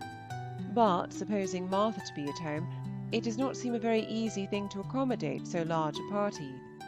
My mother offers to give up her room to Frank and Mary, but there will then be only the best for 2 maids and 3 children. They go to Steventon about the 22nd, and I guess, for it is quite a guess, will stay there from a fortnight to 3 weeks. I must not venture to press Miss Sharp's coming at present. We may hardly be at liberty before August. Poor John Bridges! We are very sorry for his situation, and for the distress of the family. Lady B. is in one way severely tried, and our own dear brother suffers a great deal, I dare say, on the occasion. I have not much to say of ourselves. Anna is nursing a cold caught in the arbour at Farringdon, that she may be able to keep her engagement to Maria M. this evening, when I suppose she will make it worse. She did not return from Farringdon till Sunday, when H. B. walked home with her and drank tea here. She was with the Proutings almost all Monday. She went to learn to make feather trimmings of Miss Anna, and they kept her to dinner, which was rather lucky, as we were called upon to meet Mrs. and Miss Terry the same evening at the Digweeds, and though Anna was of course invited too, I think it always safest to keep her away from the family, lest she should be doing too little or too much. Mrs. Terry, Mary, and Robert, with my Aunt Harding and her daughter, came from Dummer for a day and a night, all very agreeable, and very much delighted with the new house, and with Chawton in general. We sat upstairs, and had thunder and lightning as usual. I never knew such a spring for thunderstorms as it has been. Thank God, we have had no bad ones here. I thought myself in luck to have my uncomfortable feelings shared by the mistress of the house, as that procured blinds and candles. It had been excessively hot the whole day. Mrs. Harding is a good-looking woman, but not much like Mrs. Toke, inasmuch as she is very brown and has scarcely any teeth. She seems to have some of Mrs. Toke's civility. Miss H. is an elegant, pleasing, pretty-looking girl, about 19, I suppose, or 19½ or 19¼ with flowers in her head and music at her finger ends. She plays very well indeed. I have seldom heard anybody with more pleasure. They were at Goddington 4 or 5 years ago. My cousin Flora Long was there last year. My name is Diana. How does Fanny like it? What a change in the weather! We have a fire again now. Harriet Benn sleeps at the great house to-night, and spends to-morrow with us, and the plan is that we should all walk with her to drink tea at Farringdon, for her mother is now recovered, but the state of the weather is not very promising at present. Miss Benn has been returned to her cottage since the beginning of last week, and has now just got another girl. She comes from Alton. For many days Miss B. had nobody with her but her niece Elizabeth, who was delighted to be her visitor and her maid. They both dined here on Saturday, while Anna was at Farringdon, and last night an accidental meeting and a sudden impulse produced Miss Benn and Maria Middleton at our tea-table. If you have not heard, it is very fit you should, that Mr. Harrison has had the living of Fareham given him by the bishop, and is going to reside there. And now it is said that Mr. Peach, beautiful wiseacre, wants to have the curacy of Overton, and if he does leave Wooton, James Digweed wishes to go there. Fare you well. Yours affectionately, Jane Austen. The chimneys at the great house are done. Mr. Prouting has opened a gravel pit, very conveniently for my mother, just at the mouth of the approach to his house, but it looks a little as if he meant to catch all his company. Tolerable gravel. Letter 39. Chawton, Thursday, June 6th. By this time, my dearest Cassandra, you know Martha's plans. I was rather disappointed, I confess, to find that she could not leave town till after the 24th, as I had hoped to see you here the week before. The delay, however, is not great, and everything seems generally arranging itself for your return very comfortably. I found Henry perfectly predisposed to bring you to London, if agreeable to yourself. He has not fixed his day for going into Kent, but he must be back again before the 20th. You may therefore think with something like certainty of the close of your Godmersham visit, and will have, I suppose, about a week for Sloane Street. He travels in his gig, and should the weather be tolerable, I think you must have a delightful journey. I have given up all idea of Miss Sharp's travelling with you and Martha, for though you are both all compliance with my scheme, yet as you knock off a week from the end of her visit, and Martha rather more from the beginning, the thing is out of the question. I have written to her to say that after the middle of July we shall be very happy to receive her, and I have added a welcome if she could make her way hither directly, but I do not expect that she will. I have also sent our invitation to Cowes. We are very sorry for the disappointment you have all had in Lady B.'s illness, but a division of the proposed party is with you by this time, and I hope I may have brought you a better account of the rest. Give my love and thanks to Harriet, who has written me charming things of your looks, and diverted me very much by poor Mrs. C. Mill's continued perplexity. I had a few lines from Henry on Tuesday, to prepare us for himself and his friend, and by the time that I had made the sumptuous provision of a neck of mutton on the occasion, they drove into the court. But lest you should not immediately recollect in how many hours a neck of mutton may certainly be procured, I add that they came a little after 12, both tall and well, and in their different degrees agreeable. It was a visit of only 24 hours, but very pleasant while it lasted. Mr. Tilson took a sketch of the great house before dinner, and after dinner we all three walked to Chawton Park, meaning to go into it, but it was too dirty, and we were obliged to keep on the outside. Mr. Tilson admired the trees very much, but grieved that they should not be turned into money. My mother's cold is better, and I believe she only wants dry weather to be very well. It was a great distress to her that Anna should be absent during her uncle's visit, a distress which I could not share. She does not return from Farringdon till this evening, and I doubt not has had plenty of the miscellaneous, unsettled sort of happiness which seems to suit her best. We hear from Miss Benn, who was on the common with the Proutings, that she was very much admired by the gentlemen in general.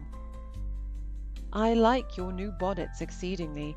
Yours is a shape which always looks well, and I think Fanny's particularly becoming to her. On Monday I had the pleasure of receiving, unpacking, and approving our Wedgwood ware. It all came very safely, and upon the whole is a good match, though I think they might have allowed us rather larger leaves, especially in such a year of fine foliage as this. One is apt to suppose that the woods about Birmingham must be blighted. There was no bill with the goods, but that shall not screen them from being paid. I mean to ask Martha to settle the account. It will be quite in her way, for she is just now sending my mother a breakfast set from the same place. I hope it will come by the waggon to-morrow. It is certainly what we want, and I long to know what it is like, and as I am sure Martha has great pleasure in making the present, I will not have any regret. We have considerable dealings with the waggons at present. A hamper of port and brandy from Southampton is now in the kitchen. Your answer about the Miss Plumtrees proves you as fine a Daniel as ever Portia was, for I maintained Emma to be the eldest. We began peas on Sunday, but our gatherings are very small, not at all like the gathering in The Lady of the Lake. Yesterday I had the agreeable surprise of finding several scarlet strawberries quite ripe. Had you been at home, this would have been a pleasure lost. There are more gooseberries and fewer currants than I thought at first. We must buy currants for our wine. The Digweeds are gone down to see the Stephen Terrys at Southampton, and catch the King's birthday at Portsmouth. Miss Papillon called on us yesterday, looking handsomer than ever. Maria Middleton and Miss Benn dine here to-morrow. We are not to enclose any more letters to Abingdon Street, as perhaps Martha has told you. I had just left off writing and put on my things for walking to Alton, when Anna and her friend Harriet called in their way thither, so we went together. Their business was to provide mourning against the King's death, and my mother has had a bombazine bought for her. I am not sorry to be back again, for the young ladies had a great deal to do, and without much method in doing it. Anna does not come home till to-morrow morning. She has written, I find, to Fanny, but there does not seem to be a great deal to relate of Tuesday. I had hoped there might be dancing. Mrs. Budd died on Sunday evening. I saw her 2 days before her death, and thought it must happen soon. She suffered much from weakness and restlessness almost to the last. Poor little Harriet seems truly grieved. You have never mentioned Harry. How is he? With love to you all. Yours affectionately, J.A. End of section 17. Section 18. Letter 40. Chawton, Friday, January 29th, 1813. I hope you received my little parcel by J. Bond on Wednesday evening, my dear Cassandra, and that you'll be ready to hear from me again on Sunday, for I feel that I must write to you today. I want to tell you that I have got my own darling child from London. On Wednesday I received one copy sent down by Falconer, with 3 lines from Henry to say that he had given another to Charles, and sent a third by the coach to Godmersham. The advertisement is in our paper to-day for the first time, 18 shillings. He shall ask £1 1s. for my 2 next, and £1 8s. for my stupidest of all. Miss B. dined with us on the very day of the book's coming, and in the evening we fairly set at it, and read half the first volume to her, prefacing that, having intelligence from Henry that such a work would soon appear, we had desired him to send it whenever it came out, and I believed it passed with her unsuspected. She was amused, poor soul. That she could not help, you know, with 2 such people to lead the way. But she really does seem to admire Elizabeth. I must confess that I think her as delightful a creature as ever appeared in print, and how I shall be able to tolerate those who do not like her, at least, I do not know. There are a few typical errors, and a "said he" or a "said she" would sometimes make the dialogue more immediately clear, but I do not write for such dull elves as have not a great deal of ingenuity themselves. The 2nd volume is shorter than I could wish, but the difference is not so much in reality as in look, there being a larger proportion of narrative in that part. I have lopped and cropped so successfully, however, that I imagine it must be rather shorter than Sense and Sensibility altogether. Now I will try and write of something else. Letter 41. Chawton, Thursday, February 4th. My dear Cassandra, your letter was truly welcome, and I am much obliged to you for all your praise. It came at a right time, for I had had some fits of disgust. Our 2nd evening's reading to Miss B. had not pleased me so well, but I believe something must be attributed to my mother's too rapid way of getting on. Though she perfectly understands the characters herself, she cannot speak as they ought. Upon the whole, however, I am quite vain enough and well satisfied enough. The work is rather too light and bright and sparkling. It wants shade. It wants to be stretched out here and there, with a long chapter of sense, if it could be had. If not, of solemn specious nonsense, about something unconnected with the story, an essay on writing, a critique on Walter Scott, or the history of Bonaparte, or something that would form a contrast, and bring the reader with increased delight to the playfulness and epigrammatism of the general style. The greatest blunder in the printing that I have met with is in page 220, volume 3, where 2 speeches are made into one. There might as well be no suppers at Longbourn, but I suppose it was the remains of Mrs. Bennet's old Meryton habits. Letter 42. February. This will be a very quick return for yours, my dear Cassandra. I doubt its having much else to recommend it, but there is no saying. It may turn out to be a very long and delightful letter. I am exceedingly pleased that you can say what you do, after having gone through the whole work, and Fanny's praise is very gratifying. My hopes were tolerably strong of her, but nothing like a certainty. Her liking Darcy and Elizabeth is enough. She might hate all the others if she would. I have her opinion under her own hand this morning, but your transcript of it, which I read first, was not and is not the less acceptable. To me it is, of course, all praise, but the more exact truth which she sends you is good enough.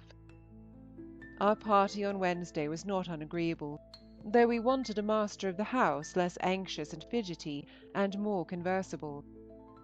Upon Mrs. Blank's mentioning that she had sent the rejected addresses to Mrs. H., I began talking to her a little about them, and expressed my hope of their having amused her. Her answer was, "Oh dear, yes, very much, very droll indeed, the opening of the house and the striking up of the fiddles." What she meant, poor woman, who can say? I sought no further. As soon as a whist party was formed and a round table threatened, I made my mother an excuse and came away, leaving just as many for their round table as there were at Mrs. Grant's. I wish they might be as agreeable a set. My mother is very well, and finds great amusement in glove knitting, and at present wants no other work. We quite run over with books. She has got Sir John Carr's Travels in Spain, and I am reading a society octavo, an Essay on the Military Police and Institutions of the British Empire, by Captain Passley of the Engineers, a book which I protested against at first, but which upon trial I find delightfully written and highly entertaining. I am as much in love with the author as I ever was with Clarkson or Buchanan, or even the two Mr. Smiths of the city. The first soldier I ever sighed for, but he does write with extraordinary force and spirit. Yesterday, moreover, brought us Mrs. Grant's letters, with Mr. White's compliments. But I have disposed of them, compliments and all, to Miss P., and amongst so many readers or retainers of books as we have in Shorten, I dare say there will be no difficulty in getting rid of them for another fortnight, if necessary. I have disposed of Mrs. Grant for the second fortnight to Mrs. Blank. It can make no difference to her which of the 26 fortnights in the year the 3 volumes lie on her table. I have been applied to for information as to the oath taken in former times of bell, book, and candle, but have none to give. Perhaps you may be able to learn something of its origin where you are now. Ladies who read those enormous, great, stupid, thick quarto volumes, which one always sees in the breakfast parlour, there must be acquainted with everything in the world. I detest a quarto. Captain Passley's book is too good for their society. They will not understand a man who condenses his thoughts into an octavo. I have learned from Sir J. Carr that there is no government house at Gibraltar. I must alter it to the Commissioners.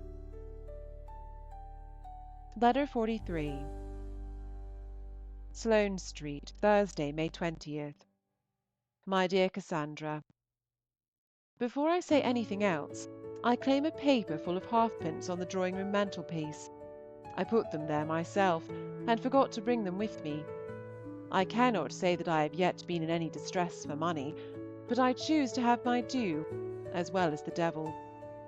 How lucky we were in our weather yesterday! This wet morning makes one more sensible of it. We had no rain of any consequence.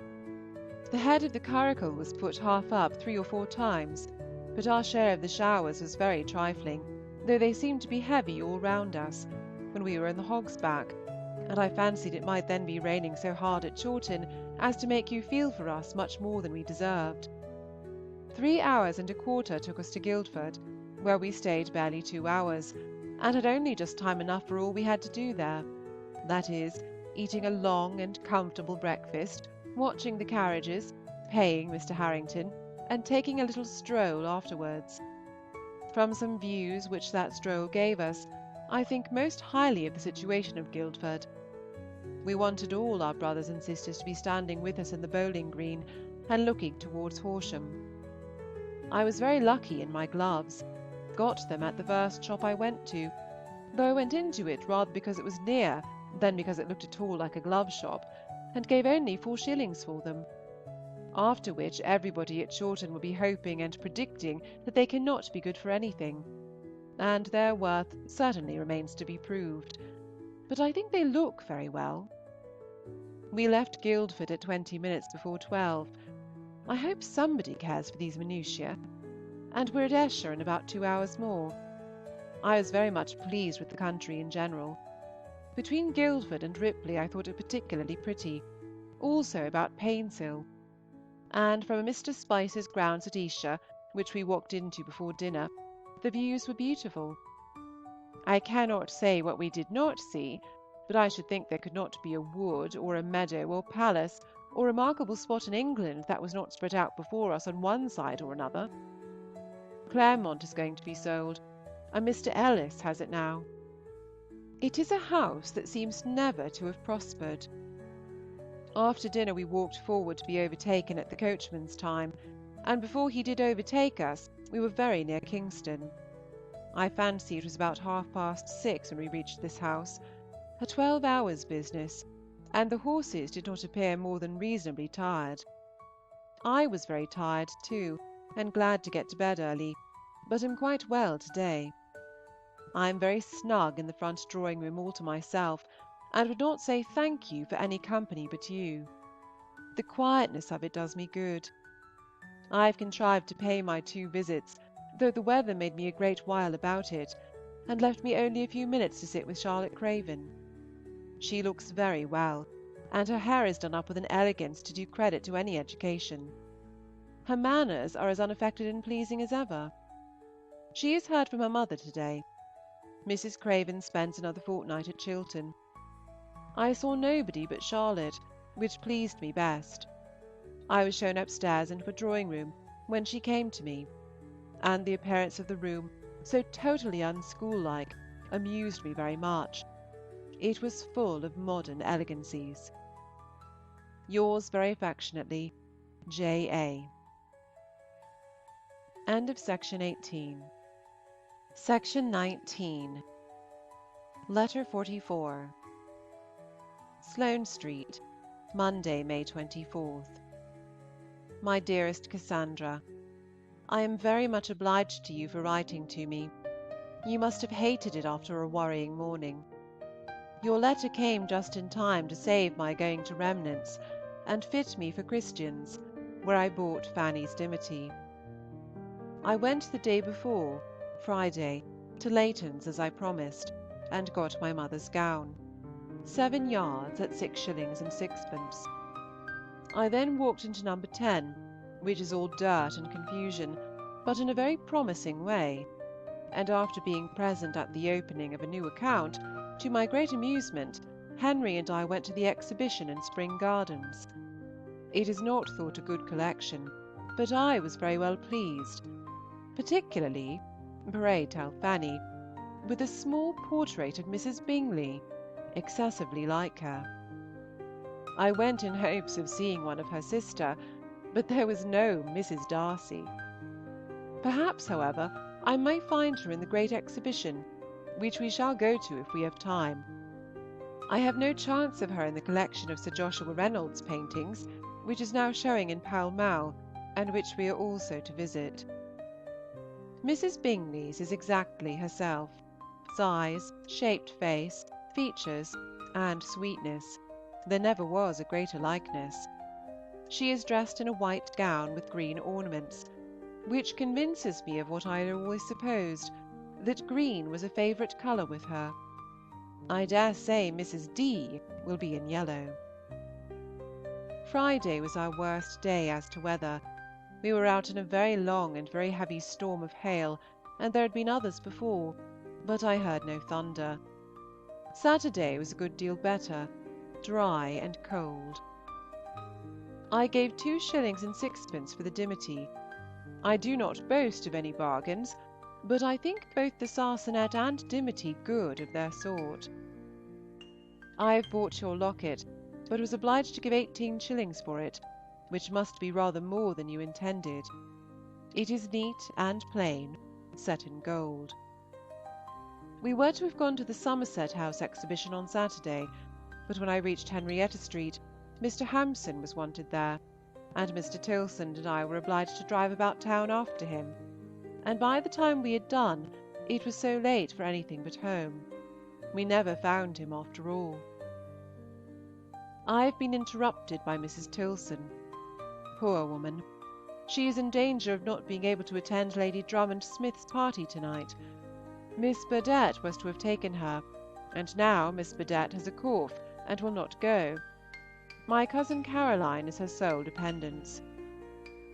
The events of yesterday were, our going to Belgrave Chapel in the morning, our being prevented by the rain from going to evening service at St. James, Mr. Hampson's calling, Messrs. Barlow and Phillips dining here, and Mr. and Mrs. Tilson's coming in the evening à l'ordinaire. She drank tea with us both Thursday and Saturday. He dined out each day, and on Friday we were with them, and they wish us to go with them to-morrow evening to meet Miss Burdett, but I do not know how it will end. Henry talks of a drive to Hampstead, which may interfere with it. I should like to see Miss Burdett very well, but that I am rather frightened by hearing that she wishes to be introduced to me. If I am a wild beast, I cannot help it. It is not my own fault. There is no change in our plan of leaving London, but we shall not be with you before Tuesday. Henry thinks Monday would appear too early a day. There is no danger of our being induced to stay longer. I have not quite determined how I shall manage about my clothes. Perhaps there may be only my trunk to send by the coach, or there may be a bandbox with it. I have taken your gentle hint and written to Mrs. Hill. The Hoblins want us to dine with them, but we have refused. When Henry returns he will be dining out a great deal, I dare say. As he will then be alone, it will be more desirable. He will be more welcome at every table, and every invitation more welcome to him. He will not want either of us again till he is settled in Henrietta Street. This is my present persuasion. And he will not be settled there, really settled, till late in the autumn. He will not be come to bide till after September. There is a gentleman in treaty for this house. Gentleman himself is in the country, but gentleman's friend came to see it the other day, and seemed pleased on the whole. Gentleman would rather prefer an increased rent to parting with 500 guineas at once, and if that is the only difficulty, it will not be minded. Henry is indifferent as to the which. Get us the best weather you can for Wednesday, Thursday, and Friday. We are to go to Windsor in our way to Henley, which will be a great delight. We shall be leaving Sloane Street about 12, 2 or 3 hours after Charles's party have begun their journey. You will miss them, but the comfort of getting back into your own room will be great. And then the tea and sugar. I fear Miss Clews is not better, or you would have mentioned it. I shall not write again unless I have any unexpected communication or opportunity to tempt me. I enclose Mr. Harrington's bill and receipt. I am very much obliged to Fanny for her letter. It made me laugh heartily, but I cannot pretend to answer it. Even had I more time, I should not feel at all sure of the sort of letter that Miss Darcy would write. I hope Miss Benn is got well again, and will have a comfortable dinner with you to-day. Monday evening. We have been both to the exhibition and Sir J. Reynolds's, and I am disappointed, for there was nothing like Mrs. D. at either. I can only imagine that Mr. D. prizes any picture of her too much to like it should be exposed to the public eye. I can imagine he would have that sort of feeling, that mixture of love, pride, and delicacy. Setting aside this disappointment, I had great amusement amongst the pictures, and the driving about, the carriage being open, was very pleasant. I liked my solitary elegance very much, and was ready to laugh all the time at my being where I was. I could not but feel that I had naturally small right to be parading about London in a barouche. Henry desires Edward may know that he had just bought 3 dozen of claret for him, cheap, and ordered it to be sent down to Chawton. I should not wonder if we got no farther than Reading on Thursday evening, and so reached Steventon only to a reasonable dinner hour the next day. But whatever I may write or you may imagine, we know it will be something different. I shall be quiet to-morrow morning. All my business is done, and I shall only call again upon Mrs. Hoblin, etc. Love to your much party. Yours affectionately, J. Austen. Letter 45. Henrietta Street, Wednesday, September 15th, 8:30. Here I am, my dearest Cassandra, seated in the breakfast, dining, sitting-room, beginning with all my might. Fanny will join me as soon as she is dressed, and begin her letter. We had a very good journey, weather and roads excellent, the first 3 stages for 1 shilling and 6pence, and our only misadventure the being delayed about a quarter of an hour at Kingston for horses, and being obliged to put up with a pair belonging to a hackney coach, and their coachman, which left no room on the barouche box for Lizzie, who was to have gone her last stage there as she did the first.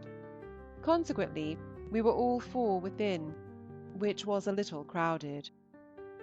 We arrived at 4:15, and were kindly welcomed by the coachman, and then by his master, and then by William, and then by Mrs. Pengard, who met us all before we reached the foot of the stairs. Madame Bigeon was below dressing us a most comfortable dinner of soup, fish, bouillet, partridges, and an apple tart, which we sat down to soon after 5, after cleaning and dressing ourselves, and feeling that we were most commodiously disposed of. The little adjoining dressing-room to our apartment makes Fanny and myself very well off indeed, and as we have poor Eliza's bed, our space is ample every way. Sayce arrived safely about 6:30. At 7 we set off in a coach for the Lyceum, were at home again in about 4 hours and a half, had soup and wine and water, and then went to our holes. Edward finds his quarters very snug and quiet. I must get a softer pen. This is harder. I am in agonies. I have not yet seen Mr. Crabbe. Martha's letter is gone to the post. I am going to write nothing but short sentences. There shall be 2 full stops in every line. Leighton and Shears is Bedford House. We mean to get there before breakfast if it's possible, for we feel more and more how much we have to do and how little time. This house looks very nice. It seems like Sloane Street moved here. I believe Henry is just rid of Sloane Street. Fanny does not come, but I have Edward seated by me beginning a letter, which looks natural. Henry has been suffering from the pain in the face which he has been subject to before. He caught cold at Matlock, and since his return has been paying a little for past pleasure. It is nearly removed now, but he looks thin in the face, either from the pain or the fatigues of his tour, which must have been great. Lady Robert is delighted with P&P, and really was so, as I understand, before she knew who wrote it, for of course she knows now. He told her with as much satisfaction as if it were my wish. He did not tell me this, but he told Fanny. And Mr. Hastings. I am quite delighted with what such a man writes about it. Henry sent him the books after his return from Daylesford, but you will hear the letter too. Let me be rational, and return to my 2 full stops. I talked to Henry at the play last night. We were in a private box, Mr. Spencer's, which made it much more pleasant. The box is directly on the stage. One is infinitely less fatigued than in the common way. But Henry's plans are not what one could wish. He does not mean to be at Chawton till the 29th. He must be in town again by October 5th. His plan is to get a couple of days of pheasant shooting, and then return directly. His wish was to bring you back with him. I have told him your scruples. He wishes you to suit yourself as to time, and if you cannot come till later, will send for you at any time as far as Bagshot. He presumed you would not find difficulty in getting so far. I could not say you would. He proposed your going with him into Oxfordshire. It was his own thought at first. I could not but catch at it for you. We have talked of it again this morning, for now we have breakfasted, and I am convinced that if you can make it suit in other respects, you need not scruple on his account. If you cannot come back with him on the 3rd or 4th, therefore, I do hope you will contrive to go to Adlestrop. By not beginning your absence till about the middle of this month, I think you may manage it very well. But you will think all this over. One could wish he had intended to come to you earlier, but it cannot be helped. I said nothing to him, Mrs. H. and Miss B., that he might not suppose difficulties. Shall not you put them into our own room? This seems to me the best plan, and the maid will be most conveniently near. Oh dear me, when I shall ever have done. We did go to Leighton and Shear's before breakfast. Very pretty English poplins at 4 shillings and 3d, Irish ditto at 6 shillings, more pretty certainly, beautiful. Fanny and the 2 little girls are gone to take places for to-night at Covent Garden. Clandestine Marriage and Midas. The latter will be a fine show for L and M. They revelled last night in Don Juan, whom we left in hell at 11:30. We had Scaramouche and a ghost, and were delighted. I speak of them. My delight was very tranquil, and the rest of us were sober-minded. Don Juan was the last of 3 musical things, 5 hours at Brighton in 3 acts, of which one was over before we arrived, none the worse, and the Beehive, rather less flat and trumpery. I have this moment received £5 from kind, beautiful Edward. Fanny has a similar gift. I shall save what I can of it for your better leisure in this place. My letter was from Miss Sharp, nothing particular. A letter from Fanny Cage this morning. 4 o'clock. We are just come back from doing Mrs. Tickar's, Miss Hare, and Mr. Spence. Mr. Hall is here, and while Fanny is under his hands, I will try to write a little more. Miss Hare had some pretty caps, and is to make me one like one of them, only white satin instead of blue. It will be white satin and lace, and a little white flower perking out of the left ear, like Harriet Byron's feather. I have allowed her to go as far as £1 and 16 shillings. My gown is to be trimmed everywhere with white ribbon plaited on somehow or other. She says it will look well. I am not sanguine. They trim with white very much. I learnt from Mrs. Tickars's young lady, to my high amusement, that the stays now are not made to force the bosom up at all. That was a very unbecoming, unnatural fashion. I was really glad to hear that they are not to be so much off the shoulders as they were. Going to Mr. Spence's was a sad business, and cost us many tears. Unluckily, we were obliged to go a second time before he could do more than just look. We went first at 12:30, and afterwards at 3, Papa with us each time. And alas, we are to go again to-morrow. Lizzie is not finished yet. There have been no teeth taken out, however, nor will be, I believe, but he finds hers in a very bad state, and seems to think particularly ill of their durableness. They have all been cleaned, hers filed, and are to be filed again. There is a very sad hole between 2 of her front teeth. Thursday morning, 7:30. Up and dressed and downstairs in order to finish my letter in time for the parcel. At 8 I have an appointment with Madame B., who wants to show me something downstairs. At 9 we are to set off for Grafton House, and get that over before breakfast. Edward is so kind as to walk there with us. We are to be at Mr. Spence's again from 11:05. From that time shall be driving about, I suppose, till 4 o'clock at least. We are, if possible, to call on Mrs. Tilson. Mr. Hall was very punctual yesterday, and curled me out at a great rate. I thought it looked hideous, and longed for a snug cap instead, but my companions silenced me by their admiration. I had only a bit of velvet round my head. I did not catch cold, however. The weather is all in my favour. I have had no pain in my face since I left you. We had very good places in the box next to stage box, front and second row, the 3 old ones behind, of course. I was particularly disappointed at seeing nothing of Mr. Crabbe. I felt sure of him when I saw that the boxes were fitted up with crimson velvet. The new Mr. Terry was Lord Ogleby, and Henry thinks he may do. But there was no acting more than moderate, and I was as much amused by the remembrances connected with Midas as with any part of it. The girls were very much delighted, but still preferred Don Juan, and I must say that I have seen nobody on the stage who has a more interesting character than that compound of cruelty and lust. It was not possible for me to get the worsteds yesterday. I heard Edward last night pressing Henry to come to you, and I think Henry engaged to go there after his November collection. Nothing has been done as to S&S.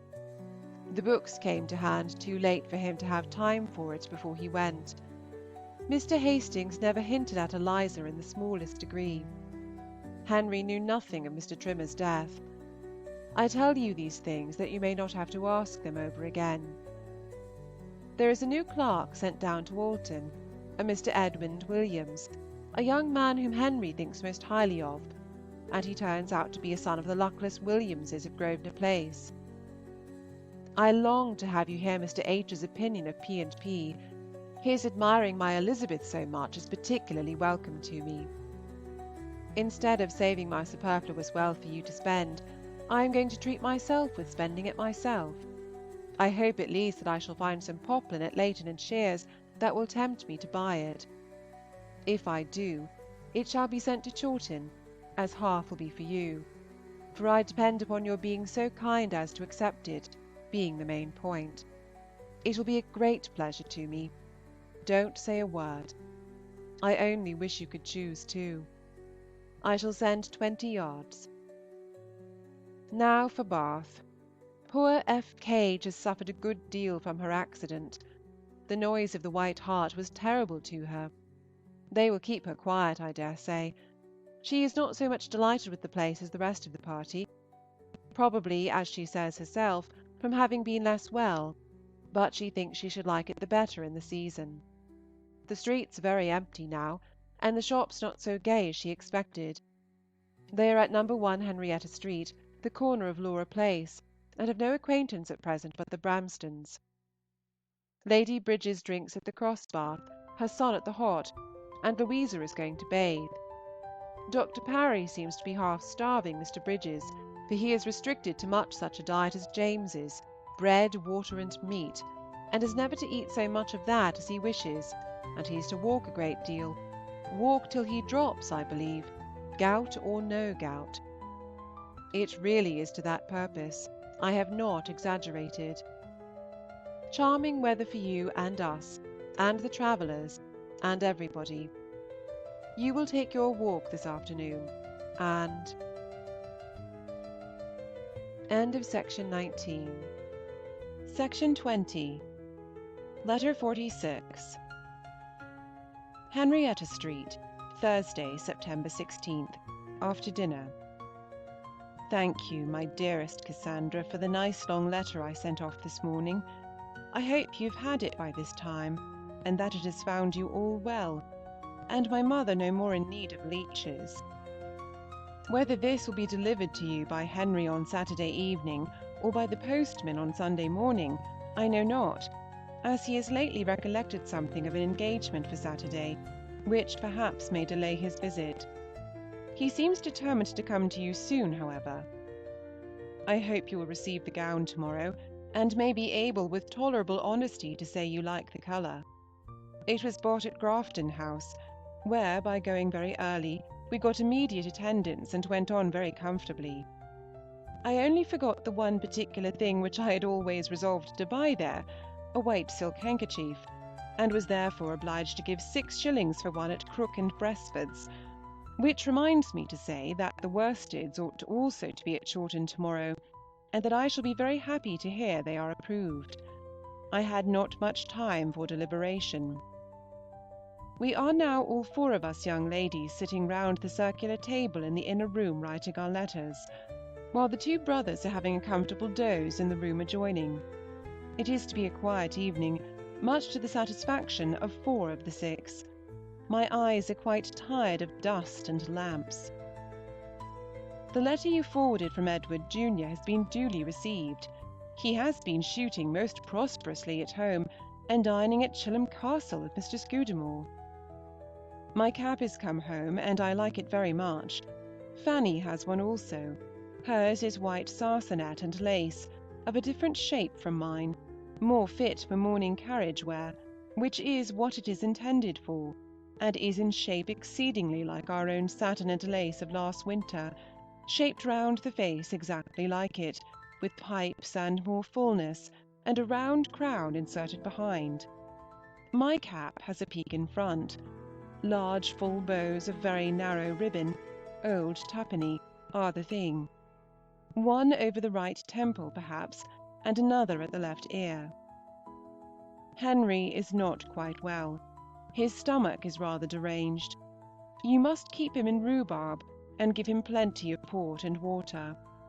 He caught his cold farther back than I told you, before he got to Matlock, somewhere in his journey from the north, but the ill effects of that I hope are nearly gone. We returned from Grafton House only just in time for breakfast, and had scarcely finished breakfast when the carriage came to the door. From 11 to 3:30 we were hard at it. We did contrive to get to Hans Place for 10 minutes. Mrs. T. was as affectionate and pleasing as ever. After our return, Mr. Tilson walked up from the Compting House and called upon us, and these have been all our visitings. I have rejoiced more than once that I bought my writing paper in the country. We have not had a quarter of an hour to spare. I enclose the 18p. due to my mother. The rose colour was 6 shillings, and the other 4 shillings per yard. There was but 2 yards and a quarter of the dark slate in the shop, but the man promised to match it and send it off correctly. Fanny bought her Irish at Newton's in Leicester Square, and I took the opportunity of thinking about your Irish and seeing one piece of the yard wide at 4 shillings, and it seemed to me very good, good enough for your purpose. It might at least be worth your while to go there, if you have no other engagements. Fanny is very much pleased with the stockings she has bought of Remington, silk at 12 shillings, cotton at 4 shillings 3d. She thinks them great bargains, but I have not yet seen them, as my hair was dressing when the man and the stockings came. The poor girls and their teeth. I have not mentioned them yet, but we were a whole hour at Spence's, and Lizzie's were filed and lamented over again, and poor Marianne had 2 taken out after all, and the 2 just beyond the eye teeth, to make room for those in front. When her doom was fixed, Fanny, Lizzie, and I walked into the next room, where we heard each of the 2 sharp and hasty screams. The little girl's teeth I can suppose in a critical state, but I think he must be a lover of teeth and money and mischief to parade about Fanny's. I would not have him look at mine for 1 shilling a tooth and double it. It was a disagreeable hour. We then went to Wedgwood's, where my brother and Fanny chose a dinner set. I believe the pattern is a small lozenge in purple, between lines of narrow gold, and it is to have the crest. We must have been 3/4 of an hour at Grafton House, Edward sitting by all the time with wonderful patience. There Fanny bought the net for Anna's gown, and a beautiful square veil for herself. The edging there is very cheap. I was tempted by some, and I bought some very nice plaiting lace at 3 shillings and 4d. Fanny desires me to tell Martha, with her kind love, that Birchall assured her there was no second set of Hook's lessons for beginners, and that by my advice she has therefore chosen her a set by another composer. I thought she would rather have something than not. It costs 6 shillings. With love to you all, including Triggs, I remain, yours very affectionately, J. Austen. Letter 47. Godmersham Park, Thursday, September 23rd. My dearest Cassandra, thank you 540 times for the exquisite piece of workmanship which was brought into the room this morning while we were at breakfast, with some very inferior works of art in the same way, and which I read with high glee, much delighted with everything it told, whether good or bad. It is so rich in striking intelligence that I hardly know what to reply to first. I believe finery must have it. I am extremely glad that you like the poplin. I thought it would have my mother's approbation, but was not so confident of yours. remember that it is a present. Do not refuse me. I am very rich. Mrs. Clement is very welcome to her little boy, and my congratulations into the bargain, if you ever think of giving them. I hope she will do well. Her sister in Lucina, Mrs. H. Gipps, does too well, we think. Mary P. wrote on Sunday that she had been 3 days on the sofa. Sackree does not approve it. Well, there is some comfort in the Mrs. Hulbarts not coming to you, and I am happy to hear of the honey. I was thinking of it the other day. Let me know when you begin the new tea and the new white wine. My present elegances have not yet made me indifferent to such matters. I am still a cat if I see a mouse. I am glad you like our new caps, but Fanny is out of conceit with hers already. She finds that she has been buying a new cap without having a new pattern, which is true enough. She is rather out of luck to like neither her gown nor her cap, but I do not much mind it, because besides that I like them both myself, I consider it as a thing of course at her time of life, one of the sweet taxes of youth to choose in a hurry and make bad bargains. I wrote to Charles yesterday, and Fanny has had a letter from him today, principally to make inquiries about the time of their visit here, to which mine was an answer beforehand, so he will probably write again soon to fix his week. I am best pleased that Cassy does not go to you. Now, what have we been doing since I wrote last? The Mr. Kays came a little before dinner on Monday, and Edward went to the church with the 2 seniors, but there is no inscription yet drawn up. They are very good-natured, you know, and civil and all that, but are not particularly superfine. However, they ate their dinner and drank their tea, and went away, leaving their lovely Wadham in our arms, and I wish you had seen Fanny and me running backwards and forwards with his breeches from the little chintz to the white room before we went to bed, in the greatest of frights, lest he should come upon us before we had done it all. There had been a mistake in the housemaids' preparation, and they were gone to bed. He seems a very harmless sort of young man, nothing to like or dislike in him, goes out shooting or hunting with the 2 others all the morning, and plays at whist, and makes queer faces in the evening. End of section 20. Section 21. Letter 48. Godmersham Park, Monday, October 11th. My dearest Aunt Cass, I have just asked Aunt Jane to let me write a little in her letter, but she does not like it, so I won't. Goodbye. You will have Edward's letter tomorrow. He tells me that he did not send you any news to interfere with mine, but I do not think there is much for anybody to send at present. We had our dinner party on Wednesday, with the addition of Mrs. and Miss Mills, who were under a promise of dining here in their return from Eastwell, whenever they paid their visit of duty there, and it happened to be paid on that day. Both mother and daughter are much as I have always found them. I like the mother, first because she reminds me of Mrs. Birch, and secondly because she is cheerful and grateful for what she is at the age of 90 and upwards. The day was pleasant enough. I sat by Mr. Chisholm, and we talked away at a great rate about nothing worth hearing. It was a mistake as to the day of the Sherers going being fixed. They are ready, but are waiting for Mr. Paget's answer. I inquired of Mrs. Mills after Jemima Bridges, and was quite grieved to hear that she was obliged to leave Canterbury some months ago on account of her debts, and is nobody knows where. What an unprosperous family. On Saturday, soon after breakfast, Mr. J.P. left us for Norton Court. I like him very much. He gives me the idea of a very amiable young man, only too diffident to be so agreeable as he might be. He was out the chief of each morning with the other 2, shooting and getting wet through. Tomorrow we are to know whether he and 100 young ladies will come here for the ball. I do not much expect any. The Deeds cannot meet us. They have engagements at home. I will finish the Deeds by saying that they are not likely to come here till quite late in my stay, the very last week perhaps, and I do not expect to see the Moores at all. They are not solicited till after Edward's return from Hampshire. Monday, November 15th is the day now fixed for our setting out. Poor Basingstoke races! There seem to have been 2 particularly wretched days on purpose for them, and Weyhill week does not begin much happier. We were quite surprised by a letter from Anna at Tollard Royal last Saturday, but perfectly approve her going, and only regret they should all go so far to stay so few days. We had thunder and lightning here on Thursday morning, between 5 and 7. No very bad thunder, but a great deal of lightning. It has given the commencement of a season of wind and rain, and perhaps for the next 6 weeks we shall not have 2 dry days together.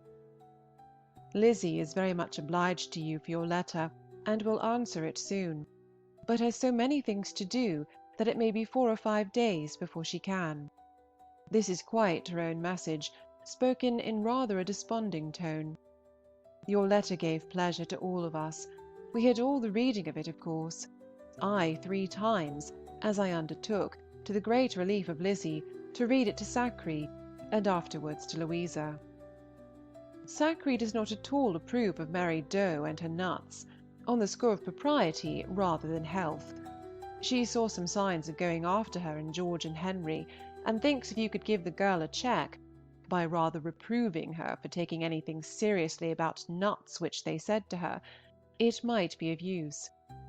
This, of course, is between our 3 discreet selves, a scene of triennial bliss. Mrs. Breton called here on Saturday. I never saw her before.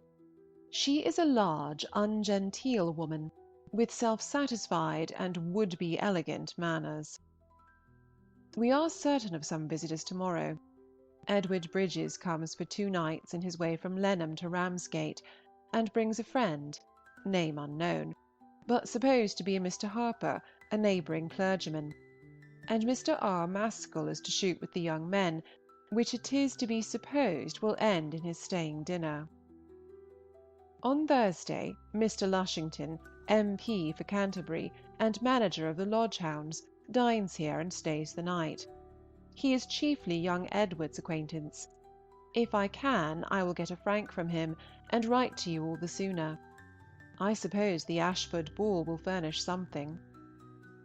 As I wrote of my nephews with a little bitterness in my last, I think it particularly incumbent on me to do them justice now, and I have great pleasure in saying they were both at the sacrament yesterday.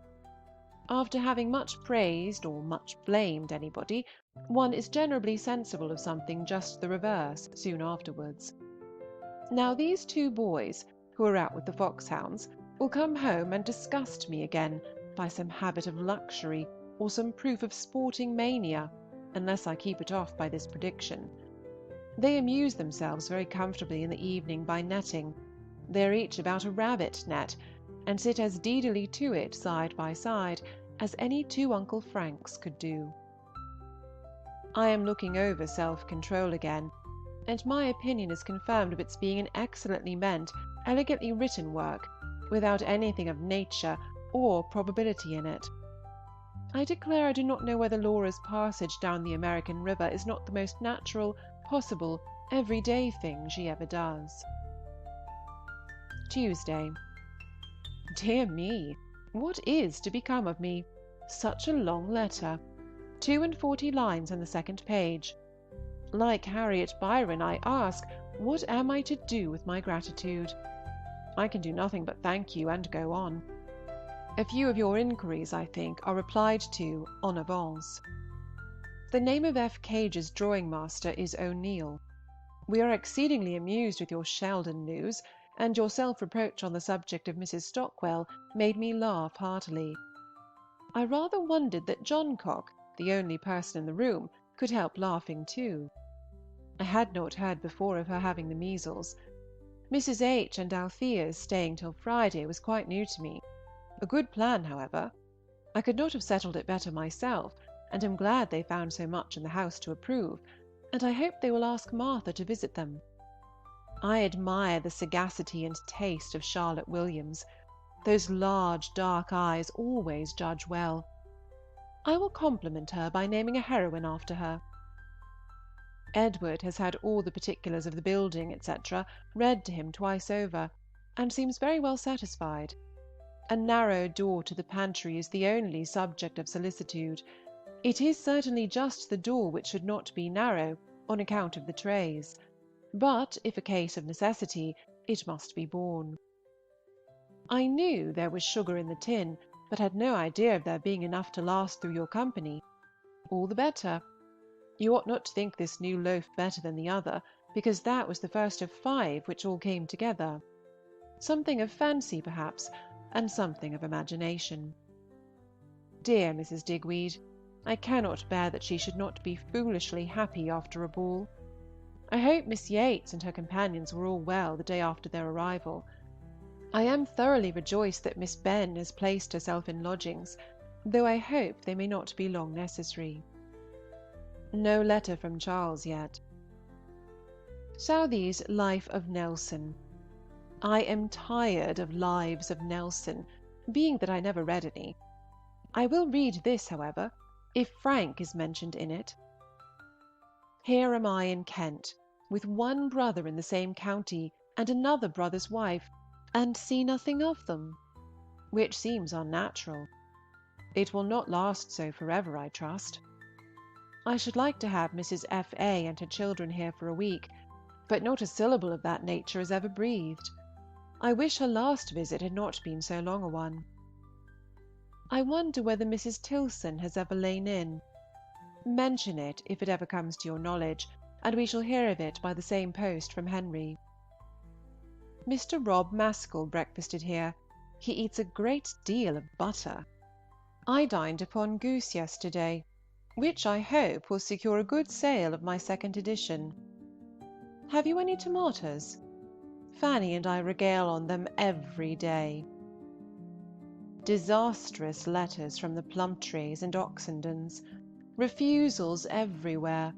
A blank partout. And it is not quite certain whether we go or not. Something may depend upon the disposition of Uncle Edward when he comes, and upon what we hear at Chilham Castle this morning, for we are going to pay visits. We are going to each house at Chilham and Mystole. I shall like seeing the fags. I shall like it all, except that we are to set out so early that I have not time to write as I wish. Edward Bridges' friend is a Mr. Hawker, I find, not Harper. I would not have you sleep in such an error for the world. My brother desires his best love and thanks for all your information. He hopes the roots of the old beech have been dug away enough to allow a proper covering of mould and turf. He is sorry for the necessity of building the new coin, but hopes they will contrive that the doorway should be of the usual width, if it must be contracted on one side, by widening it on the other. The appearance need not signify, and he desires me to say that your being at Chawton when he is will be quite necessary. You cannot think it more indispensable than he does. He is very much obliged to you for your attention to everything. Have you any idea of returning with him to Henrietta Street and finishing your visit then? Tell me your sweet little innocent ideas. Everything of love and kindness, proper and improper, must now suffice. Yours very affectionately, J. Austen. Letter 49. Godmersham Park, Thursday, October 14th. My dearest Cassandra, now I will prepare for Mr. Lushington, and as it will be wisest also to prepare for his not coming, or my not getting a frank, I shall write very close from the first, and even leave room for the seal in the proper place. When I have followed up my last with this, I shall feel somewhat less unworthy of you than the state of our correspondence now requires. I left off in a great hurry to prepare for our morning visits. Of course was ready a great deal the first, and need not have hurried so much. Fanny wore her new gown and cap. I was surprised to find Mystole so pretty. The ladies were at home. I was in luck, and saw Lady Fagg and all her 5 daughters, with an old Mrs. Hamilton from Canterbury, and Mrs. and Miss Chapman from Margate into the bargain. I never saw so plain a family. 5 sisters so very plain. They are as plain as the Foresters, or the Franfredops, or the Seagraves, or the Rivers, excluding Sophie. Miss Sally Fagg has a pretty figure, and that comprises all the good looks of the family. It was stupidish. Fanny did her part very well, but there was a lack of talk altogether, and the three friends in the house only sat by and looked at us. However, Miss Chapman's name is Laura, and she had a double flounce to her gown. You really must get some flounces. Are not some of your large stock of white morning gowns just in a happy state for a flounce? Too short? Nobody at home at either house in Chilham. Edward Bridges and his friend did not forget to arrive. The friend is a Mr. Wigram, one of the 23 children of a rich great mercantile, Sir Robert Wigram, an old acquaintance of the Footes, but very recently known to Edward B. The history of his coming here is that, intending to go from Ramsgate to Brighton, Edward B. persuaded him to take Lenham on his way, which gave him the convenience of Mr. W.'s gig, and the comfort of not being alone there. But, probably thinking a few days of Godmersham would be the cheapest and pleasantest way of entertaining his friend and himself, offered a visit here, and here they stay till to-morrow. Mr. W. is about 5 or 26, not ill-looking, and not agreeable. He is certainly no addition. A sort of cool, gentleman-like manner, but very silent. They say his name is Henry, a proof how unequally the gifts of fortune are bestowed. I have seen many a John and Thomas much more agreeable. We have got rid of Mr. R. Maskell, however. I did not like him either. He talks too much, and is conceited, besides having a vulgarly shaped mouth. He slept here on Tuesday, so that yesterday Fanny and I sat down to breakfast with 6 gentlemen to admire us. We did not go to the ball. It was left to her to decide, and at last she determined against it. She knew that it would be a sacrifice on the part of her father and brothers if they went, and I hope it will prove that she has not sacrificed much. It is not likely that there should have been anybody there whom she would care for. I was very glad to be spared the trouble of dressing and going, and being weary before it was half over, so my gown and my cap are still unworn. It will appear at last, perhaps, that I might have done without either. I produced my brown bombazine yesterday, and it was very much admired indeed, and I like it better than ever. You have given many particulars of the state of Chawton House, but still we want more. Edward wants to be expressly told that all the round tower, etc., is entirely down, and the door from the best room stopped up. He does not know enough of the appearance of things in that quarter. He heard from Bath yesterday. Lady B. continues very well, and Dr. Parry's opinion is that while the water agrees with her, she ought to remain there, which throws their coming away at a greater uncertainty than we had supposed. It will end, perhaps, in a fit of the gout, which may prevent her coming away. Louisa thinks her mother's being so well may be quite as much owing to her being out of doors as to the water. Lady B. is going to try the hot pump, the cross bath being about to be painted. Louisa is particularly well herself, and thinks the water has been of use to her. She mentioned our inquiries, etc., to Mr. and Mrs. Alex Evelyn, and had their best compliments and thanks to give in return. Dr. Parry does not expect Mr. E. to last much longer. Only think of Mrs. Holder's being dead. Poor woman! She has done the only thing in the world she could possibly do to make one cease to abuse her. Now, if you please, Hooper must have it in his power to do more by his uncle. Lucky for the little girl. And Anne Elkins can hardly be so unfit for the care of a child as a Mrs. Holder. A letter from Wrotham yesterday offering an early visit here, and Mr. and Mrs. Moore and one child are to come on Monday for 10 days. I hope Charles and Fanny may not fix the same time, but if they come at all in October they must. What is the use of hoping? The 2 parties of children is the chief evil. To be sure, here we are. The very thing has happened, or rather worse. A letter from Charles this very morning, which gives us reason to suppose they may come here to-day. It depends upon the weather, and the weather is now very fine. No difficulties are made, however, and indeed there will be no want of room. But I wish there were no Wigrams and Lushingtons in the way to fill up the table and make us such a motley set. I cannot spare Mr. Lushington either, because of his frank, but Mr. Wigram does no good to anybody. I cannot imagine how a man can have the impudence to come to a family party for 3 days where he is quite a stranger, unless he knows himself to be agreeable on undoubted authority. He and Edward B. are going to ride to Eastwell, and as the boys are hunting, and my brother has gone to Canterbury, Fanny and I have a quiet morning before us. Edward has driven off poor Mrs. Salkeld. It was thought a good opportunity of doing something towards clearing the house. By her own desire, Mrs. Fanny is to be put in the room next the nursery, her baby in a little bed beside her, and as Cassie is to have the closet within, and Betsy Williams's little hole, they will all be very snug together.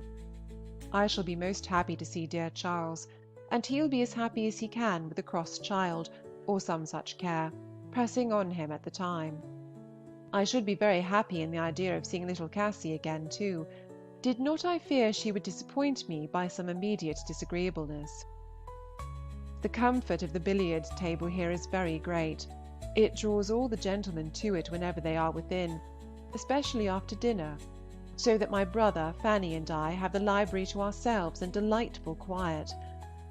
There is no truth in the report of G. Hatton being to marry Miss Wemmons. He desires it may be contradicted. Have you done anything about our present Miss Benn? I suppose she must have a bed at my mother's whenever she dines there.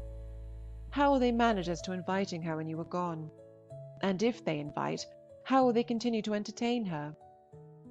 Let me know as many of your parting arrangements as you can, as to wine, etc. I wonder whether the ink bottle has been filled. Does butcher's meat keep up with the same price, and is not bread lower than 2 shillings and 6pence? Mary's blue gown! My mother must be in agonies. I have a great mind to have my blue gown dyed some time or other. I proposed it once to you, and you made some objection. I forget what. It is the fashion of flounces that gives it particular expediency. Mrs. and Miss Wildman have just been here. Miss is very plain. I wish Lady B. may be returned before we leave Godmersham, that Fanny may spend the time of her father's absence at Goodnestone, which is what she would prefer. Friday. They came last night at about 7. We had given them up, but I still expected them to come. Dessert was nearly over, a better time for arriving than an hour and a half earlier. They were late because they did not set out earlier, and did not allow time enough. Charles did not aim at more than reaching Sittingbourne by 3, which could not have brought them here by dinner-time. They had a very rough passage. He would not have ventured if he had known how bad it would be. However, here they are, safe and well, just like their own nice selves, Fanny looking as neat and white this morning as possible, and dear Charles all affectionate, placid, quiet, cheerful good humour. They are both looking very well, but poor little Cassie is grown extremely thin, and looks poorly. I hope a week's country air and exercise may do her good. I am sorry to say it can be but a week. The baby does not appear so large in proportion as she was, nor quite so pretty, but I have seen very little of her. Cassie was too tired and bewildered just at first to seem to know anybody. We met them in the hall, the women and girl part of us, but before we reached the library she kissed me very affectionately, and has since seemed to recollect me in the same way. It was quite an evening of confusion, as you may suppose. At first we were all walking about from one part of the house to the other. Then came a fresh dinner in the breakfast-room for Charles and his wife, which Fanny and I attended. Then we moved into the library, were joined by the dining-room people, were introduced, and so forth. And then we had tea and coffee, which was not over till past 10. Billiards again drew all the odd ones away, and Edward, Charles, the 2 Fannys, and I sat snugly talking. I shall be glad to have our numbers a little reduced, and by the time you receive this, We shall be only a family, though a large family, party. Mr. Lushington goes to-morrow. Now I must speak of him, and I like him very much. I am sure he is clever, and a man of taste. He got a volume of Milton last night, and spoke of it with warmth. He is quite an M.P., very smiling, with an exceeding good address and readiness of language. I am rather in love with him. I dare say he is ambitious and insincere. He puts me in mind of Mr. Dundas. He has a wide smiling mouth and very good teeth, and something the same complexion and nose. He is a much shorter man, with Martha's leave.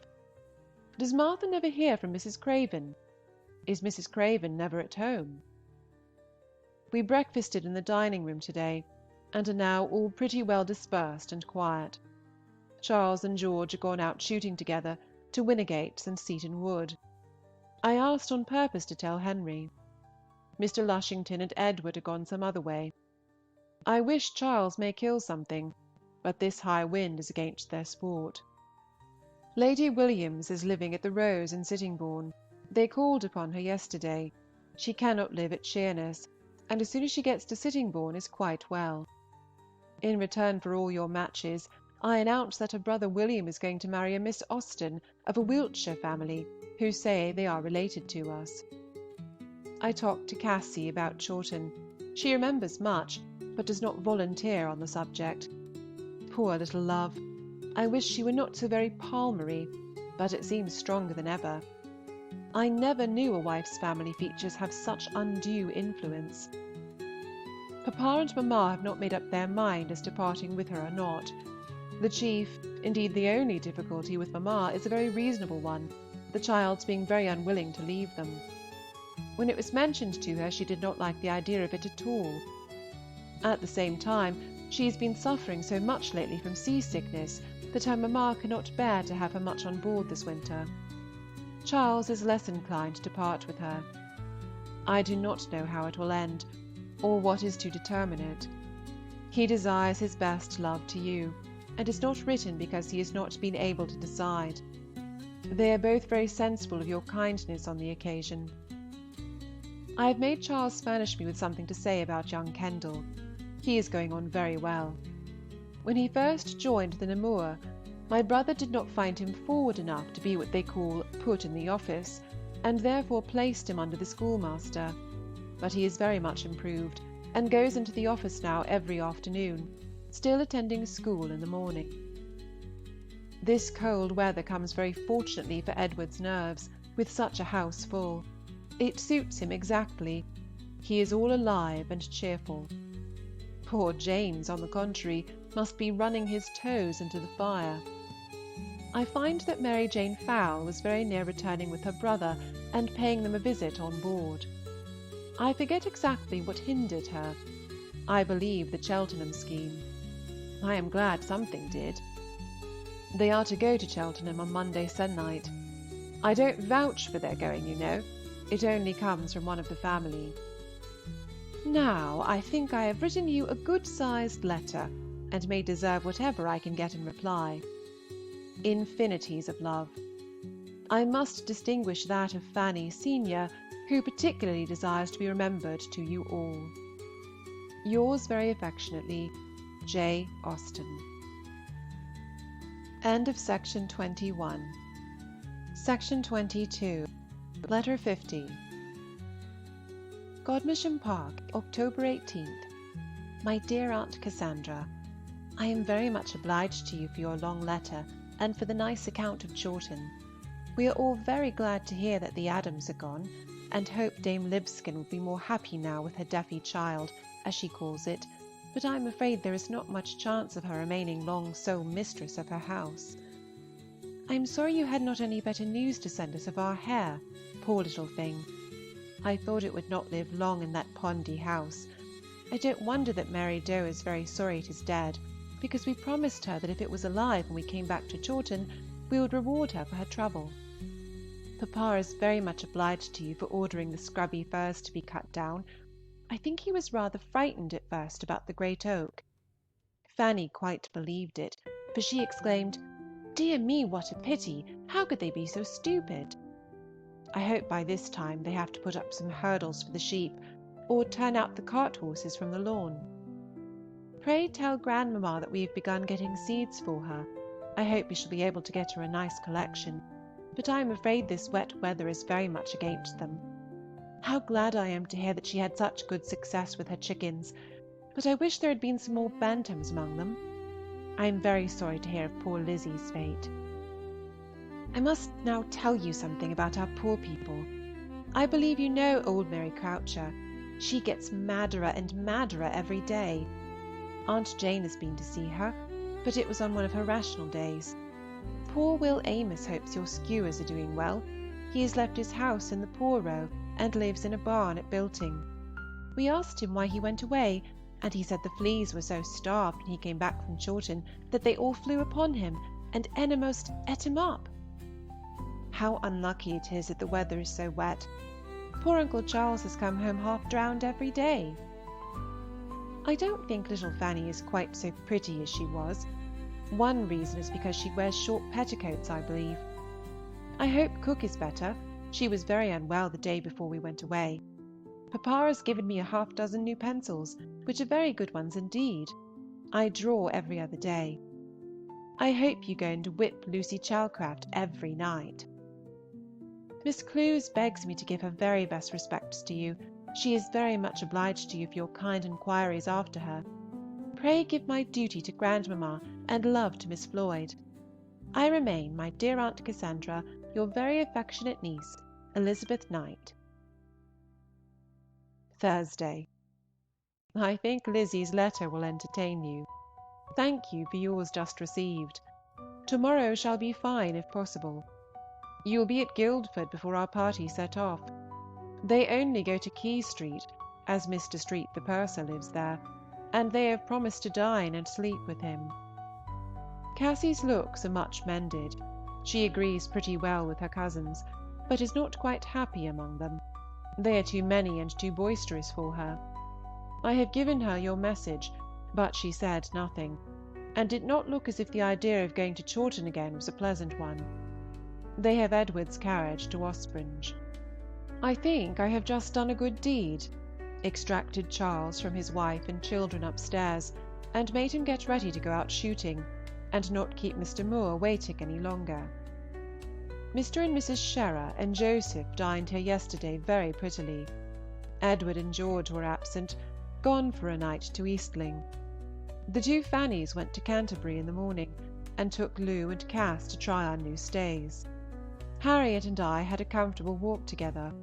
She desires her best love to you, and kind remembrance to Henry. Fanny's best love also. I fancy there is to be another party to Canterbury tomorrow, Mr. and Mrs. Moore and me. Edward thanks Henry for his letter. We are most happy to hear he is so much better. I depend upon you for letting me know what he wishes as to my staying with him or not. You will be able to find out, I dare say. I had intended to beg you would bring one of my nightcaps with you, in case of my staying, but forgot it when I wrote on Tuesday. Edward is much concerned about his pond. He cannot now doubt the fact of its running out, which he was resolved to do as long as possible.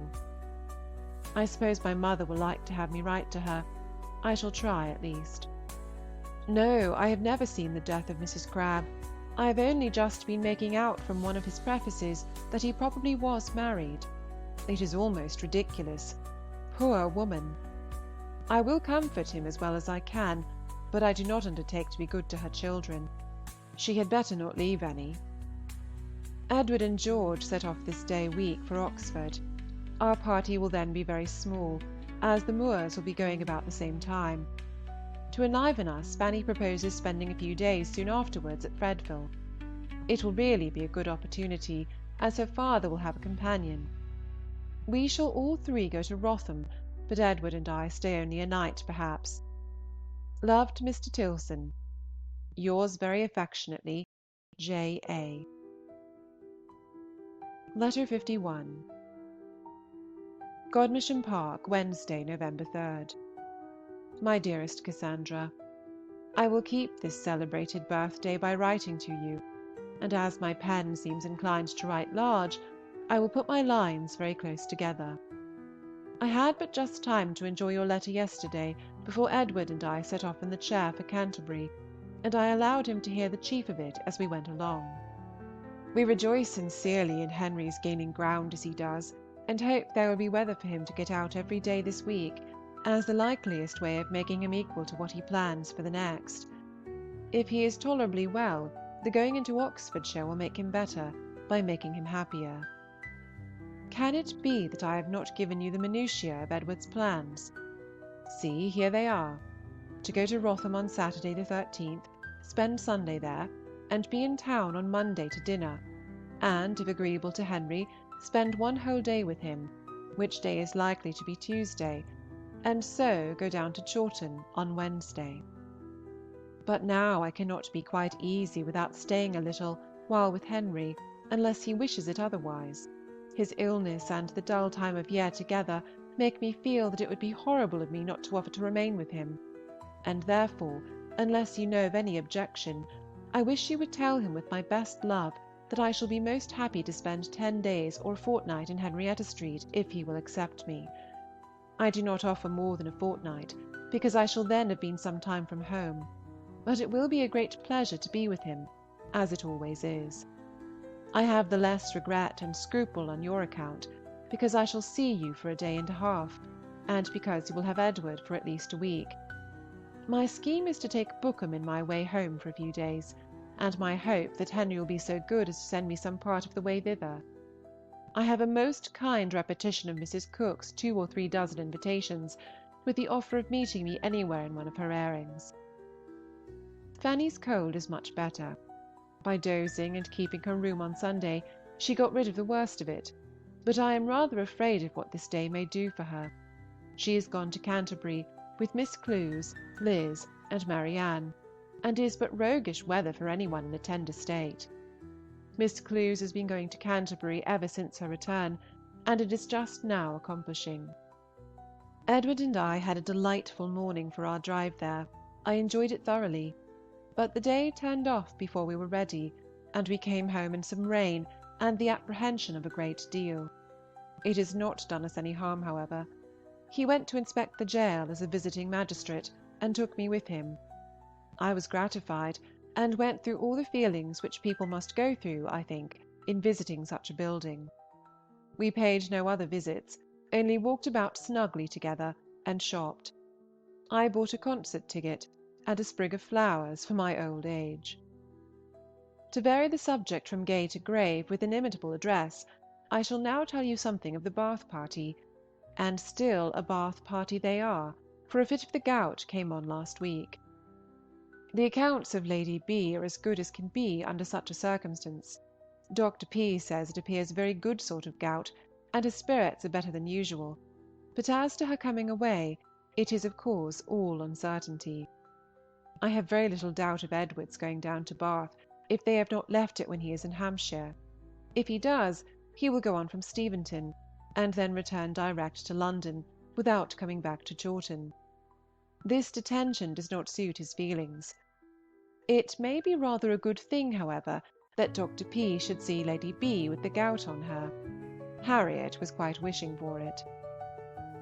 The day seems to improve. I wish my pen would too. Sweet Mr. Ogle! I dare say he sees all the panoramas for nothing, has free admittance everywhere.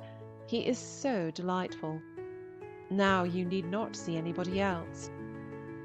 I am glad to hear of our being likely to have a peep at Charles and Fanny at Christmas, but do not force poor Cass to stay if she hates it. You have done very right as to Mrs. F.A. Your tidings of S. and S. give me pleasure. I have never seen it advertised. Harriet, in a letter to Fanny to-day, inquires whether they sell cloths for pelisses at Bedford House, and if they do, will be very much obliged to you to desire them to send her down patterns, with the widths and prices. They may go from Charing Cross almost any day in the week, but if it is a ready money house it will not do, for the brew of fur the Archbishop says she cannot pay for it immediately. Fanny and I suspect they do not deal in the article. The Sharers, I believe, are now really going to go. Joseph has had a bed here the last 2 nights, and I do not know whether this is not the day of moving. Mrs. Sharer called yesterday to take leave. The weather looks worse again. We dine at Chilham Castle to-morrow, and I expect to find some amusement, but more from the concert the next day, as I am sure of seeing several that I want to see. We are to meet a party from Goodnestone, Lady B., Miss Hawley, and Lucy Foote, and I am to meet Mrs. Harrison, and we are to talk about Ben and Anna. "My dear Mrs. Harrison," I shall say, "I am afraid the young man has some of your family madness, and though there often appears to be something of madness in Anna too, I think she inherits more of it from her mother's family than from ours." That is what I shall say, and I think she will find it difficult to answer me. I took up your letter again to refresh me, being somewhat tired, and was struck with the prettiness of the hand. It is really a very pretty hand now and then, so small and neat. I wish I could get as much into a sheet of paper. Another time I will take 2 days to make a letter in. It is fatiguing to write a whole long one at once. I hope to hear from you again on Sunday, and again on Friday, the day before we move.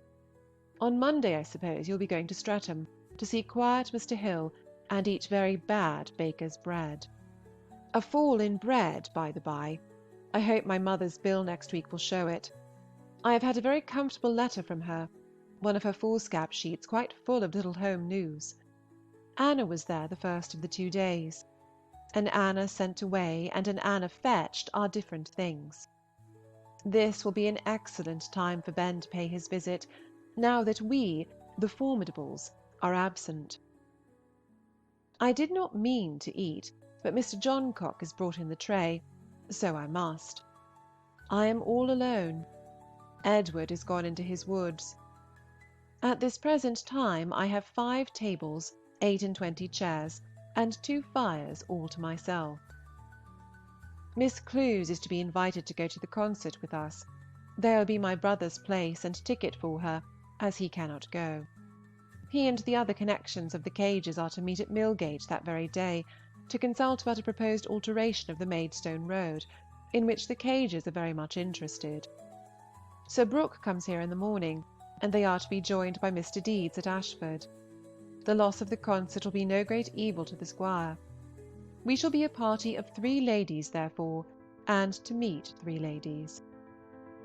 What a convenient carriage Henry's is, to his friends in general.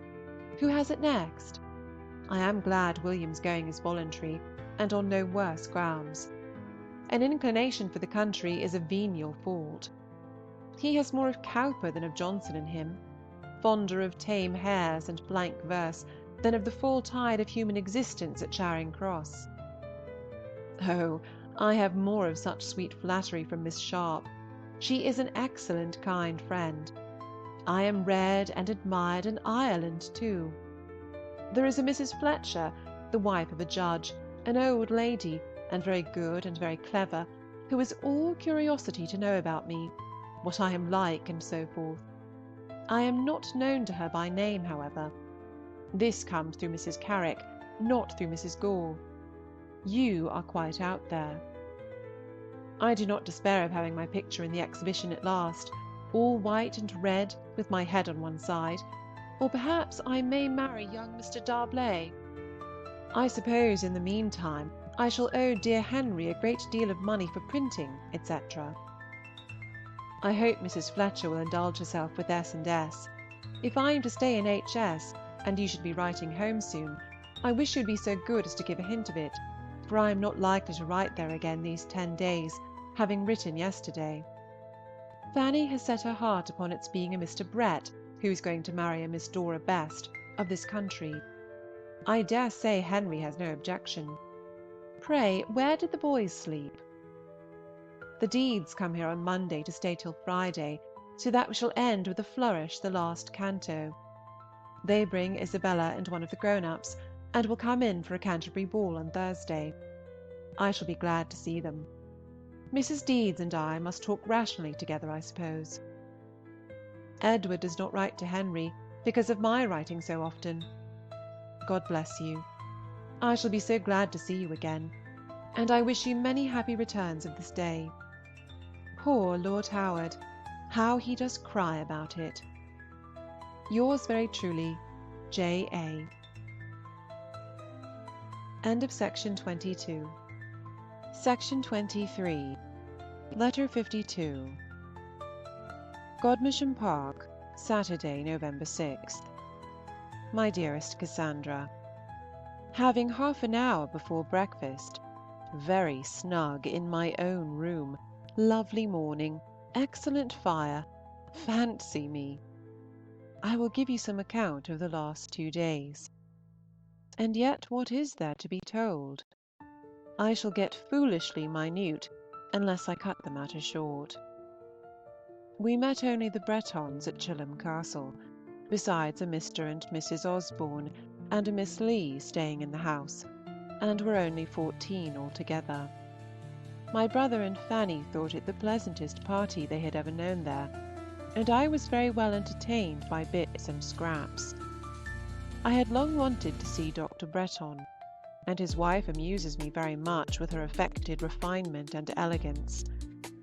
Miss Lee I found very conversable. She admires Crabbe as she ought. She is at an age of reason, 10 years older than myself at least. She was at the famous ball at Chilham Castle, so of course you remember her. By the by, as I must leave off being young, I find many douceurs in being a sort of chaperon, for I am put on the sofa near the fire, and can drink as much wine as I like. We had music in the evening. Fanny and Mrs. Wildman played, and Mr. James Wildman sat close by and listened, or pretended to listen. Yesterday was a day of dissipation all through. First came Sir Brooke to dissipate us before breakfast, then there was a call from Mr. Shearer, then a regular morning visit from Lady Honeywood, in her way home from Eastwell. Then Sir Brooke and Edward set off. Then we dined, 5 in number, at 4:30. Then we had coffee, and at 6 Miss Clews, Fanny and I drove away. We had a beautiful night for our frisks. We were earlier than we need have been, but after a time Lady B and her 2 companions appeared. We had kept places for them, and there we sat, all 6 in a row under a side wall, I between Lucy Foote and Miss Clews. Lady B was much what I expected. I could not determine whether she was rather handsome or very plain. I liked her for being in a hurry to have the concert over and get away, and for getting away at last with a great deal of decision and promptness, not waiting to compliment and dawdle and fuss about seeing dear Fanny, who was half the evening in another part of the room with her friends the Plumtrees. I am growing too minute, so I will go to breakfast. When the concert was over, Mrs. Harrison and I found each other out, and had a very comfortable little complimentary friendly chat. She is a sweet woman, still quite a sweet woman in herself, and so like her sister. I could almost have thought I was speaking to Mrs. Lefroy. She introduced me to her daughter, whom I think pretty, but most dutifully inferior to la Mère Boutet. The Faggs and the Hammonds were there, William Hammond the only young man of renown. Miss looked very handsome, but I prefer her little smiling, flirting sister Julia. I was just introduced at last to Mary Plumtree, but I should hardly know her again. She was delighted with me, however, good enthusiastic soul, and Lady B found me handsomer than she expected. So you see I am not so very bad as you might think for. It was 12 before we reached home. We were all dog-tired, but pretty well to-day. Mrs. Clews says she has not caught cold, and Fanny's does not seem worse. I was so tired that I began to wonder how I should get through the ball next Thursday, but there will be so much more variety then in walking about, and probably so much less heat, that perhaps I may not feel it more. My china crape is still kept for the ball. Enough of the concert. I had a letter from Mary yesterday. They travelled down to Cheltenham last Monday very safely, and are certainly to be there a month. Bath is still Bath. The H. Bridges must quit them early next week, and Louisa seems not quite to despair of their all moving together, but to those who see at a distance there appears no chance of it. Dr. Parry does not want to keep Lady B. at Bath when she can once move. That is lucky. You will see poor Mr. Evelyn's death. Since I wrote last, my second edition has stared me in the face. Mary tells me that Eliza means to buy it. I wish she may. It can hardly depend upon any more Fifield estates. I cannot help hoping that many will feel themselves obliged to buy it. I shall not mind imagining it a disagreeable duty to them, so as they do it. Mary heard before she left home that it was very much admired at Cheltenham, and that it was given to Miss Hamilton. It is pleasant to have such a respectable writer named. I cannot tire you, I am sure, on this subject, or I would apologize. What weather, and what news! We have enough to do to admire them both. I hope you derive your full share of enjoyment from each. I have extended my lights and increased my acquaintance a good deal within these 2 days. Lady Honeywood, you know. I did not sit near enough to be a perfect judge, but I thought her extremely pretty, and her manners have all the recommendations of ease and good humour and unaffectedness, and going about with 4 horses and nicely dressed herself, she is altogether a perfect sort of woman. Oh, and I saw Mr. Gipps last night, the useful Mr. Gipps, whose attentions came in as acceptably to us in handing us to the carriage, for want of a better man, as they did to Emma Plumtree. I thought him rather a good-looking little man. I long for your letter to-morrow, particularly that I may know my fate as to London. My first wish is that Henry should really choose what he likes best. I shall certainly not be sorry if he does not want me. Morning church to-morrow. I shall come back with impatient feelings. The Sharers are gone, but the Pagets are not come. We shall therefore have Mr. S. again. Mr. Paget acts like an unsteady man. Dr. Hant, however, gives him a very good character. What is wrong is to be imputed to the lady. I dare say the house likes female government. I have a nice long black and red letter from Charles, but not communicating much that I did not know. There is some chance of a good ball next week, as far as females go. Lady Bridges may perhaps be there with some natch-balls. Mrs. Harrison, perhaps, with Miss Oxenden and the Miss Papillons, and if Mrs. Harrison, then Lady Fagg will come. The shades of evening are descending, and I resume my interesting narrative. Sir Brooke and my brother came back about 4, and Sir Brooke almost immediately set forward again to Goodnestone. We are to have Edward B. to-morrow, to pay us another Sunday's visit, the last for more reasons than one. They all come home on the same day that we go. The Deeds do not come till Tuesday. Sophia is to be the comer. She is a disputable beauty that I much want to see. Lady Elizabeth Hatton and Anna Maria called here this morning. Yes, they called, but I do not think I can say anything more about them. They came, and they sat, and they went. Sunday. Dearest Henry, what a turn he has for being ill, and what a thing bile is! This attack has probably been brought on in part by his previous confinement and anxiety. But however it came, I hope it is going fast, and that you will be able to send a very good account of him on Tuesday. As I hear on Wednesday, of course I shall not expect to hear again on Friday. Perhaps a letter to Wrotham would not have an ill effect. We are to be off on Saturday before the post comes in, as Edward takes his own horses all the way. He talks of 9 o'clock. We shall bait at Lenham. Excellent sweetness of you to send me such a nice long letter. It made its appearance, with one from my mother, soon after I and my impatient feelings walked in. How glad I am that I did what I did! I was only afraid that you might think the offer superfluous, but you have set my heart at ease. Tell Henry that I will stay with him, let it be ever so disagreeable to him. Oh dear me, I have not time on paper for half that I want to say. There have been 2 letters from Oxford, one from George yesterday. They got there very safely.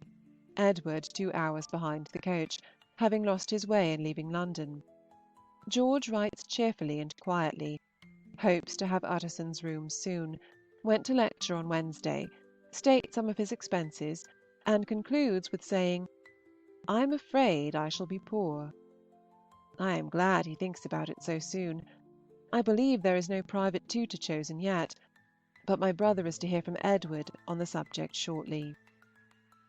You and Mrs. H. and Catherine and Alethea going about together in Henry's carriage, seeing sights.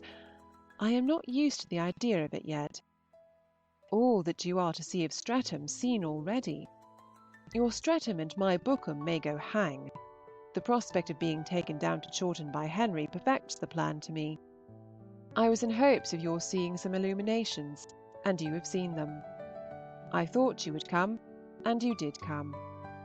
I am sorry he is not to come from the Baltic sooner. Poor Mary. My brother has a letter from Louisa to-day of an unwelcome nature. They are to spend the winter at Bath.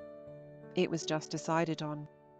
Dr. Parry wished it, not from thinking the water necessary to Lady B., but that he might be better able to judge how far his treatment of her, which is totally different from anything she had been used to, is right, and I suppose he will not mind having a few more of her ladyship's guineas.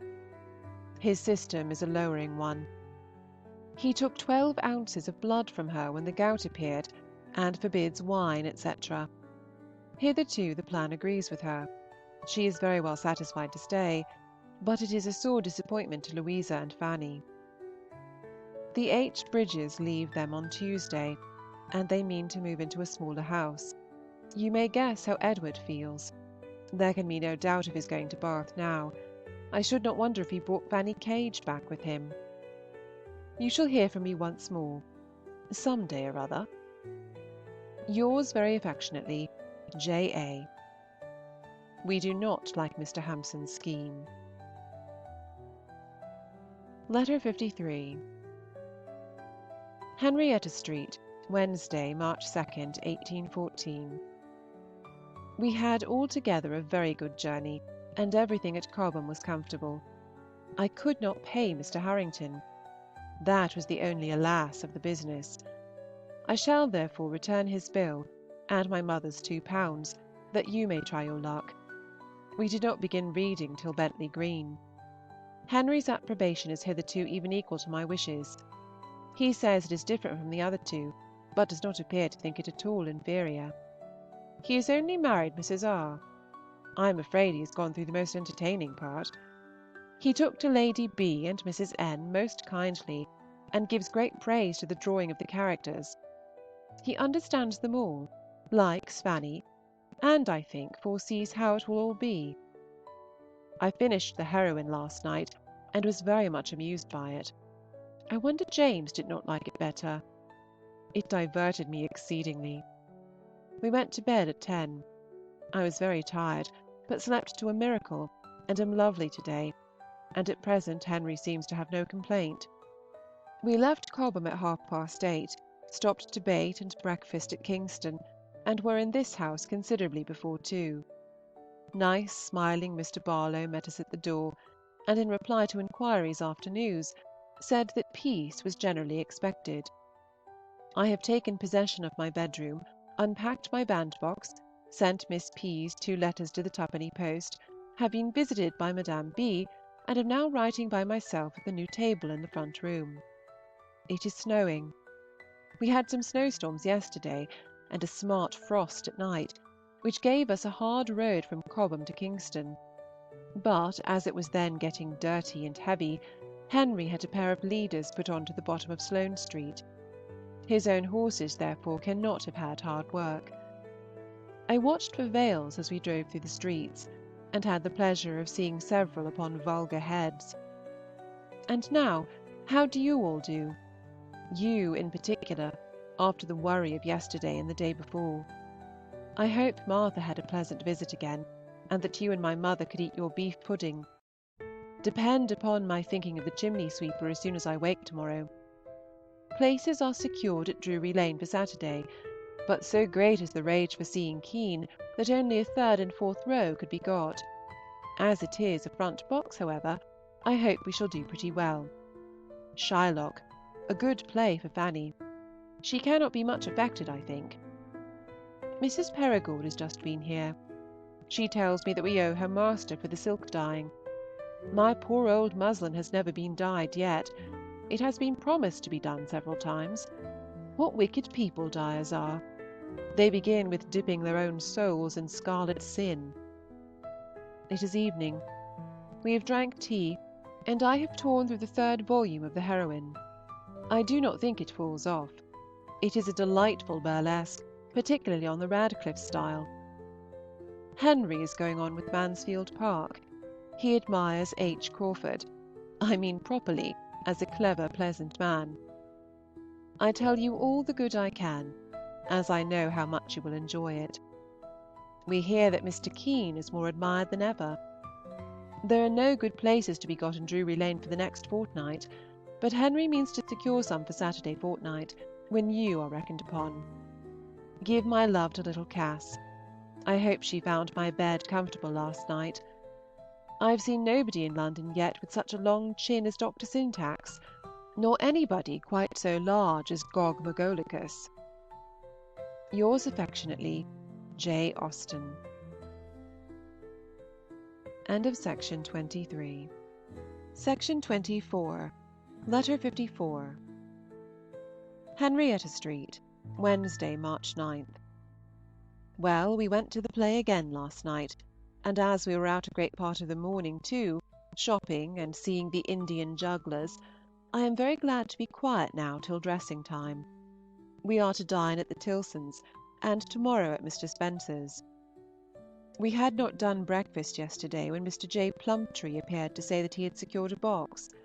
Henry asked him to dine here, which I fancy he was very happy to do, and so at 5 o'clock we four sat down to table together, while the master of the house was preparing for going out himself.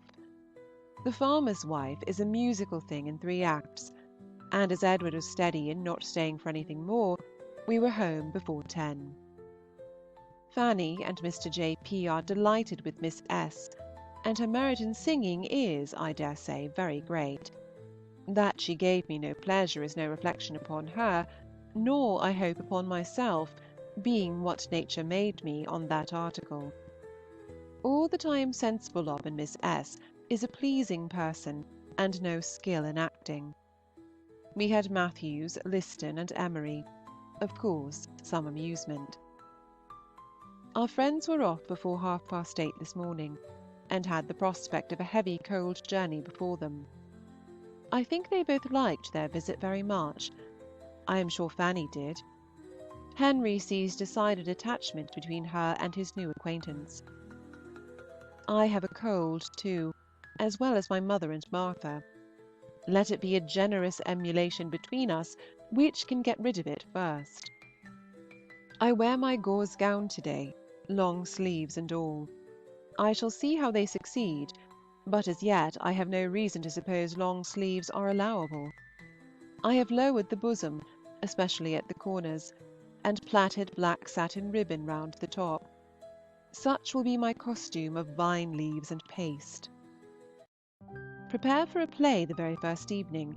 I rather think Covent Garden, to see Young and Richard. I have answered for your little companions being conveyed to Keppel Street immediately. I have never yet been able to get there myself, but I hope I shall soon. What cruel weather this is! And here is Lord Portsmouth married, too, to Miss Hanson. Henry has finished Mansfield Park, and his approbation has not lessened. He found the last half of the last volume extremely interesting. I suppose my mother recollects that she gave me no money for paying Bracknell and Twining, and my funds will not supply enough. We are home in such good time that I can finish my letter tonight, which will be better than getting up to do it tomorrow, especially as, on account of my cold, which has been very heavy in my head this evening, I rather think of lying in bed later than usual. I would not but be well enough to go to Hertford Street on any account. We met only General Chowne to-day, who has not much to say for himself. I was ready to laugh at the remembrance of Frederick, and such a different Frederick as we chose to fancy him, to the real Christopher. Mrs. Tilson had long sleeves too, and she assured me that they are worn in the evening by many. I was glad to hear this. She dines here, I believe, next Tuesday. On Friday we are to be snug with only Mr. Barlow and an evening of business. I am so pleased that the mead is brewed. Love to all. I have written to Mrs. Hill, and care for nobody. Yours affectionately, J. Austen. Letter 55.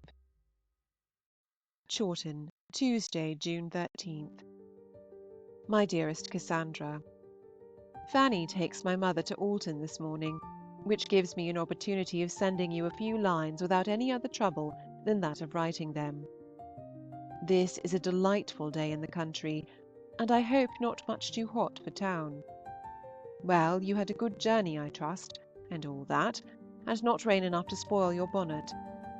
It appeared so likely to be a wet evening that I went up to the great house between 3 and 4, and dawdled away an hour very comfortably, though Edward was not very brisk. The air was clearer in the evening, and he was better. We all 5 walked together into the kitchen garden and along the Gosport Road, and they drank tea with us. You will be glad to hear that G. Turner has another situation, something in the cow line, near Rumsey, and he wishes to move immediately, which is not likely to be inconvenient to anybody. The new nurseryman at Alton comes this morning to value the crops in the garden. The only letter to-day is from Mrs. Cook to me. They do not leave home till July, and want me to come to them, according to my promise. And, after considering everything, I have resolved on going. My companions promote it. I will not go, however, till after Edward is gone, that he may feel he has a somebody to give memorandums to at the last. I must give up all help from his carriage, of course, and at any rate it must be such an excessive expense that I have quite made up my mind to it, and do not mean to care. I have been thinking of Triggs and the chair, you may be sure, but I know it will end in posting. They will meet me at Guildford. In addition to their standing claims on me, they admire Mansfield Park exceedingly. Mr. Cook says it is the most sensible novel he ever read, and the manner in which I treat the clergy delights them very much. Altogether I must go, and I want you to join me there when your visit in Henrietta Street is over. Put this into your capacious head. Take care of yourself, and do not be trampled to death in running after the Emperor. The report in Alton yesterday was that they would certainly travel this road either to or from Portsmouth. I long to know what this bow of the Prince's will produce. I saw Mrs. Andrews yesterday. Mrs. Browning had seen her before. She is very glad to send an Elizabeth. Miss Benn continues the same. Mr. Curtis, however, saw her yesterday, and said her hand was going on as well as possible. Accept our best love. Yours very affectionately, J. Austen. Letter 56. Thursday, June 23rd. Dear Cassandra, I received your pretty letter while the children were drinking tea with us, as Mr. Louch was so obliging as to walk over with it. Your good account of everybody made us very happy. I heard yesterday from Frank. When he began his letter he hoped to be here on Monday, but before it was ended he had been told that the Naval Review would not take place till Friday, which would probably occasion him some delay, as he cannot get some necessary business of his own attended to while Portsmouth is in such a bustle. I hope Fanny has seen the Emperor, and then I may fairly wish them all away. I go to-morrow, and hope for some delays and adventures. My mother's wood is brought in, but by some mistake, no bavins. She must therefore buy some. Henry at White's! Oh, what a Henry! I do not know what to wish as to Miss B., so I will hold my tongue and my wishes. Zachary and the children set off yesterday, and have not been returned back upon us. They were all very well the evening before. We had handsome presents from the great house yesterday, a ham and the 4 leeches. Zachary has left some shirts of her master's at the school, which, finished or unfinished, she begs to have sent by Henry and William. Mr. Hinton is expected home soon, which is a good thing for the shirts. We have called upon Miss Dunsetoy and Miss Papillon, and been very pretty. Miss D. has a great idea of being Fanny Price, she and her youngest sister together, who is named Fanny. Miss Benn has drank tea with the Proutings, and, I believe, comes to us this evening. She has still a swelling about the forefinger and a little discharge, and does not seem to be on the point of a perfect cure, but her spirits are good, and she will be most happy, I believe, to accept any invitation. The Clements are gone to Petersfield to look. Only think of the Marquis of Granby being dead. I hope, if it please Heaven there should be another son, they will have better sponsors and less parade. I certainly do not wish that Henry should think again of getting me to town. I would rather return straight from Bookham. But if he really does propose it, I cannot say no to what will be so kindly intended. It could be but for a few days, however, as my mother would be quite disappointed by my exceeding the fortnight, which I now talk of as the outside. At least we could not both remain longer away comfortably. The middle of July is Martha's time, as far as she has any time. She has left it to Mrs. Craven to fix the day. I wish she could get her money paid, for I fear her going at all depends upon that.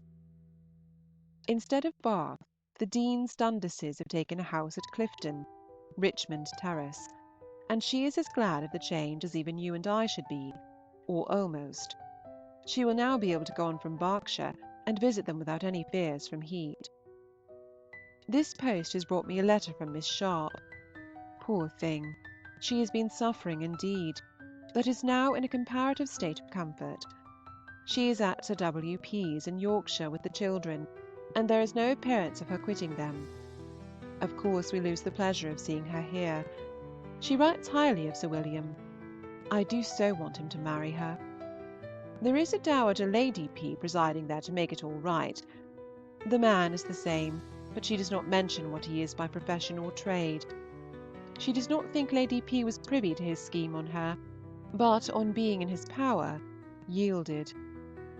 Oh, Sir William, Sir William, how I will love you if you will love Miss Sharp. Mrs. Driver, etc., are off by Collier, but so near being too late that she had not time to call and leave the keys herself. I have them, however. I suppose one is the key of the linen press, but I do not know what to guess the other. The coach was stopped at the blacksmith's, and they came running down with Triggs and Browning and trunks and bird cages. Quite amusing. My mother desires her love, and hopes to hear from you. Yours very affectionately, J. Austen. Frank and Mary are to have Mary Goodchild to help as under till they can get a cook. She is delighted to go. Best love at Streatham. End of section 24. Section 25. Letter 57. 23 Hand's Place, Tuesday morning, August 1814. My dear Cassandra, I had a very good journey, not crowded, 2 of the 3 taken up at Bentley being children, the others of a reasonable size, and they were all very quiet and civil. We were late in London, from being a great load, and from changing coaches at Farnham. It was nearly 4, I believe, when we reached Sloane Street.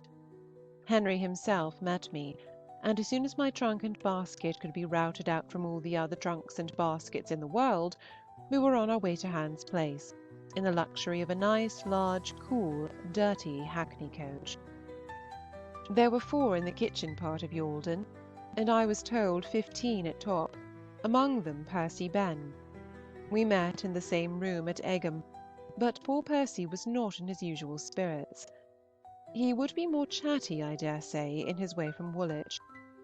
We took up a young Gibson at Holborn, and in short, everybody either did come up by Yalden yesterday, or wanted to come up. It put me in mind of my own coach between Edinburgh and Stirling. Henry is very well, and has given me an account of the Canterbury races, which seemed to have been as pleasant as one could wish. Everything went well. Fanny had good partners. Mr. was her second on Thursday, but he did not dance with her any more. This will content you for the present. I must just add, however, that there were no Lady Charlottes, they were gone off to Kirby, and that Mary Oxenden, instead of dying, is going to marry William Hammond. No James and Edward yet. Our evening yesterday was perfectly quiet. We only talked a little to Mr. Tilson across the intermediate gardens. She was gone out airing with Miss Burdett. It is a delightful place, more than answers my expectation. Having got rid of my unreasonable ideas, I find more space and comfort in the rooms than I had supposed, and the garden is quite a love. I am in the front attic, which is the bedchamber to be preferred. Henry wants you to see it all, and asked whether you would return with him from Hampshire. I encouraged him to think you would. He breakfasts here early, and then rides to Henrietta Street if it continues fine. John is to drive me there by and by, and we shall take an airing together, and I do not mean to take any other exercise, for I feel a little tired after my long jumble. I live in his room downstairs. It is particularly pleasant from opening upon the garden. I go and refresh myself every now and then come back to solitary coolness. There is one maidservant only, a very creditable, clean-looking young woman. Richard remains for the present. Wednesday morning. My brother and Edward arrived last night. They could not get places the day before. Their business is about teeth and wigs, and they are going off to breakfast to Scarman's in Tavistock Street, and they are to return to go with me afterwards in the barouche. I hope to do some of my errands to-day. I got the Willow yesterday, as Henry was not quite ready when I reached Henner Street. I saw Mr. Hampson there for a moment. He dines here to-morrow, and proposed bringing his son, so I must submit to seeing George Hampson, though I had hoped to go through life without it. It was one of my vanities, like your not reading Patronage. After leaving H Street, we drove to Mrs. Latouche's. They are always at home, and they are to dine here on Friday. We could do no more, as it began to rain. We dine at 4:30 to-day, that our visitors may go to the play, and Henry and I are to spend the evening with the Tilsons, to meet Miss Burnett, who leaves town to-morrow. Mrs. T. called on me yesterday. Is not this all that can have happened or been arranged? Not quite. Henry wants me to see more of his Hanwell favourite, and has written to invite her to spend a day or two here with me. His scheme is to fetch her on Saturday. I am more and more convinced that he will marry again soon, and like the idea of her better than of anybody else at hand. Now I have breakfasted, and have the room to myself again. It is likely to be a fine day. How do you all do? Henry talks of being at Chawton about the 1st of September. He has once mentioned a scheme which I should rather like, calling on the Birches and the Crutchleys in our way. It may never come to anything, but I must provide for the possibility by troubling you to send my silk pelisse by Collier on Sunday. I feel it would be necessary on such an occasion, and be so good as to put up a clean dressing gown, which will come from the wash on Friday. You need not direct it to be left anywhere. It may take its chance. We are to call for Henry between 3 and 4, and I must finish this and carry it with me, as he is not always there in the morning before the parcel is made up. And before I set off, I must return Mrs. Tilson's visit. I hear nothing of the Hoblins, and abstain from all inquiry. I hope Mary Jane and Frank's gardens go on well. Give my love to them all. None a hat's love to George. A great many people wanted to run up in the poach as well as me. The wheat looked very well all the way, and James says the same of his road. The same good account of Mrs. C.'s health continues, and her circumstances mend. She gets farther and farther from poverty. What a comfort! Good-bye to you. Yours very truly and affectionately, Jane. All well at Steventon. I hear nothing particular of Ben, except that Edward is to get him some pencils. Letter 58. My dear Anna, I am very much obliged to you for sending your manuscript. It has entertained me extremely, indeed, all of us.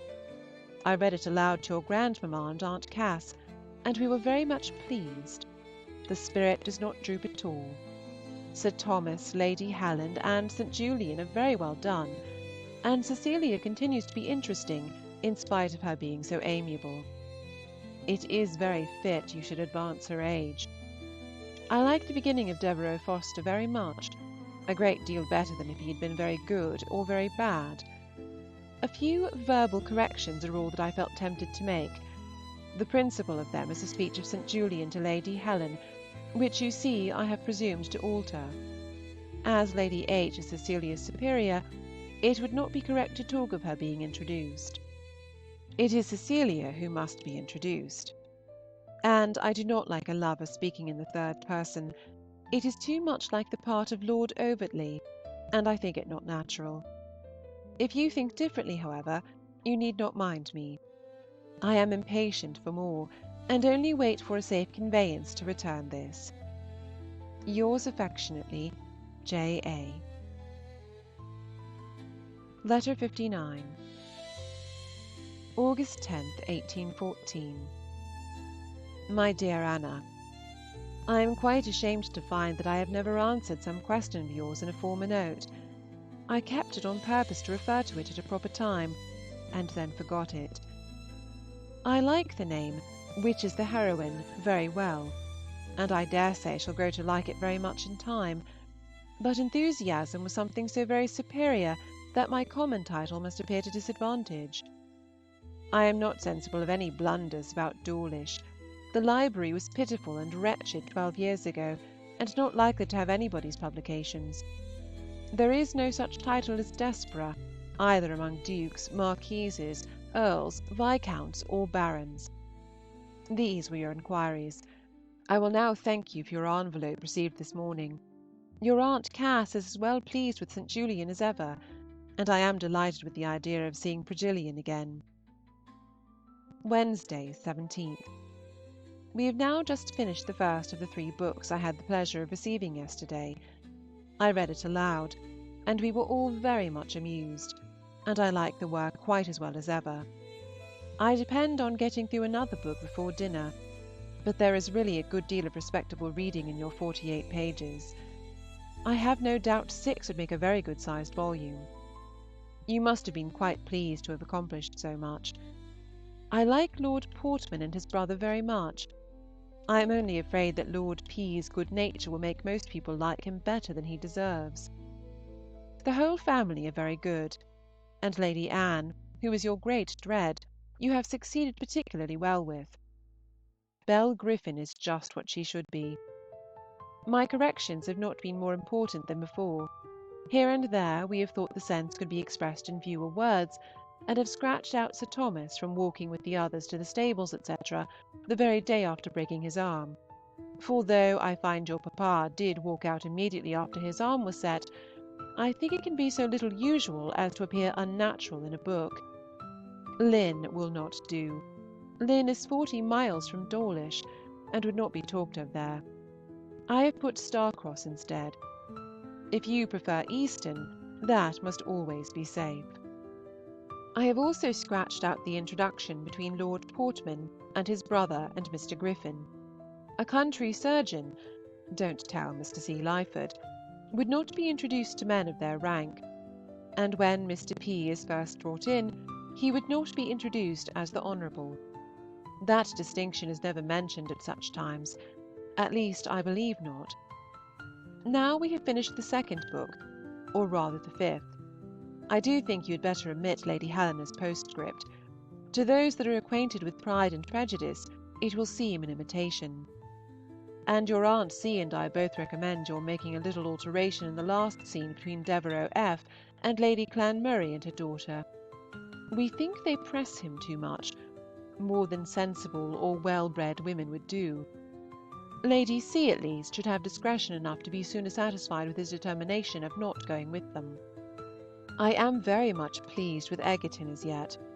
I did not expect to like him, but I do, and Susan is a very nice little animated creature. But St. Julian is the delight of our lives. He is quite interesting. The whole of his break-off with Lady Helena is very well done. Yes, Russell Square is a very proper distance from Berkeley Square. We are reading the last book. They must be 2 days going from Dawlish to Bath. They are nearly 100 miles apart. Thursday. We finished it last night after our return from drinking tea at the great house. The last chapter does not please us quite so well. We do not thoroughly like the play, perhaps from having had too much of plays in that way lately, vide Mansfield Park, and we think you had better not leave England. Let the Portmans go to Ireland, but as you know nothing of the manners there, you had better not go with them. You'll be in danger of giving false representations. Stick to Bath and the Foresters. There you'll be quite at home. Your Aunt C. does not like desultory novels, and is rather afraid yours will be too much so, that there will be too frequently a change from one set of people to another, and that circumstances will be introduced of apparent consequence which will lead to nothing. It will not be so great an objection to me if it does. I allow much more latitude than she does, and think nature and spirit cover many sins of a wandering story, and people in general do not care so much about it for your comfort. I should like to have had more of Devereux. I do not feel acquainted enough with him. You were afraid of meddling with him, I dare say. I like your sketch of Lord Clanmurray, and your picture of the 2 young girls' enjoyment is very good. I have not noticed St. Julian's serious conversation with Cecilia, but I like it exceedingly. What he says about the madness of otherwise sensible women on the subject of their daughters coming out is worth its weight in gold. I do not perceive that the language sinks. Pray go on. End of section 25. Section 26. Letter 60. Chawton, September 9th. My dear Anna, we have been very much amused by your 3 books, but I have a good many criticisms to make, more than you will like. We are not satisfied with Mrs. Forester settling herself as tenant and near neighbour to such a man as Sir Thomas, without having some other inducement to go there. She ought to have some friend living thereabouts to tempt her. A woman going with 2 girls just growing up into a neighbourhood where she knows nobody but one man of not very good character is an awkwardness which so prudent a woman as Mrs. F. would not be likely to fall into. Remember, she is very prudent. You must not let her act so inconsistently. Give her a friend, and let that friend be invited by Sir Thomas H. to meet her, and we shall have no objection to her dining at the Priory as she does. But otherwise a woman in her situation would hardly go there before she has been visited by other families. I like the scene itself, the Miss Leslie, Lady Anne, and the music very much. Leslie is a noble name. Sir Thomas H. you always do very well. I have only taken the liberty of expunging one phrase of his, which would not be allowable. Bless my heart. It is too familiar and inelegant. Your grandmother is more disturbed at Mrs. Forester's not returning the Egertons' visit sooner than by anything else. They ought to have called at the parsonage before Sunday. You describe a sweet place, but your descriptions are often more minute than would be liked. You give too many particulars of right hand and left. Mrs. Forester is not careful enough of Susan's health. Susan ought not to be walking out so soon after heavy rains, taking long walks in the dirt. An anxious mother would not suffer it. I like your Susan very much. She is a sweet creature. Her playfulness of fancy is very delightful. I like her as she is now exceedingly, but I am not quite so well satisfied with her behaviour to George R. At first she seems all over attachment and feeling, and afterwards to have none at all. She is so extremely confused at the ball, and so well satisfied apparently with Mr. Morgan. She seems to have changed her character. You are now collecting your people delightfully, getting them exactly into such a spot as is the delight of my life. 3 or 4 families in a country village is the very thing to work on, and I hope you will do a great deal more, and make full use of them while they are so very favourably arranged. You are but now coming to the heart and beauty of your story. Until the heroine grows up, the fun must be imperfect, but I expect a great deal of entertainment from the next 3 or 4 books, and I hope you will not resent these remarks by sending me no more. We like the Egertons very well. We see no blue pantaloons or cocks or hens. There is nothing to enchant one certainly in Mr. L., but we make no objection to him, and his inclination to like Susan is pleasing. The sister is a good contrast, but the name of Rachel is as much as I can bear. They are not so much like the Papillons as I expected. Your last chapter is very entertaining, the conversation on genius, etc. Mr. St. Julian and Susan both talk in character, and very well. In some former parts, Cecilia is perhaps a little too solemn and good, but upon the whole her disposition is very well opposed to Susan's. Her want of imagination is very natural. I wish you could make Mrs. Forrester talk more, but she must be difficult to manage and make entertaining, because there is so much good sense and propriety about her that nothing can be made very broad. Her economy and her ambition must not be staring. The papers left by Mrs. Fisher are very good. Of course one guesses something.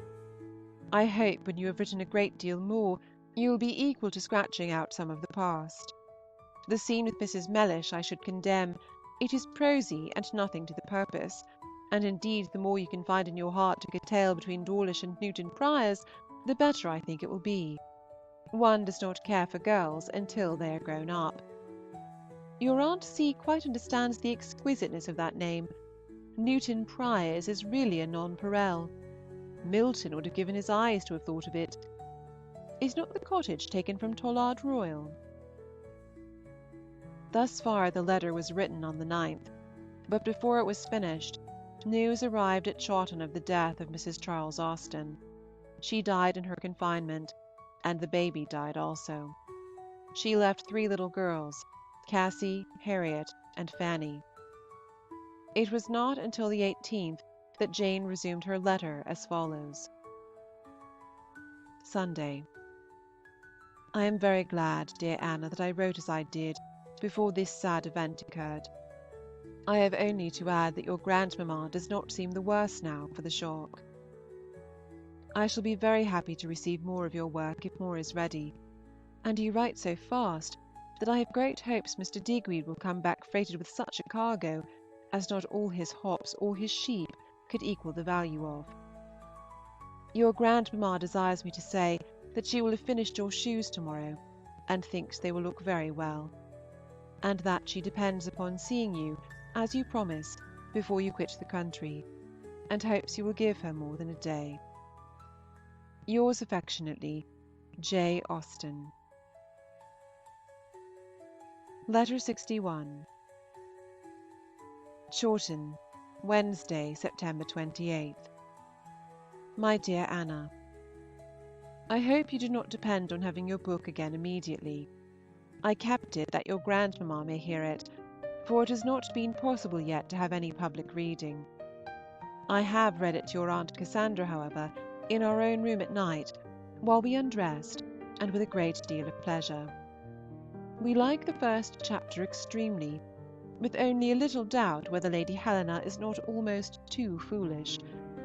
The matrimonial dialogue is very good certainly. I like Susan as well as ever, and begin now not to care at all about Cecilia. She may stay at Easton Court as long as she likes.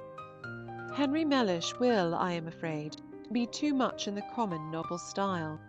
A handsome, amiable, unexceptionable young man, such as do not much abound in real life, desperately in love and all in vain.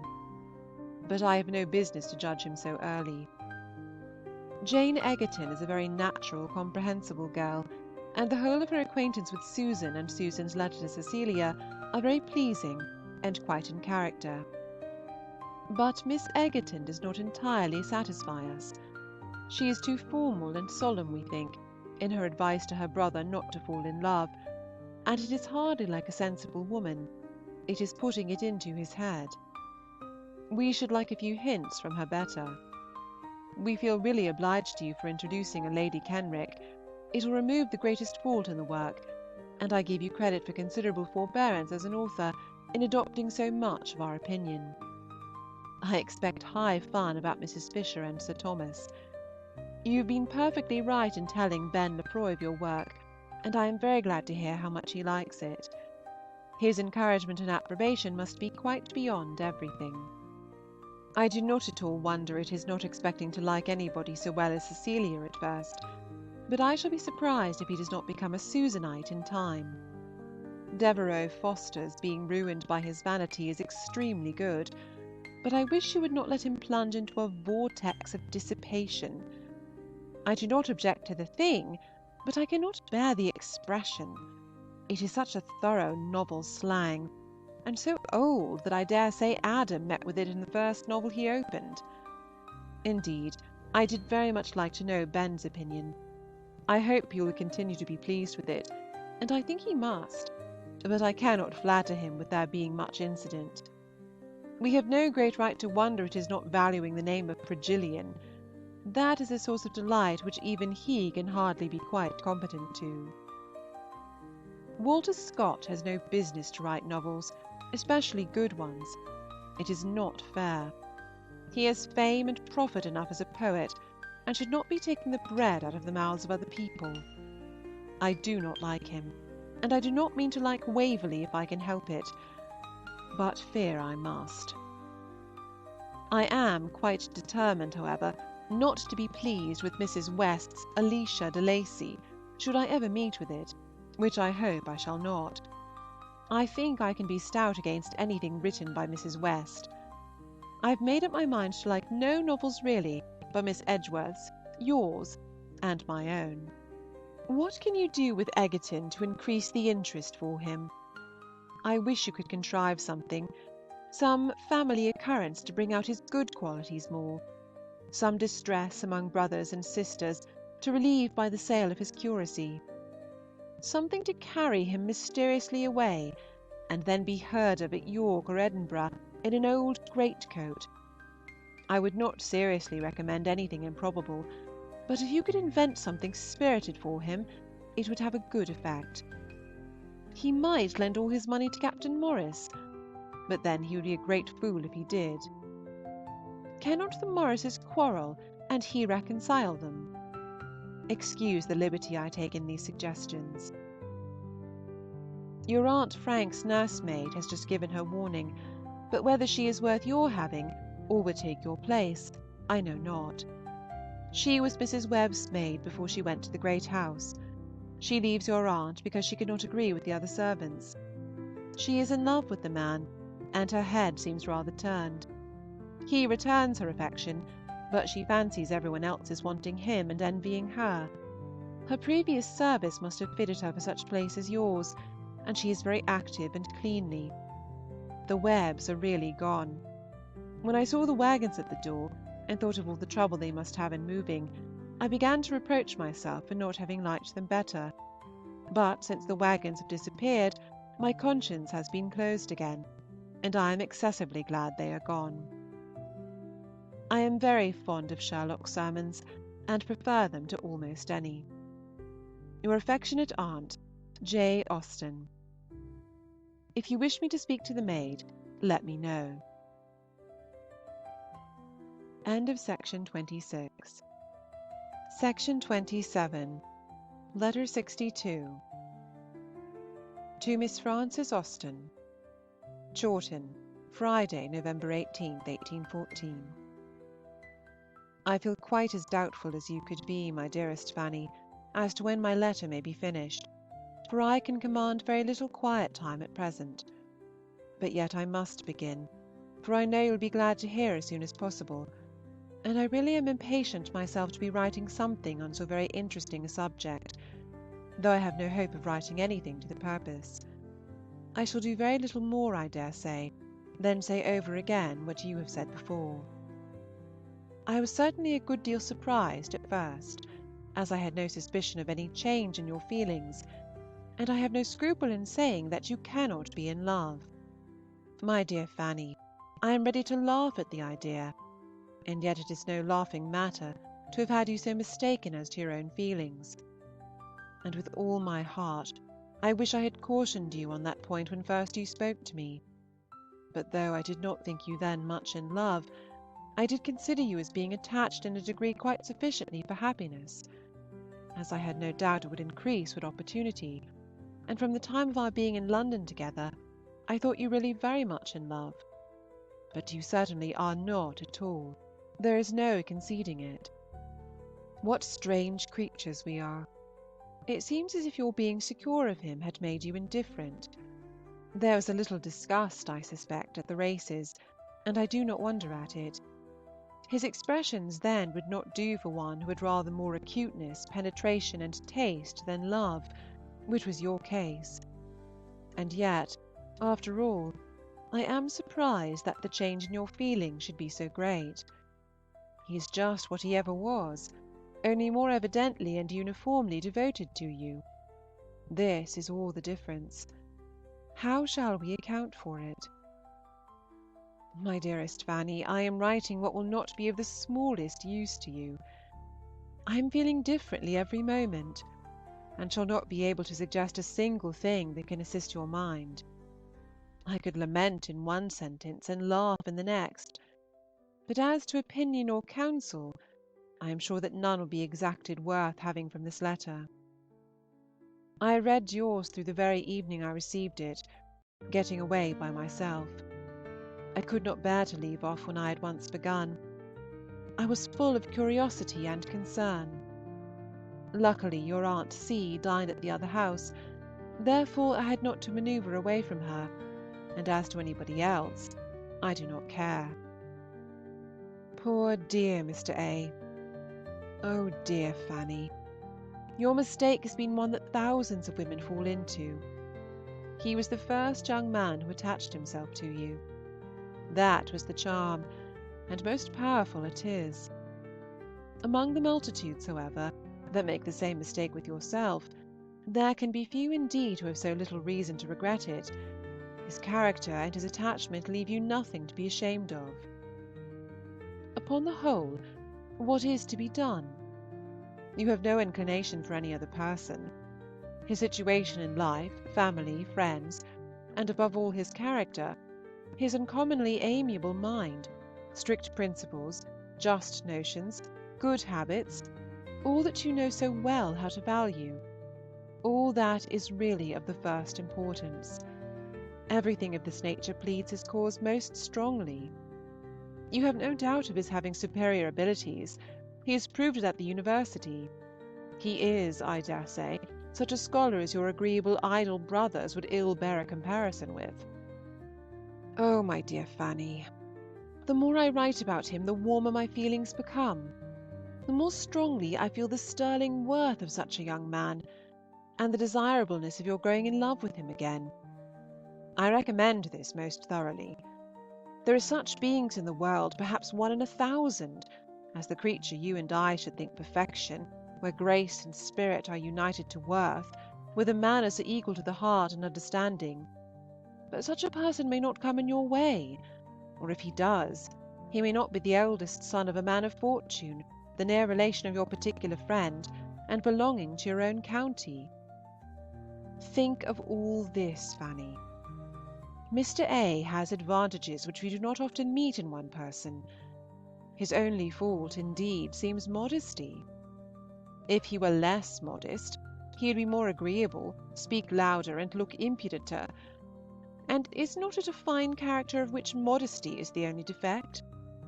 I have no doubt he will get more lively and more like yourselves, as he is more with you. He will catch your ways if he belongs to you. And as to there being any objection from his goodness, from the danger of his becoming even evangelical, I cannot admit that. I am by no means convinced that we ought not all to be evangelicals, and am at least persuaded that they who are so from reason and feeling must be happiest and safest. Do not be frightened from the connection by your brother's having most wit. Wisdom is better than wit, and in the long run will certainly have the laugh on her side. And don't be frightened by the idea of his acting more strictly up to the precepts of the New Testament than others. And now, my dear Fanny, having written so much on one side of the question, I shall turn round and entreat you not to commit yourself farther, and not to think of accepting him unless you really do like him. Anything is to be preferred or endured rather than marrying without affection, and if his deficiencies of manner, etc., etc., strike you more than all his good qualities, if you continue to think strongly of him, give him up at once. Things are now in such a state that you must resolve upon one or the other, either to allow him to go on as he has done, or whenever you are together, behave with a coldness which may convince him that he has been deceiving himself. I have no doubt of his suffering a good deal for a time, a great deal when he feels that he must give you up. But it is no creed of mine, as you must be well aware, that such sort of disappointments kill anybody. Your sending the music was an admirable device. It made everything easy, and I do not know how I could have counted for the parcel otherwise. For though your dear papa most conscientiously hunted about till he found me alone in the dining parlour, your Aunt C. had seen that he had a parcel to deliver. As it was, however, I do not think anything was suspected. We have heard nothing fresh from Anna. I trust she is very comfortable in her new home. Her letters have been very sensible and satisfactory, with no parade of happiness, which I liked them the better for. I have often known young married women write in a way I did not like in that respect. You will be glad to hear that the first edition of Mansfield Park is all sold. Your Uncle Henry is rather wanting me to come to town to settle about a second edition, but as I could not very conveniently leave home now, I have written him my will and pleasure, and unless he still urges it, shall not go. I am very greedy, and want to make the most of it. But as you are much above caring about money, I shall not plague you with any particulars. The pleasures of vanity are more within your comprehension, and you will enter into mine at receiving the praise which every now and then comes to me through some channel or other. Saturday. Mr. Palmer spent yesterday with us, and is gone off with Cassy this morning. We've been expecting Miss Lloyd the last 2 days, and feel sure of her to-day. Mr. Knight and Mr. Edward Knight are to dine with us, and on Monday they are to dine with us again, accompanied by their respectable host and hostess. Sunday. Your papa had given me messages to you, but as they are unnecessary, as he writes by this post to Aunt Louisa. We had a pleasant party yesterday, at least we found it so. It is delightful to see him so cheerful and confident. Aunt Cass and I dine at the great house to-day. We shall be a snug half-dozen. Miss Lloyd came, as we expected yesterday, and desires her love. She is very happy to hear of your learning the harp. I do not mean to send you what I owe Miss Hare, because I think you would rather not be paid beforehand. Yours very affectionately, Jane Austen. Letter 63. Chawton, November 21st, 1814. My dear Anna, I met Harriet Benn yesterday. She gave me her congratulations, and desired they might be forwarded to you, and there they are. The chief news from this country is the death of old Mrs. Dormer. Mrs. Clement walks about in a new black velvet pelisse lined with yellow, and a white bobbin net veil, and looks remarkably well in them. I think I understand the country about Hendon from your description. It must be very pretty in summer. Should you know from the atmosphere that you were within a dozen miles of London? Make everybody at Hendon admire Mansfield Park. Your affectionate aunt, J.A. Letter 64. Hans Place, November 28, 1814. My dear Anna, I assure you we all came away very much pleased with your visit. We talked of you for about a mile and a half with great satisfaction, and I have been just sending a very good report of you to Miss Benn, with a full account of your dress for Susan and Maria. We were all at the play last night to see Miss O'Neill and Isabella. I do not think she was quite equal to my expectations. I fancy I want something more than can be. I took 2 pocket handkerchiefs, but had very little occasion for either. She is an elegant creature, however, and hugs Mr. Young delightfully. I am going this morning to see the little girls in Keppel Street. Cassie was excessively interested about your marriage when she heard of it, which was not until she was to drink your health on the wedding day. She asked 1,000 questions in her usual manner, what he said to you and what you said to him. If your uncle were at home, he would send his best love, but I will not impose any base fictitious remembrances on you. Mine I can honestly give, and remain your affectionate aunt, J. Austen. Letter 65. Hans Place, Wednesday. My dear Anna, I have been very far from finding your book an evil, I assure you. I read it immediately, and with great pleasure. I think you are going on very well. The description of Dr. Griffin and Lady Helena's unhappiness is very good, and just what was likely to be. I am curious to know what the end of them will be. The name of Newton Priors is really invaluable. I never met with anything superior to it.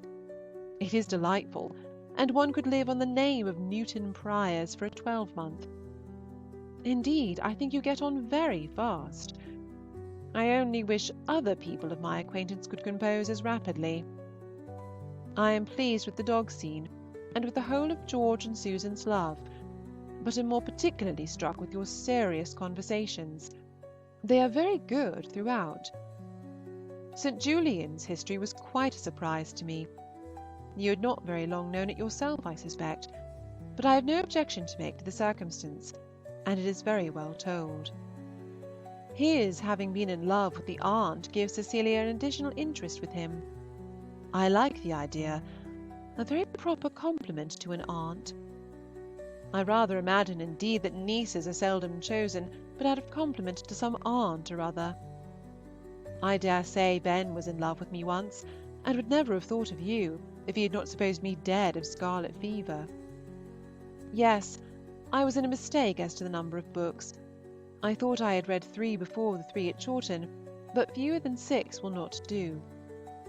I want to see dear Belle Griffin again, and had you not better give some hint of St. Julian's early history in the beginning of the story?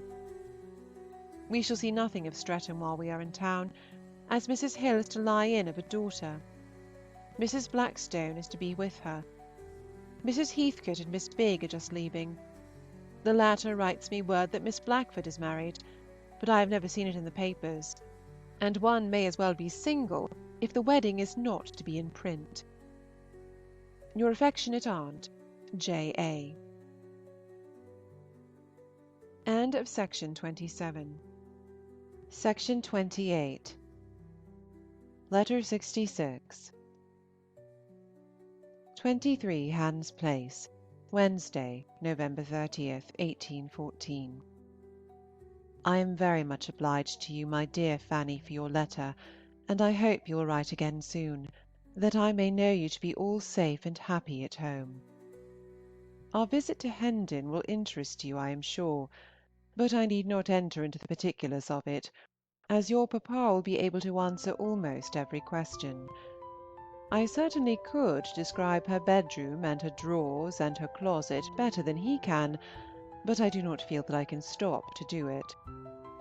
I was rather sorry to hear that she is to have an instrument. It seems throwing money away. They will wish the 24 guineas in the shape of sheets and towels 6 months hence, and as to her playing, it never can be anything. Her purple pelisse rather surprised me. I thought we had known all paraphernalia of that sort. I do not mean to blame her. It looked very well, and I dare say she wanted it. I suspect nothing worse than its being got in secret and not owned to anybody. I received a very kind note from her yesterday to ask me to come again and stay a night with them. I cannot do it, but I was pleased to find that she had the power of doing so right a thing. My going was to give them both pleasure very properly. I just saw Mr. Hayter at the play, and I think his face would please me on acquaintance. I was sorry he did not dine here. It seemed rather odd to me to be in the theatre with nobody to watch for. I was quite composed myself, at leisure for all the agitated Isabella could raise. Now, my dearest Fanny, I will begin a subject which comes in very naturally. You frighten me out of my wits by your reference. Your affection gives me the highest pleasure, but indeed you must not let anything depend on my opinion. Your own feelings, and nothing but your own, should determine such an important point. So far, however, as answering your question, I have no scruple. I am perfectly convinced that your present feelings, supposing that you were to marry now, would be sufficient for his happiness. But when I think how very far it is from a now, and take everything that may be into consideration, I dare not say, determine to accept him. The risk is too great for you, unless your own sentiments prompt it. You will think me perverse, perhaps. In my last letter I was urging everything in his favour, and now I am inclining the other way. But I cannot help it. I am at present more impressed with the possible evil that may arise to you from engaging yourself to him, in word or mind, than with anything else. When I consider how few young men you have yet seen much of, how capable you are, yes, I do still think you very capable, of being really in love, and how full of temptation the next 6 or 7 years of your life will probably be, it is the very period of life the strongest attachments to be formed. I cannot wish you, with your present very cool feelings, to devote yourself in honour to him. It is very true that you may never attach another man his equal altogether, but if that other man has the power of attaching you more, he will be, in your eyes, the most perfect. I shall be glad if you can revive past feelings, and from your unbiassed self resolve to go on as you have done. But this I do not expect, and without it I cannot wish you to be fettered. I should not be afraid of your marrying him. With all his worth you would soon love him enough for the happiness of both. But I should dread the continuance of this sort of tacit engagement, with such an uncertainty as there is of when it may be completed. Years may pass before he is independent. You like him well enough to marry, but not well enough to wait. The unpleasantness of appearing fickle is certainly great, but if you think you want punishment for past illusions, there it is, and nothing can be compared to the misery of being bound without love, bound to one and preferring another. That is a punishment which you do not deserve. I know you did not meet, or rather will not meet, today, as he called here himself yesterday, and I am glad of it. It does not seem very likely, at least, that he should be in time for a dinner visit 60 miles off. We did not see him, only found his card when we came home at 4.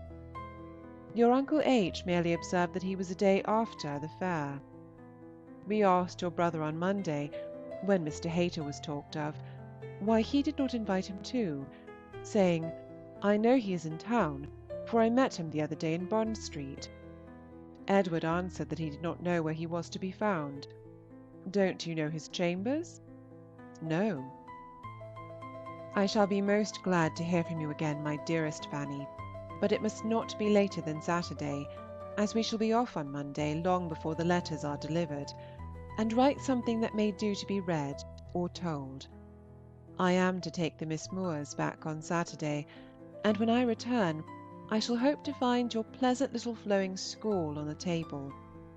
It will be a relief to me after playing at Ma'am's, for though I like Miss H.M. as much as one can at my time of life after a day's acquaintance, it is uphill work to be talking to those whom one knows so little. Only one comes back with me to-morrow, probably Miss Eliza, and I rather dread it. We shall not have two ideas in common. She is young, pretty, chattering, and thinking chiefly, I presume, of dress, company, and admiration. Mr. Sandford is to join us at dinner, which will be a comfort, and in the evening, while your uncle and Miss Eliza play chess, he shall tell me comical things, and I will laugh at them, which will be a pleasure to both. I called in Keppel Street and saw them all, including dear Uncle Charles, who is to come and dine with us quietly to-day. Little Harriet sat in my lap, and seemed as gentle and affectionate as ever, and as pretty, except not being quite well. Fanny is a fine, stout girl, talking incessantly, and with an interesting degree of lisp and indistinctness, and very likely may be the handsomest in time. Cassy did not show more pleasure in seeing me than her sisters, but I expected no better. She does not shine in the tender feelings.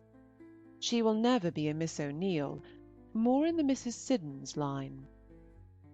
Thank you, but it is not settled yet whether I do hazard a second edition. We are to see Egerton to-day, when it will probably be determined. People are more ready to borrow and praise than to buy, which I cannot wonder at. But though I like praise as well as anybody, I like what Edward calls pewter too. I hope he continues careful of his eyes, and finds the good effect of it. I cannot suppose we differ in our ideas of the Christian religion. You have given an excellent description of it. We only affix a different meaning to the word evangelical. Yours most affectionately, J. Austen. Letter 67. Chawton, Friday, September 29th.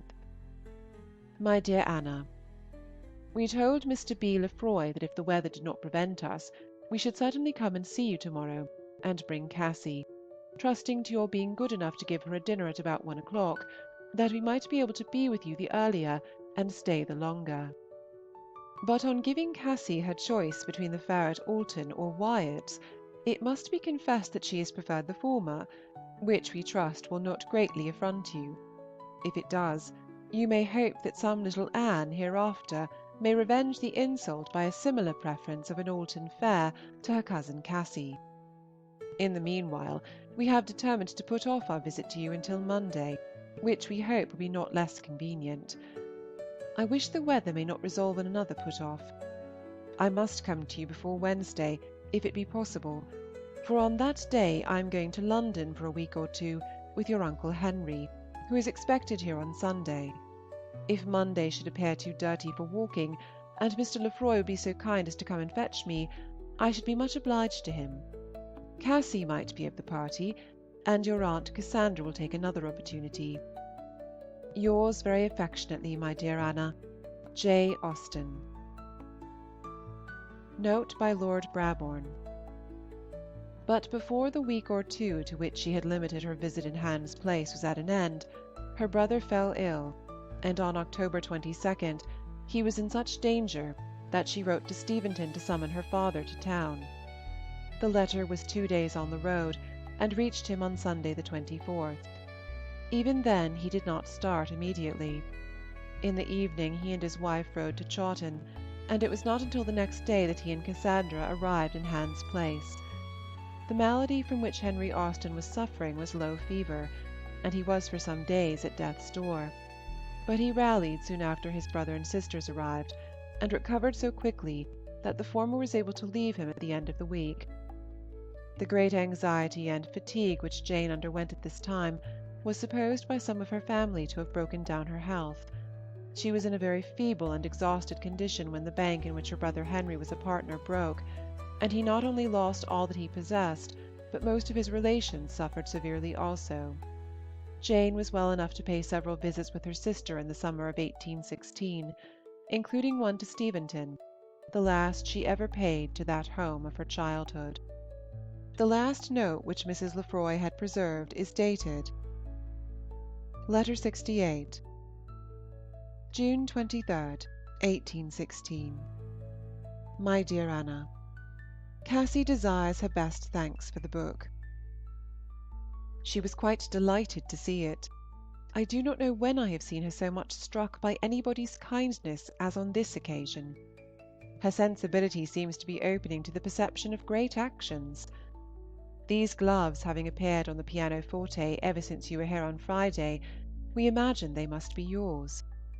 Mrs. Digweed returned yesterday through all the afternoon's rain, and was of course wet through. But in speaking of it she never once said, "It was beyond everything," which I am sure it must have been. Your mamma means to ride to Speen Hill to-morrow to see the Misses Hulberts, who are both very indifferent. By all accounts they really are breaking now, not so stout as the old jackass. Yours affectionately, J. A. End of section 28. Section 29. Letter 69. Hans Place, Friday, November 24th, 1815. My dearest Cassandra, I have the pleasure of sending you a much better account of my affairs, which I know will be a great delight to you. I wrote to Mr. Murray yesterday myself, and Henry wrote at the same time to Roworth. Before the notes were out of the house, I received 3 sheets and an apology from R.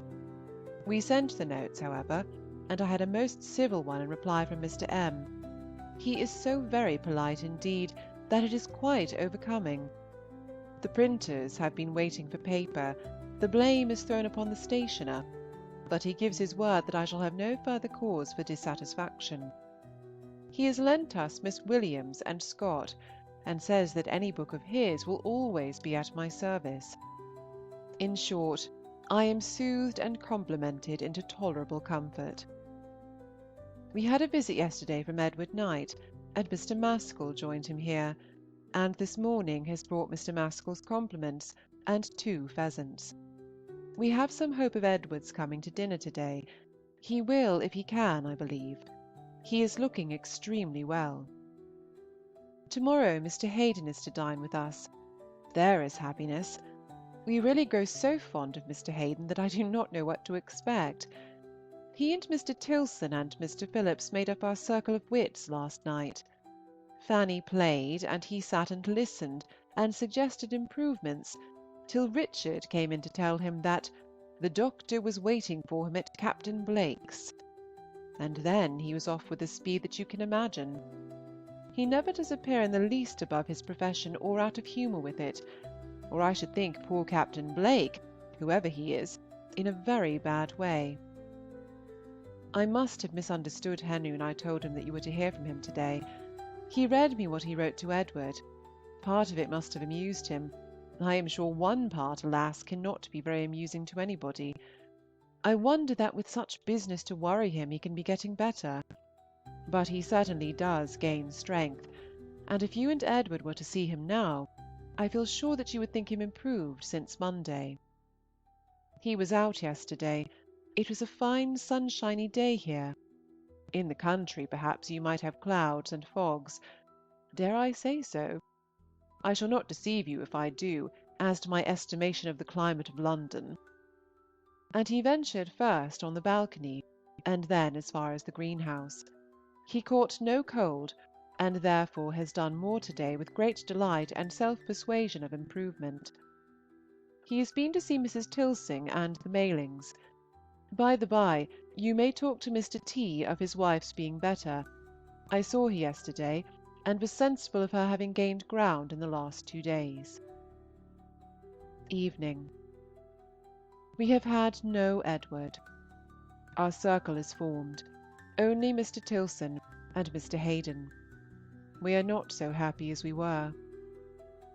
A message came this afternoon from Mrs. Latouche and Miss East, offering themselves to drink tea with us to-morrow, and, as it was accepted, Here is an end of our extreme felicity in our dinner guest.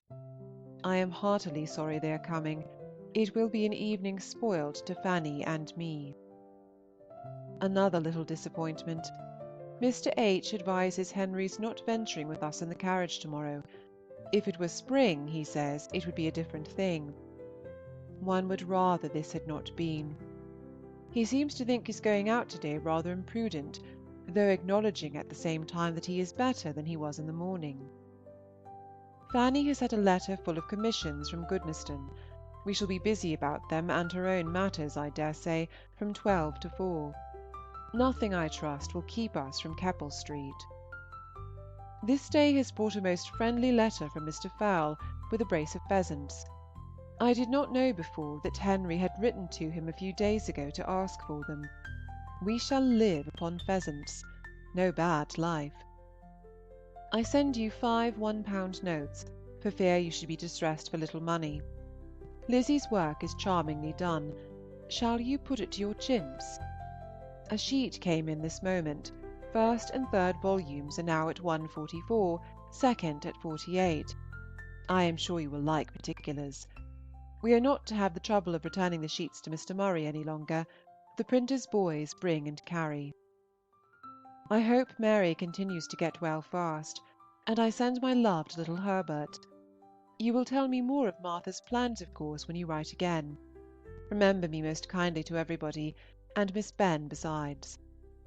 Yours very affectionately, J. Austen. I have been listening to dreadful insanity. It is Mr. Haydon's firm belief that a person not musical is fit for every sort of wickedness. I ventured to assert a little on the other side, but wished the cause in abler hands. Letter 70.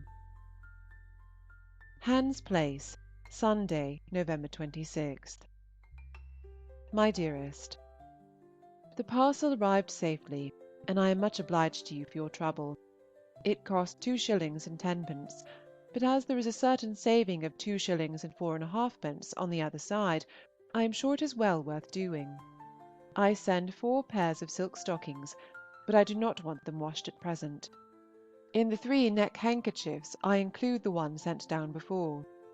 These things perhaps Edward may be able to bring, but even if he is not, I am extremely pleased with his returning to you from Steventon. It is much better, far preferable. I did mention the P.R. in my note to Mr. Murray. It brought me a fine compliment in return. Whether it has done any other good I do not know, but Henry thought it worth trying. The printers continue to supply me very well. I am advanced in volume 3 to my arrowroot, upon which peculiar style of spelling there is modest query in the margin. I will not forget Anna's arrowroot. I hope you have told Martha of my first resolution of letting nobody know that I might dedicate, etc., for fear of being obliged to do it, and that she is thoroughly convinced of my being influenced now by nothing but the most mercenary motives. I have paid 9 shillings on her account to Miss Palmer. There was no more owing. Well, we were all very busy yesterday, from 11:30 till 4 in the streets, working almost entirely for other people, driving from place to place after a parcel for Sandling, which we never could find, and encountering the miseries of Grafton House to get a purple frock for Eleanor Bridges. We got to Keppel Street, however, which was all I cared for, and though we could stay only a quarter of an hour, Fanny's calling gave great pleasure, and her sensibility still greater, for she was very much affected at the sight of the children. Poor little F. looked heavy. We saw the whole party. Aunt Harriet hopes Cassie will not forget to make a pin-cushion for Mrs. Kelly, as she has spoken of its being promised her several times. I hope we shall see Aunt H. and the dear little girls here on Thursday. So much for the morning. Then came the dinner and Mr. Haydon, who brought good manners and clever conversation. From 7 to 8 the harp. At 8 Mrs. L. and Miss E. arrived, and for the rest of the evening the drawing-room was thus arranged. On the sofa side the 2 ladies, Henry and myself, making the best of it. On the opposite side Fanny and Mr. Haydon, in 2 chairs. I believe at least they had 2 chairs, talking together uninterruptedly. Fancy the scene! And what is to be fancied next? Why, that Mr. H. dines here again to-morrow. To-day we are to have Mr. Barlow. Mr. H. is reading Mansfield Park for the first time, and he prefers it to P&P. A hare and 4 rabbits from Godmersham yesterday, so that we are stocked for nearly a week. Poor Farmer Andrews! I am very sorry for him, and sincerely wish his recovery. A better account of the sugar than I could have expected. I should like to help you break some more. I am glad you cannot wake early. I am sure you must have been under great arrears of rest. Fanny and I have been to Bede Chapel, and walked back with Maria Cuthbert. We have been very little plagued with visitors this last week. I remember only Miss Herries, the aunt, but I am in terror for to-day, a fine bright Sunday, plenty of mortar and nothing to do. Henry gets out in his garden every day, but at present his inclination for doing more seems over, nor has he now any plan for leaving London before December 18th, when he thinks of going to Oxford for a few days. And to-day, indeed, his feelings are for continuing where he is through the next 2 months. One knows the uncertainty of all this, but should it be so, we must think the best, and hope the best, and do the best. And my idea in that case is, that when he goes to Oxford I should go home, and have nearly a week of you before you take my place. This is only a silent project, you know, to be gladly given up if better things occur. Henry calls himself stronger every day, and Mr. H. keeps on improving his pulse, which seems generally better than ever. But still they will not let him be well. Perhaps when Fanny is gone, he will be allowed to recover faster. I am not disappointed. I never thought the little girl at Wyards very pretty, but she will have a fine complexion and curly hair, and pass for a beauty. We are glad the mamma's cold has not been worse, and send our love and good wishes by every convenient opportunity. Sweet, amiable Frank! Why does he have a cold too? Like Captain Mervyn to Mr. Duval, I wish it well over with him.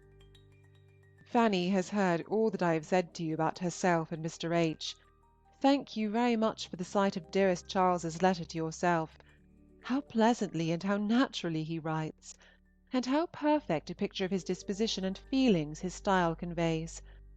Poor dear fellow, not a present. I have a great mind to send him all the 12 copies which were to have been dispersed among my near connections, beginning with the P.R. and ending with Countess Morley. Adieu. Yours affectionately, J. Austen. Give my love to Cassie and Mary Jane. Caroline will be gone when this reaches you. End of section 29. Section 30. Letter 71. Hans Place, Saturday, December 2nd. My dear Cassandra, Henry came back yesterday, and might have returned the day before, if he had known as much in time. I had the pleasure of hearing from Mr. T. on Wednesday night that Mr. Seymour thought there was not the least occasion for his absenting himself any longer. I had also the comfort of a few lines on Wednesday morning from Henry himself, just after your letter was gone, giving so good an account of his feelings as made me perfectly easy. He met with the utmost care and attention at Hanwell, spent his 2 days there very quietly and pleasantly, and being certainly in no respect the worse for going, we may believe that he must be better, as he is quite sure of being himself. To make his return a complete gala, Mr. Haydon was secured for dinner. I need not say that our evening was agreeable. But you seem to be under a mistake as to Mr. H. You call him an apothecary. He is no apothecary. He has never been an apothecary. There is not an apothecary in this neighbourhood. The only inconvenience of the situation, perhaps, but so it is. We have not a medical man within reach. He is a Haydon, nothing but a Haydon, a sort of wonderful nondescript creature on 2 legs, something between a man and an angel, but without the least spice of an apothecary. He is perhaps the only person not an apothecary hereabouts. He has never sung to us. He will not sing without a pianoforte accompaniment. Mr. Myers gives his 3 lessons a week, altering his days and his hours, however, just as he chooses, never very punctual, and never giving good measure. I have not Fanny's fondness for masters, and Mr. Myers does not give me any longing after them. The truth is, I think, that they are all at least music masters, made of too much consequence, and allowed to take too many liberties with their scholars' time. We shall be delighted to see Edward on Monday, only sorry that you must be losing him. A turkey will be equally welcome with himself. He must prepare for his own proper bedchamber here, as Henry moved down to the one below last week. He found the other cold. I am sorry my mother has been suffering, and am afraid this exquisite weather is too good to agree with her. I enjoy it all over me, from top to toe, from right to left, longitudinally, perpendicularly, diagonally, and I cannot but selfishly hope we are to have it last till Christmas. Nice, unwholesome, unseasonable, relaxing, close, muggy weather. Oh, thank you very much for your long letter. It did me a great deal of good. Henry accepts your offer of making his 9 gallon of mead thankfully. The mistake of the dogs rather vexed him for a moment, but he has not thought of it since. To-day he makes a 3rd attempt at his strengthening plaster, and as I am sure he will now be getting out a great deal, it is to be wished that he may be able to keep it on. He sets off this morning by the Chelsea coach to sign bonds and visit Henrietta Street, and I have no doubt will be going every day to Henrietta Street. Fanny and I were very snug by ourselves as soon as we were satisfied about our invalids being safe at Hanwell. By manoeuvring and good luck, we foiled all the Mailings' attempts upon us. Happily, I caught a little cold on Wednesday, the morning we were in town, which we made very useful, and we saw nobody but our precious and Mr. Tilson. This evening the Mailings are allowed to drink tea with us. We are in hopes, that is, we wish, Miss Palmer and the little girls may come this morning. You know, of course, that she could not come on Thursday, and she will not attempt to name any other day. God bless you. Excuse the shortness of this, but I must finish it now, that I may save you 2d. Best love, yours affectionately, J.A. It strikes me that I have no business to give the P.R. a binding, but we will take counsel upon the question. I am glad you have put the flounce on your chintz. I am sure it must look particularly well, and it is what I had thought of. Letter 72. Chawton, February 20th, 1816. My dearest Fanny, you are inimitable, irresistible. You are the delight of my life. Such letters, such entertaining letters as you have lately sent. Such a description of your queer little heart, such a lovely display of what imagination does. You are worth your weight in gold, or even in the new silver coinage. I cannot express to you what I have felt in reading your history of yourself, how full of pity and concern, and admiration and amusement I have been. You are the paragon of all that is silly and sensible, commonplace and eccentric, sad and lively, provoking and interesting. Who can keep pace with the fluctuations of your fancy, the capriccios of your taste, the contradictions of your feelings? You are so odd, and all the time so perfectly natural, so peculiar in yourself, and yet so like everybody else. It is very, very gratifying to me to know you so intimately. You can hardly think what a pleasure it is to me to have such thorough pictures of your heart. Oh, what a loss it will be when you are married! You are too agreeable in your single state, too agreeable as a niece.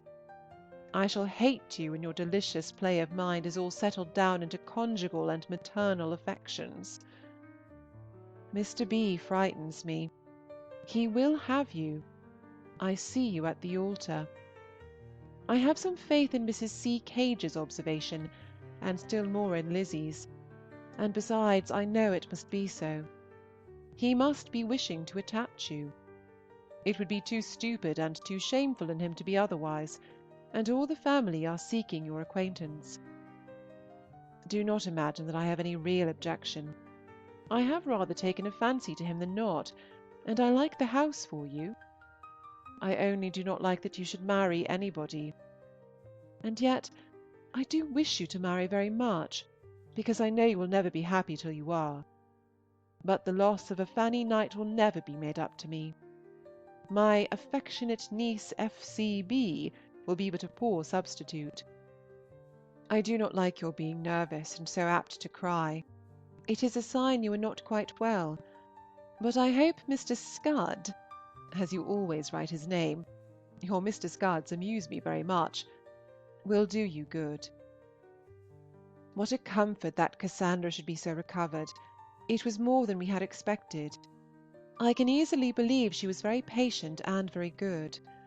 I always loved Cassandra for her fine dark eyes and sweet temper. I am almost entirely cured of my rheumatism, just a little pain in my knee now and then, to make me remember what it was, and keep on flannel. Aunt Cassandra nursed me so beautifully. I enjoy your visit to Goodnestone. It must be a great pleasure to you. You have not seen Fanny Cage in comfort so long. I hope she represents and remonstrates and reasons with you properly. Why should you be living in dread of his marrying someone else? Yet how natural. You did not choose to have him yourself. Why not allow him to take comfort where he can? In your conscience you know that he could not bear a companion with a more animated character. You cannot forget how you felt under the idea of its having been possible that he might have dined in Hans' place. My dearest Fanny, I cannot bear that you should be unhappy about him. Think of his principles, think of his father's objection, of want of money, etc., etc. But I am doing no good. No, all that I urge against him will rather make you take his part more. Sweet, perverse Fanny. And now I will tell you that we like your Henry to the utmost, to the very top of the glass, quite brimful. He is a very pleasing young man. I do not see how he could be mended. He does really bid fair to be everything his father and sister could wish, and William I love very much indeed, and so do we all. He is quite our own William. In short, we are very comfortable together. That is, we can answer for ourselves. Mrs. Deedes is as welcome as May to all our benevolence to her son. We only lamented that we could not do more, and that the £50 note we slipped into his hand at parting was necessarily the limit of our offering. Good Mrs. Deedes. Scandal and gossip. Yes, I dare say you are well stocked, but I am very fond of Mrs. Blank, for reasons good. Thank you for mentioning her praise of Emma, etc. I have contributed the marking to Uncle H's shirts, and now they are a complete memorial of the tender regard of many. Friday. I had no idea when I began this yesterday of sending it before your brother went back, but I have written away my foolish thoughts at such a rate that I will not keep them many hours longer to stare me in the face. Much obliged for the quadrilles, which I am grown to think pretty enough, though of course they are very inferior to the cotillons of my own day. Ben and Anna walked here last Sunday to hear Uncle Henry, and she looked so pretty. It was quite a pleasure to see her, so young and so blooming and so innocent, as if she had never had a wicked thought in her life, which yet one has some reason to suppose she must have had, if we believe the doctrine of original sin. I hope Lizzie will have her play very kindly arranged for her. Henry is generally thought very good-looking, but not so handsome as Edward. I think I prefer his face. William is in excellent looks, has a fine appetite, and seems perfectly well. You will have a great break-up at Godmersham in the spring. You must feel they are all going. It is very right, however. Poor Miss C. I shall pity her when she begins to understand herself. Your objection to the quadrilles delighted me exceedingly. Pretty well, for a lady irrecoverably attached to one person. Sweet Fanny, believe no such thing of yourself. Spread no such malicious slander upon your understanding within the precincts of your imagination. Do not speak ill of your sense merely for the gratification of your fancy. Yours is sense which deserves more honourable treatment. You are not in love with him. You never have been really in love with him. Yours very affectionately, J. Austen. End of section 30. Section 31. Letter 73. Chawton, Thursday, March 13th. As to making any adequate return for such a letter as yours, my dearest Fanny, it is absolutely impossible.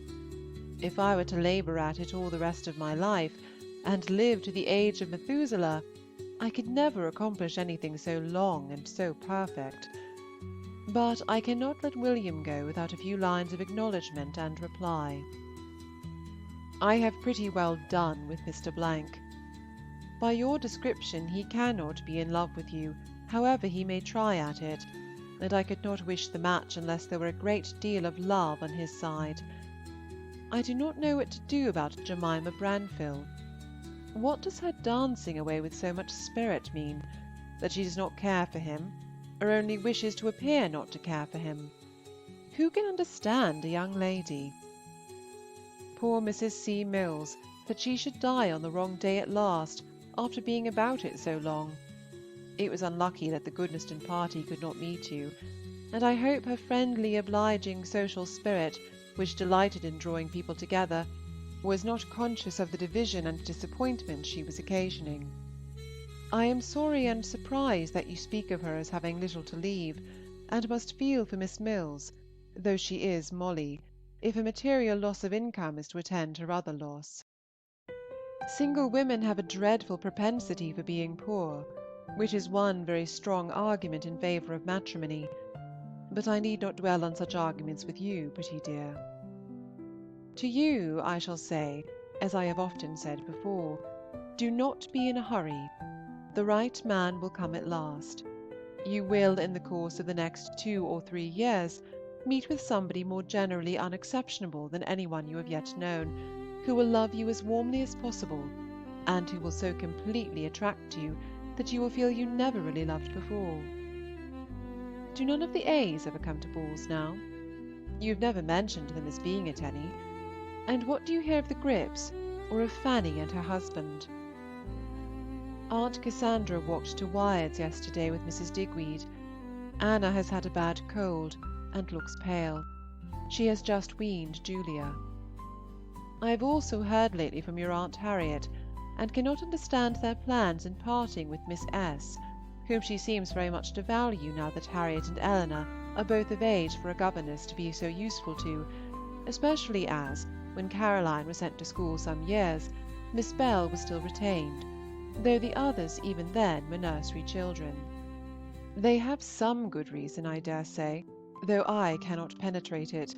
Until I know what it is, I shall invent a bad one, and amuse myself with accounting for the difference of measures by supposing Miss S. to be a superior sort of woman, who has never stooped to recommend herself to the master of the family by flattery, as Miss Bell did. I will answer your kind questions more than you expect. Miss Catherine is put upon the shelf for the present, and I do not know that she will ever come out, but I have a something ready for publication, which may perhaps appear about a 12-month hence. It is short, about the length of Catherine. This is for yourself alone. Neither Mr. Salisbury nor Mr. Wildman is to know of it. I am got tolerably well again, quite equal to walking about and enjoying the air, and by sitting down and resting a good while between my walks, I get exercise enough. I have a scheme, however, for accomplishing more, as the weather grows spring-like. I mean to take to riding the donkey. It will be more independent and less troublesome than the use of the carriage, and I shall be able to go about with Aunt Cassandra in her walks to Alton and Wyards. I hope you will think William looking well. He was bilious the other day, and Aunt Cassandra supplied him with the dose at his own request. I am sure you would have approved it. William and I are the best of friends. I love him very much. Everything is so natural about him. his affections, his manners, and his drollery, he entertains and interests us extremely. Matt Hammond and A.M. Shaw are people whom I cannot care for in themselves, but I enter into their situation, and am glad they are so happy. If I were the Duchess of Richmond, I should be very miserable about my son's choice. Our fears increase for poor little Harriet. The latest account is that Sir Ev Home has confirmed his opinion of there being water on the brain. I hope Heaven in its mercy will take her soon. Her poor father will be quite worn out by his feelings for her. He cannot spare Cassie at present. She is an occupation and a comfort to him. Letter 74. Chawton, Sunday, March 23rd. I am very much obliged to you, my dearest Fanny, for sending me Mr. W.'s conversation. I had great amusement in reading it, and I hope I am not affronted, and do not think the worse of him for having a brain so very different from mine.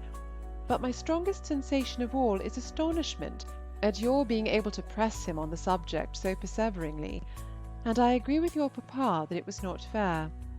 When he knows the truth, he will be uncomfortable. You are the oddest creature. Nervous enough in some respects, but in others perfectly without nerves. Quite unrepulsible, hardened, and impudent. Do not oblige him to read any more. Have mercy on him, tell him the truth, and make him an apology. He and I should not in the least agree, of course, in our ideas of novels and heroines. Pictures of perfection, as you know, make me sick and wicked, but there is some very good sense in what he says, and I particularly respect him for wishing to think well of all young ladies. It shows an amiable and a delicate mind, and he deserves better treatment than to be obliged to read any more of my works. Do not be surprised at finding Uncle Henry acquainted with my having another ready for publication. I could not say no when he asked me, but he knows nothing more of it. You will not like it, so you need not be impatient. You may perhaps like the heroine, as she is almost too good for me. Many thanks for your kind care for my health. I certainly have not been well for many weeks, and about a week ago I was very poorly. I have had a good deal of fever at times, and indifferent nights. But I am considerably better now, and am recovering my looks a little, which have been bad enough. Black and white, and every wrong colour. I must not depend upon ever being very blooming again. Sickness is a dangerous indulgence at my time of life. Thank you for everything you tell me. I do not feel worthy of it by anything I can say in return, but I assure you my pleasure in your letters is quite as great as ever, and I am interested and amused just as you could wish me. If there is a Miss Marsden, I perceive whom she will marry. Evening. I was languid and dull and very bad company when I wrote the above. I am better now, to my own feelings at least, and I wish I may be more agreeable. We are going to have rain, and after that very pleasant genial weather, which will exactly do for me, as my saddle will then be completed, and air and exercise is what I want. Indeed, I shall be very glad when the event at Scarlett's is over. The expectation of it keeps us in worry, your grandmamma especially. She sits brooding over evils which cannot be remedied, and conduct impossible to be understood. Now the reports from Keppel Street are rather better. Little Harriet's headaches are abated, and Sir Everard is satisfied with the effects of the mercury, and does not despair of a cure. The complaint, I find, is not considered incurable nowadays, provided the patient be young enough not to have the head hardened. The water in that case may be drawn off by mercury. But though this is a new idea to us, perhaps it may have been long familiar to you, through your friend Mr. Scud. I hope his high renown is sustained by driving away William's cough. Tell William that Triggs is as beautiful and condescending as ever, and was so good as to dine with us to-day, and tell him that I often play at nines, and think of him. The Papillons came back on Friday night, but I have not seen them yet, as I do not venture to church. I cannot hear, however, that they are the same Mr. P. and his sister they used to be. She has engaged a new maidservant in Mrs. Caulker's room, whom she means to make also housekeeper under herself. Old Filmore was buried yesterday, and I, by way of saying something to Triggs, observed that it had been a very handsome funeral, but his manner of reply made me suppose that it was not generally esteemed so. I can only be sure of one part being very handsome, Triggs himself, walking behind in his green coat. Mrs. Filmore attended as chief mourner, in bombazine, made very short, and flounced with crape. Tuesday. I have had various plans as to this letter, but at last I have determined that Uncle Henry shall forward it from London. I want to see how Canterbury looks in the direction. When once Uncle H. has left us, I shall wish him with you. London has become a hateful place to him, and he is always depressed by the idea of it. I hope he will be in time for your sick. I am sure he must do that part of his duty as excellently as all the rest. He returned yesterday from Steventon, and was with us by breakfast, bringing Edward with him, only that Edward stayed to breakfast at Wyards. We had a pleasant family day, for the Ortons dined with us, the last visit of the kind probably which he will be able to pay us for many a month. I hope your own Henry is in France, and that you have heard from him. The passage once over, he will feel all happiness. I took my first ride yesterday, and liked it very much. I went up Mounters Lane and round by where the new cottages are to be, and found the exercise and everything very pleasant, and I had the advantage of agreeable companions, as Aunt Cass and Edward walked by my side. Aunt Cass is such an excellent nurse, so assiduous and unwearied, but you know all that already. Very affectionately yours, J. Austen. Letter 75. Chawton, Sunday, September 8th, 1816. My dearest Cassandra, I have borne the arrival of your letter to-day extremely well. Anybody might have thought it was giving me pleasure. I am very glad you find so much to be satisfied with at Cheltenham. While the waters agree, everything else is trifling.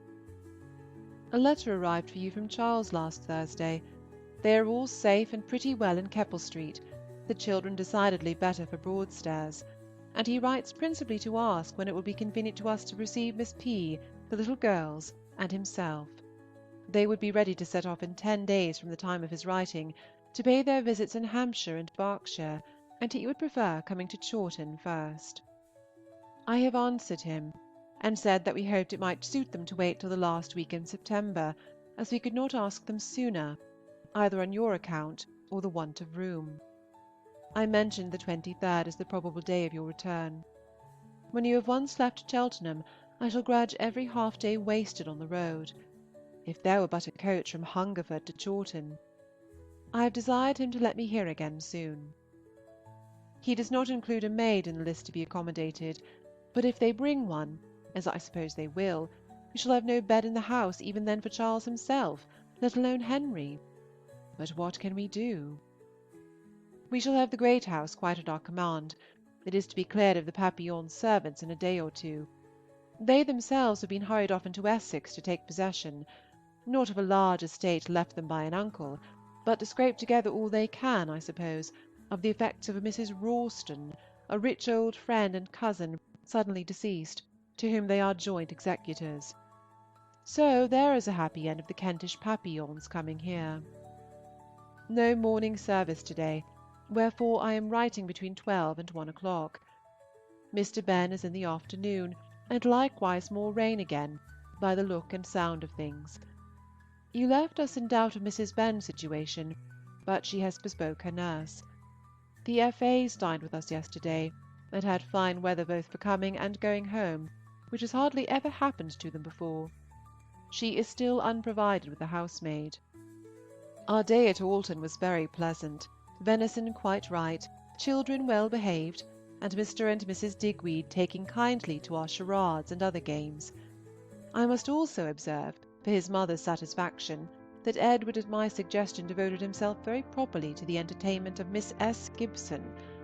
Nothing was wanting except Mr. Sweeney, but he, alas, had been ordered away to London the day before. We had a beautiful walk home by moonlight. Thank you. My back has given me scarcely any pain for many days. I have an idea that agitation does it as much harm as fatigue, and that I was ill at the time of your going from the very circumstance of your going. I am nursing myself now into a beautiful state as I can, because I hear that Dr. White means to call on me before he leaves the country. Evening. Frank and Mary and the children visited us this morning. Mr. and Mrs. Gibson are to come on the 23rd, and there is too much reason to fear they will stay above a week. Little George could tell me where you were gone to, as well as what you were to bring him, when I asked him the other day. Sir Thomas Miller is dead. I treat you with a dead baronet in almost every letter. So you have C. Craven among you, as well as the Duke of Orleans and Mr. Pocock. But it mortifies me that you have not added one to the stock of common acquaintance. Do pray meet with somebody belonging to yourself. I am quite weary of your knowing nobody. Mrs. Digweed parts with both Hannah and old Cook. The former will not give up her lover, who is a man of bad character. The latter is guilty only of being unequal to anything. Miss Terry was to have spent this week with her sister, but as usual it is put off. My amiable friend knows the value of her company. I have not seen Anna since the day you left us. Her father and brother visited her most days. Edward and Ben called here on Thursday. Edward was in his way to Selborne. We found him very agreeable. He has come back from France, thinking of the French as one could wish, disappointed in everything. He did not go beyond Paris. I have had a letter from Mrs. Perigord. She and her mother are in London again. She speaks of France as a scene of general poverty and misery. No money, no trade, nothing to be got but by the innkeepers, and as to her own present prospects, she is not much less melancholy than before.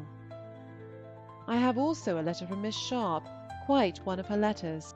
She has been again obliged to exert herself more than ever, in a more distressing, more harassed state, and has met with another excellent old physician and his wife, with every virtue under heaven, who takes to her and cures her from pure love and benevolence. Dr. and Mrs. Storer are there Mrs. and Miss Palmer, for they are at Bridlington. I am happy to say, however, that the sum of the account is better than usual. Sir William is returned. From Bridlington they go to Chevet, and she is to have a young governess under her. I enjoyed Edward's company very much, as I said before, and yet I was not sorry when Friday came. It had been a busy week, and I wanted a few days' quiet and exemption from the thought and contrivancy which any sort of company gives. I often wonder how you can find time for what you do, in addition to the care of the house, and how good Mrs. West could have written such books and collected so many hard words, with all her family cares, is still more a matter of astonishment. Composition seems to me impossible with a head full of joints of mutton and doses of rhubarb. Monday. Here is a sad morning. I fear you may have not been able to get to the pump. The 2 last days were very pleasant. I enjoyed them the more for your sake. But to-day it is really bad enough to make you all cross. I hope Mary will change her lodgings at the fortnight's end. I am sure if you looked about well, you would find others in some odd corner to suit you better. Mrs. Potter changes for the name of the High Street. Success to the pianoforte. I trust it will drive you away.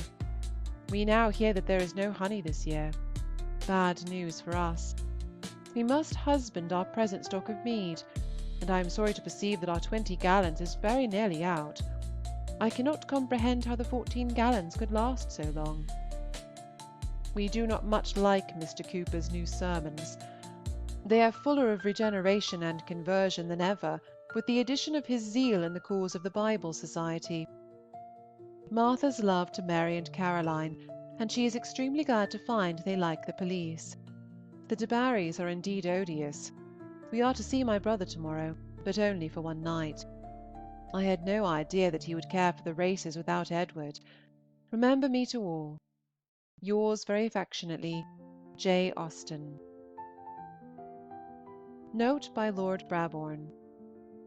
I insert here a letter of Jane Austen's written backwards, addressed to her niece Cassy, daughter of Captain Charles Austen, afterwards Admiral, when a little girl. Letter 76. My dear Cassy, I wish you a happy New Year. Your 6 cousins came here yesterday, and had each a piece of cake.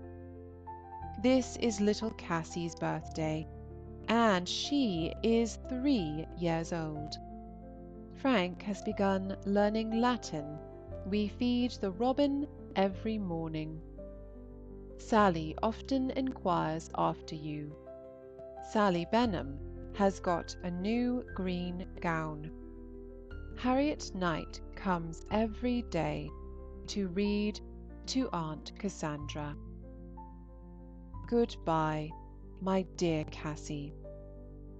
Aunt Cassandra sends her best love, and so we do all. Your affectionate aunt, Jane Austen. Note by Lord Brabourne. In January 1817, she wrote of herself as better and able to walk into Alton, and hoped in the summer she should be able to walk back. In April, her father, in a note to Mrs. Lefroy, says, I was happy to have a good account of herself written by her own hand in a letter from your Aunt Jane, but all who love, and that is all who know her, must be anxious on her account. We all know how well grounded that anxiety was, and how soon her relations had to lament over the loss of the dearest and brightest member of their family. And now I come to the saddest letters of all, those which tell us of the end of that bright life, cut short just at the time when the world might have hoped that unabated intellectual vigor, supplemented by the experience brought by maturer years, would have produced works if possible even more fascinating than those with which she had already embellished the literature of her country. But it was not to be. The fiat had gone forth, the ties which bound that sweet spirit to earth were to be severed, and a blank left, never to be filled in the family which her loved and loving presence had blessed, and where she had been so well and fondly appreciated. In the early spring of 1817, the unfavorable symptoms increased, and the failure of her health was too visible to be neglected. Still no apprehensions of immediate danger were entertained, and it is probable that when she left Chawton for Winchester in May, she did not recognize the fact that she was bidding a last farewell to home. Happy for her if it was so, for there were few things more melancholy than to look upon any beloved place or person with the knowledge that it is for the last time. In all probability this grief was spared to Jane, for even after her arrival at Winchester, she spoke and wrote as if recovery was hopeful, and I fancy that her relations were by no means aware that the end was so near. Note by Lord Brabourne. Cassandra's letters tell the tale of the event in words that require no addition from me.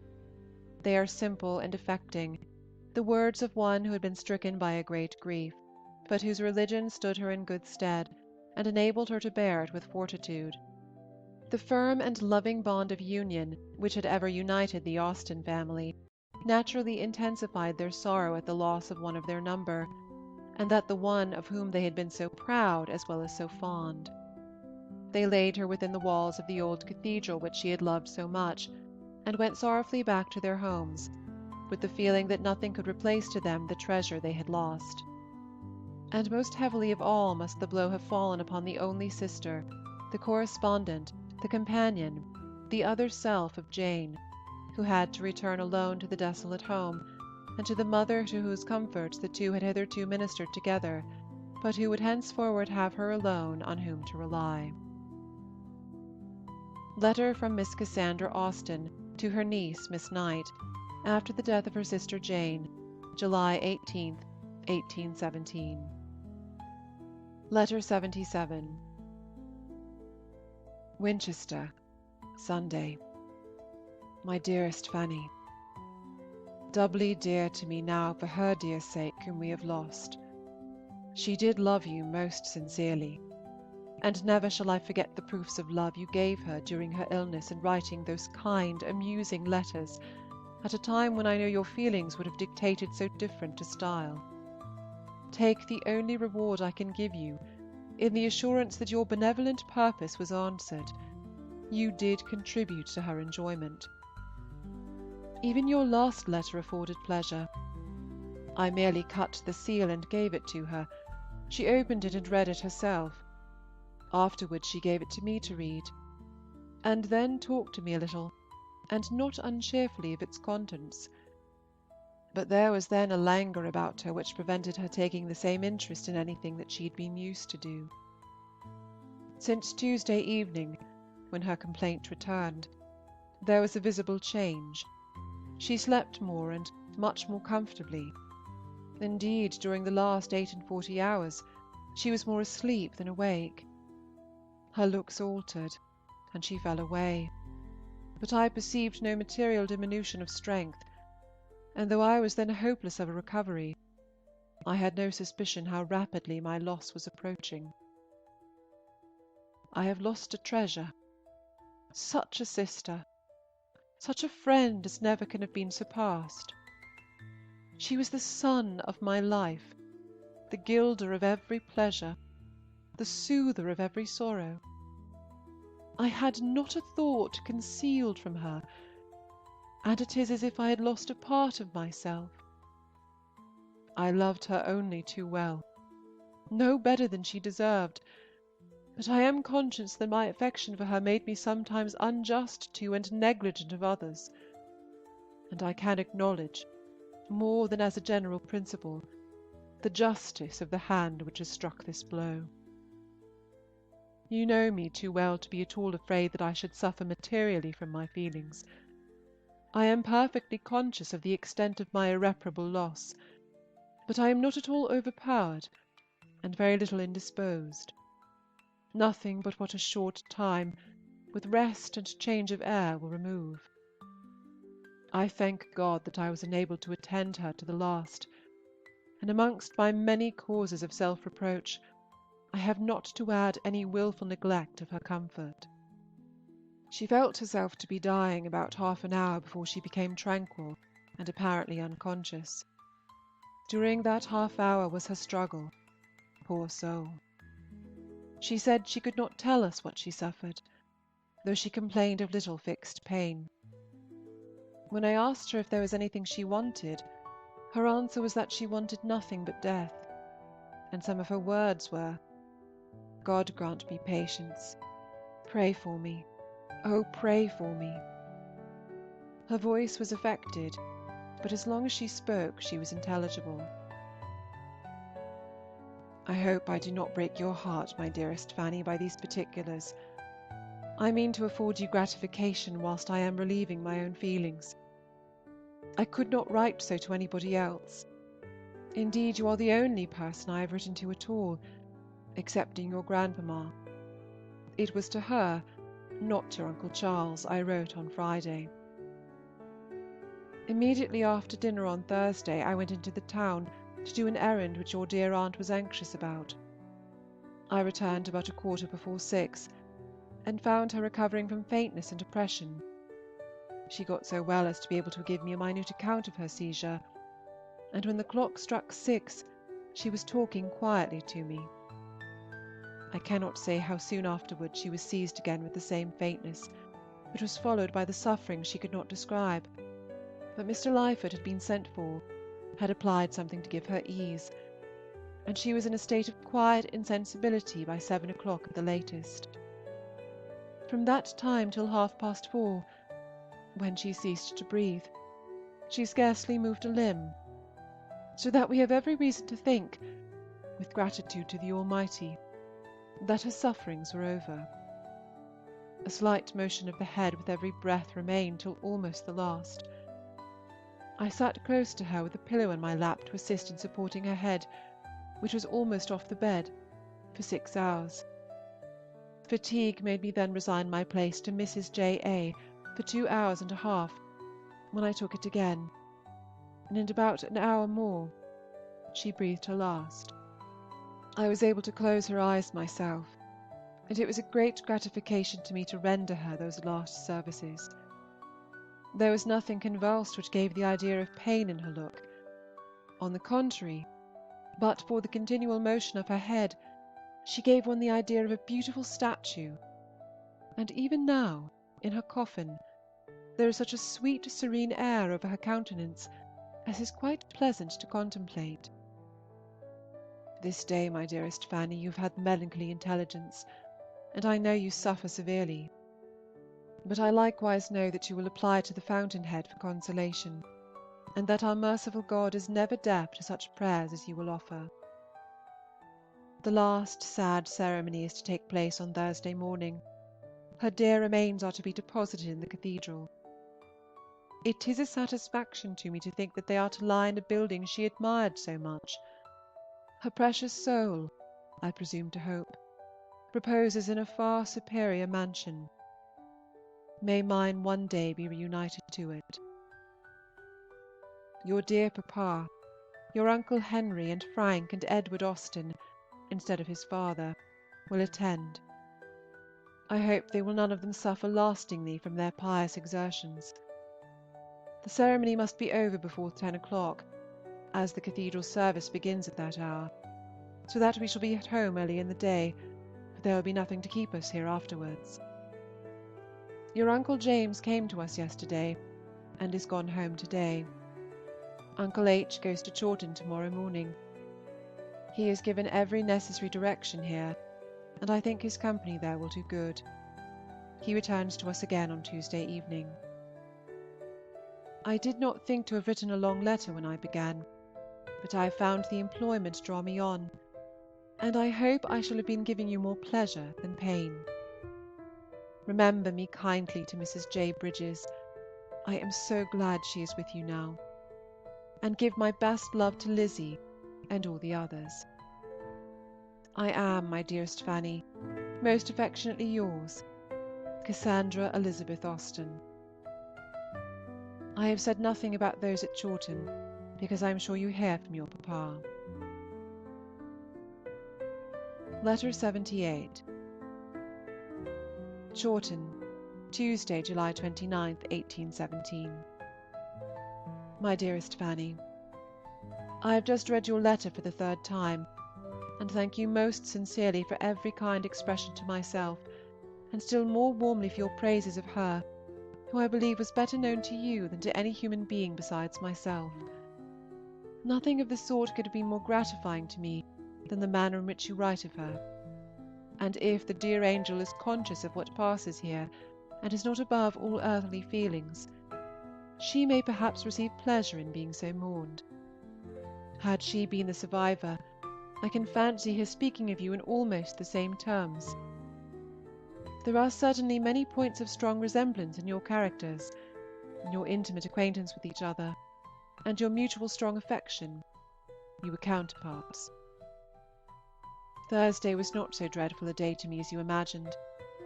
There is so much necessary to be done that there is no time for additional misery. Everything was conducted with the greatest tranquility, and but that I was determined I would see the last, and therefore was upon the listen, I should not have known when they left the house. I watched the little mournful procession the length of the street, and when it turned away from my sight, and I had lost her for ever, even then I was not overpowered, nor so much agitated as I am now in writing of it. Never was human being more sincerely mourned by those who attended her remains than was this dear creature. May the sorrow with which she is parted with on earth be a prognostic of the joy with which she is hailed in heaven. I continue very tolerably well, much better than any one could have supposed, because I certainly have considerable fatigue of body as well as anguish of mind for months back. But I really am well, and I hope I am properly grateful to the Almighty for having been so supported. Your grandmamma, too, is much better than when I came home. I did not think your dear papa appeared unwell, and I understand that he seemed much more comfortable after his return from Winchester than he had done before. I need not tell you that he was a great comfort to me. Indeed, I never can say enough of the kindness I have received from him, and from every other friend. I get out of doors a good deal, and am able to employ myself. Of course those employments suit me best which leave me most at leisure to think of her I have lost, and I do think of her in every variety of circumstance, in our happy hours of confidential intercourse, in the cheerful family party which she so ornamented, in her sick room, on her death-bed, and as, I hope, an inhabitant of heaven. Oh, if I may one day be reunited to her there! I know the time must come when my mind will be less engrossed by her idea, but I do not like to think of it. If I think of her less as on earth, God grant that I may never cease to reflect on her as inhabiting heaven, and never cease my humble endeavours, when it shall please God, to join her there.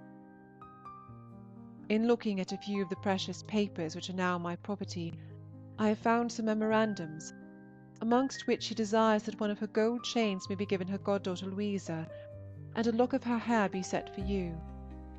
You can need no assurance, my dearest Fanny, that every request of your beloved aunt will be sacred with me. Be so good as to say whether you prefer a brooch or a ring. God bless you, my dearest Fanny. Believe me, most affectionately yours, Cassandra Elizabeth Austen. End of section 31. End of the Letters of Jane Austen by Jane Austen.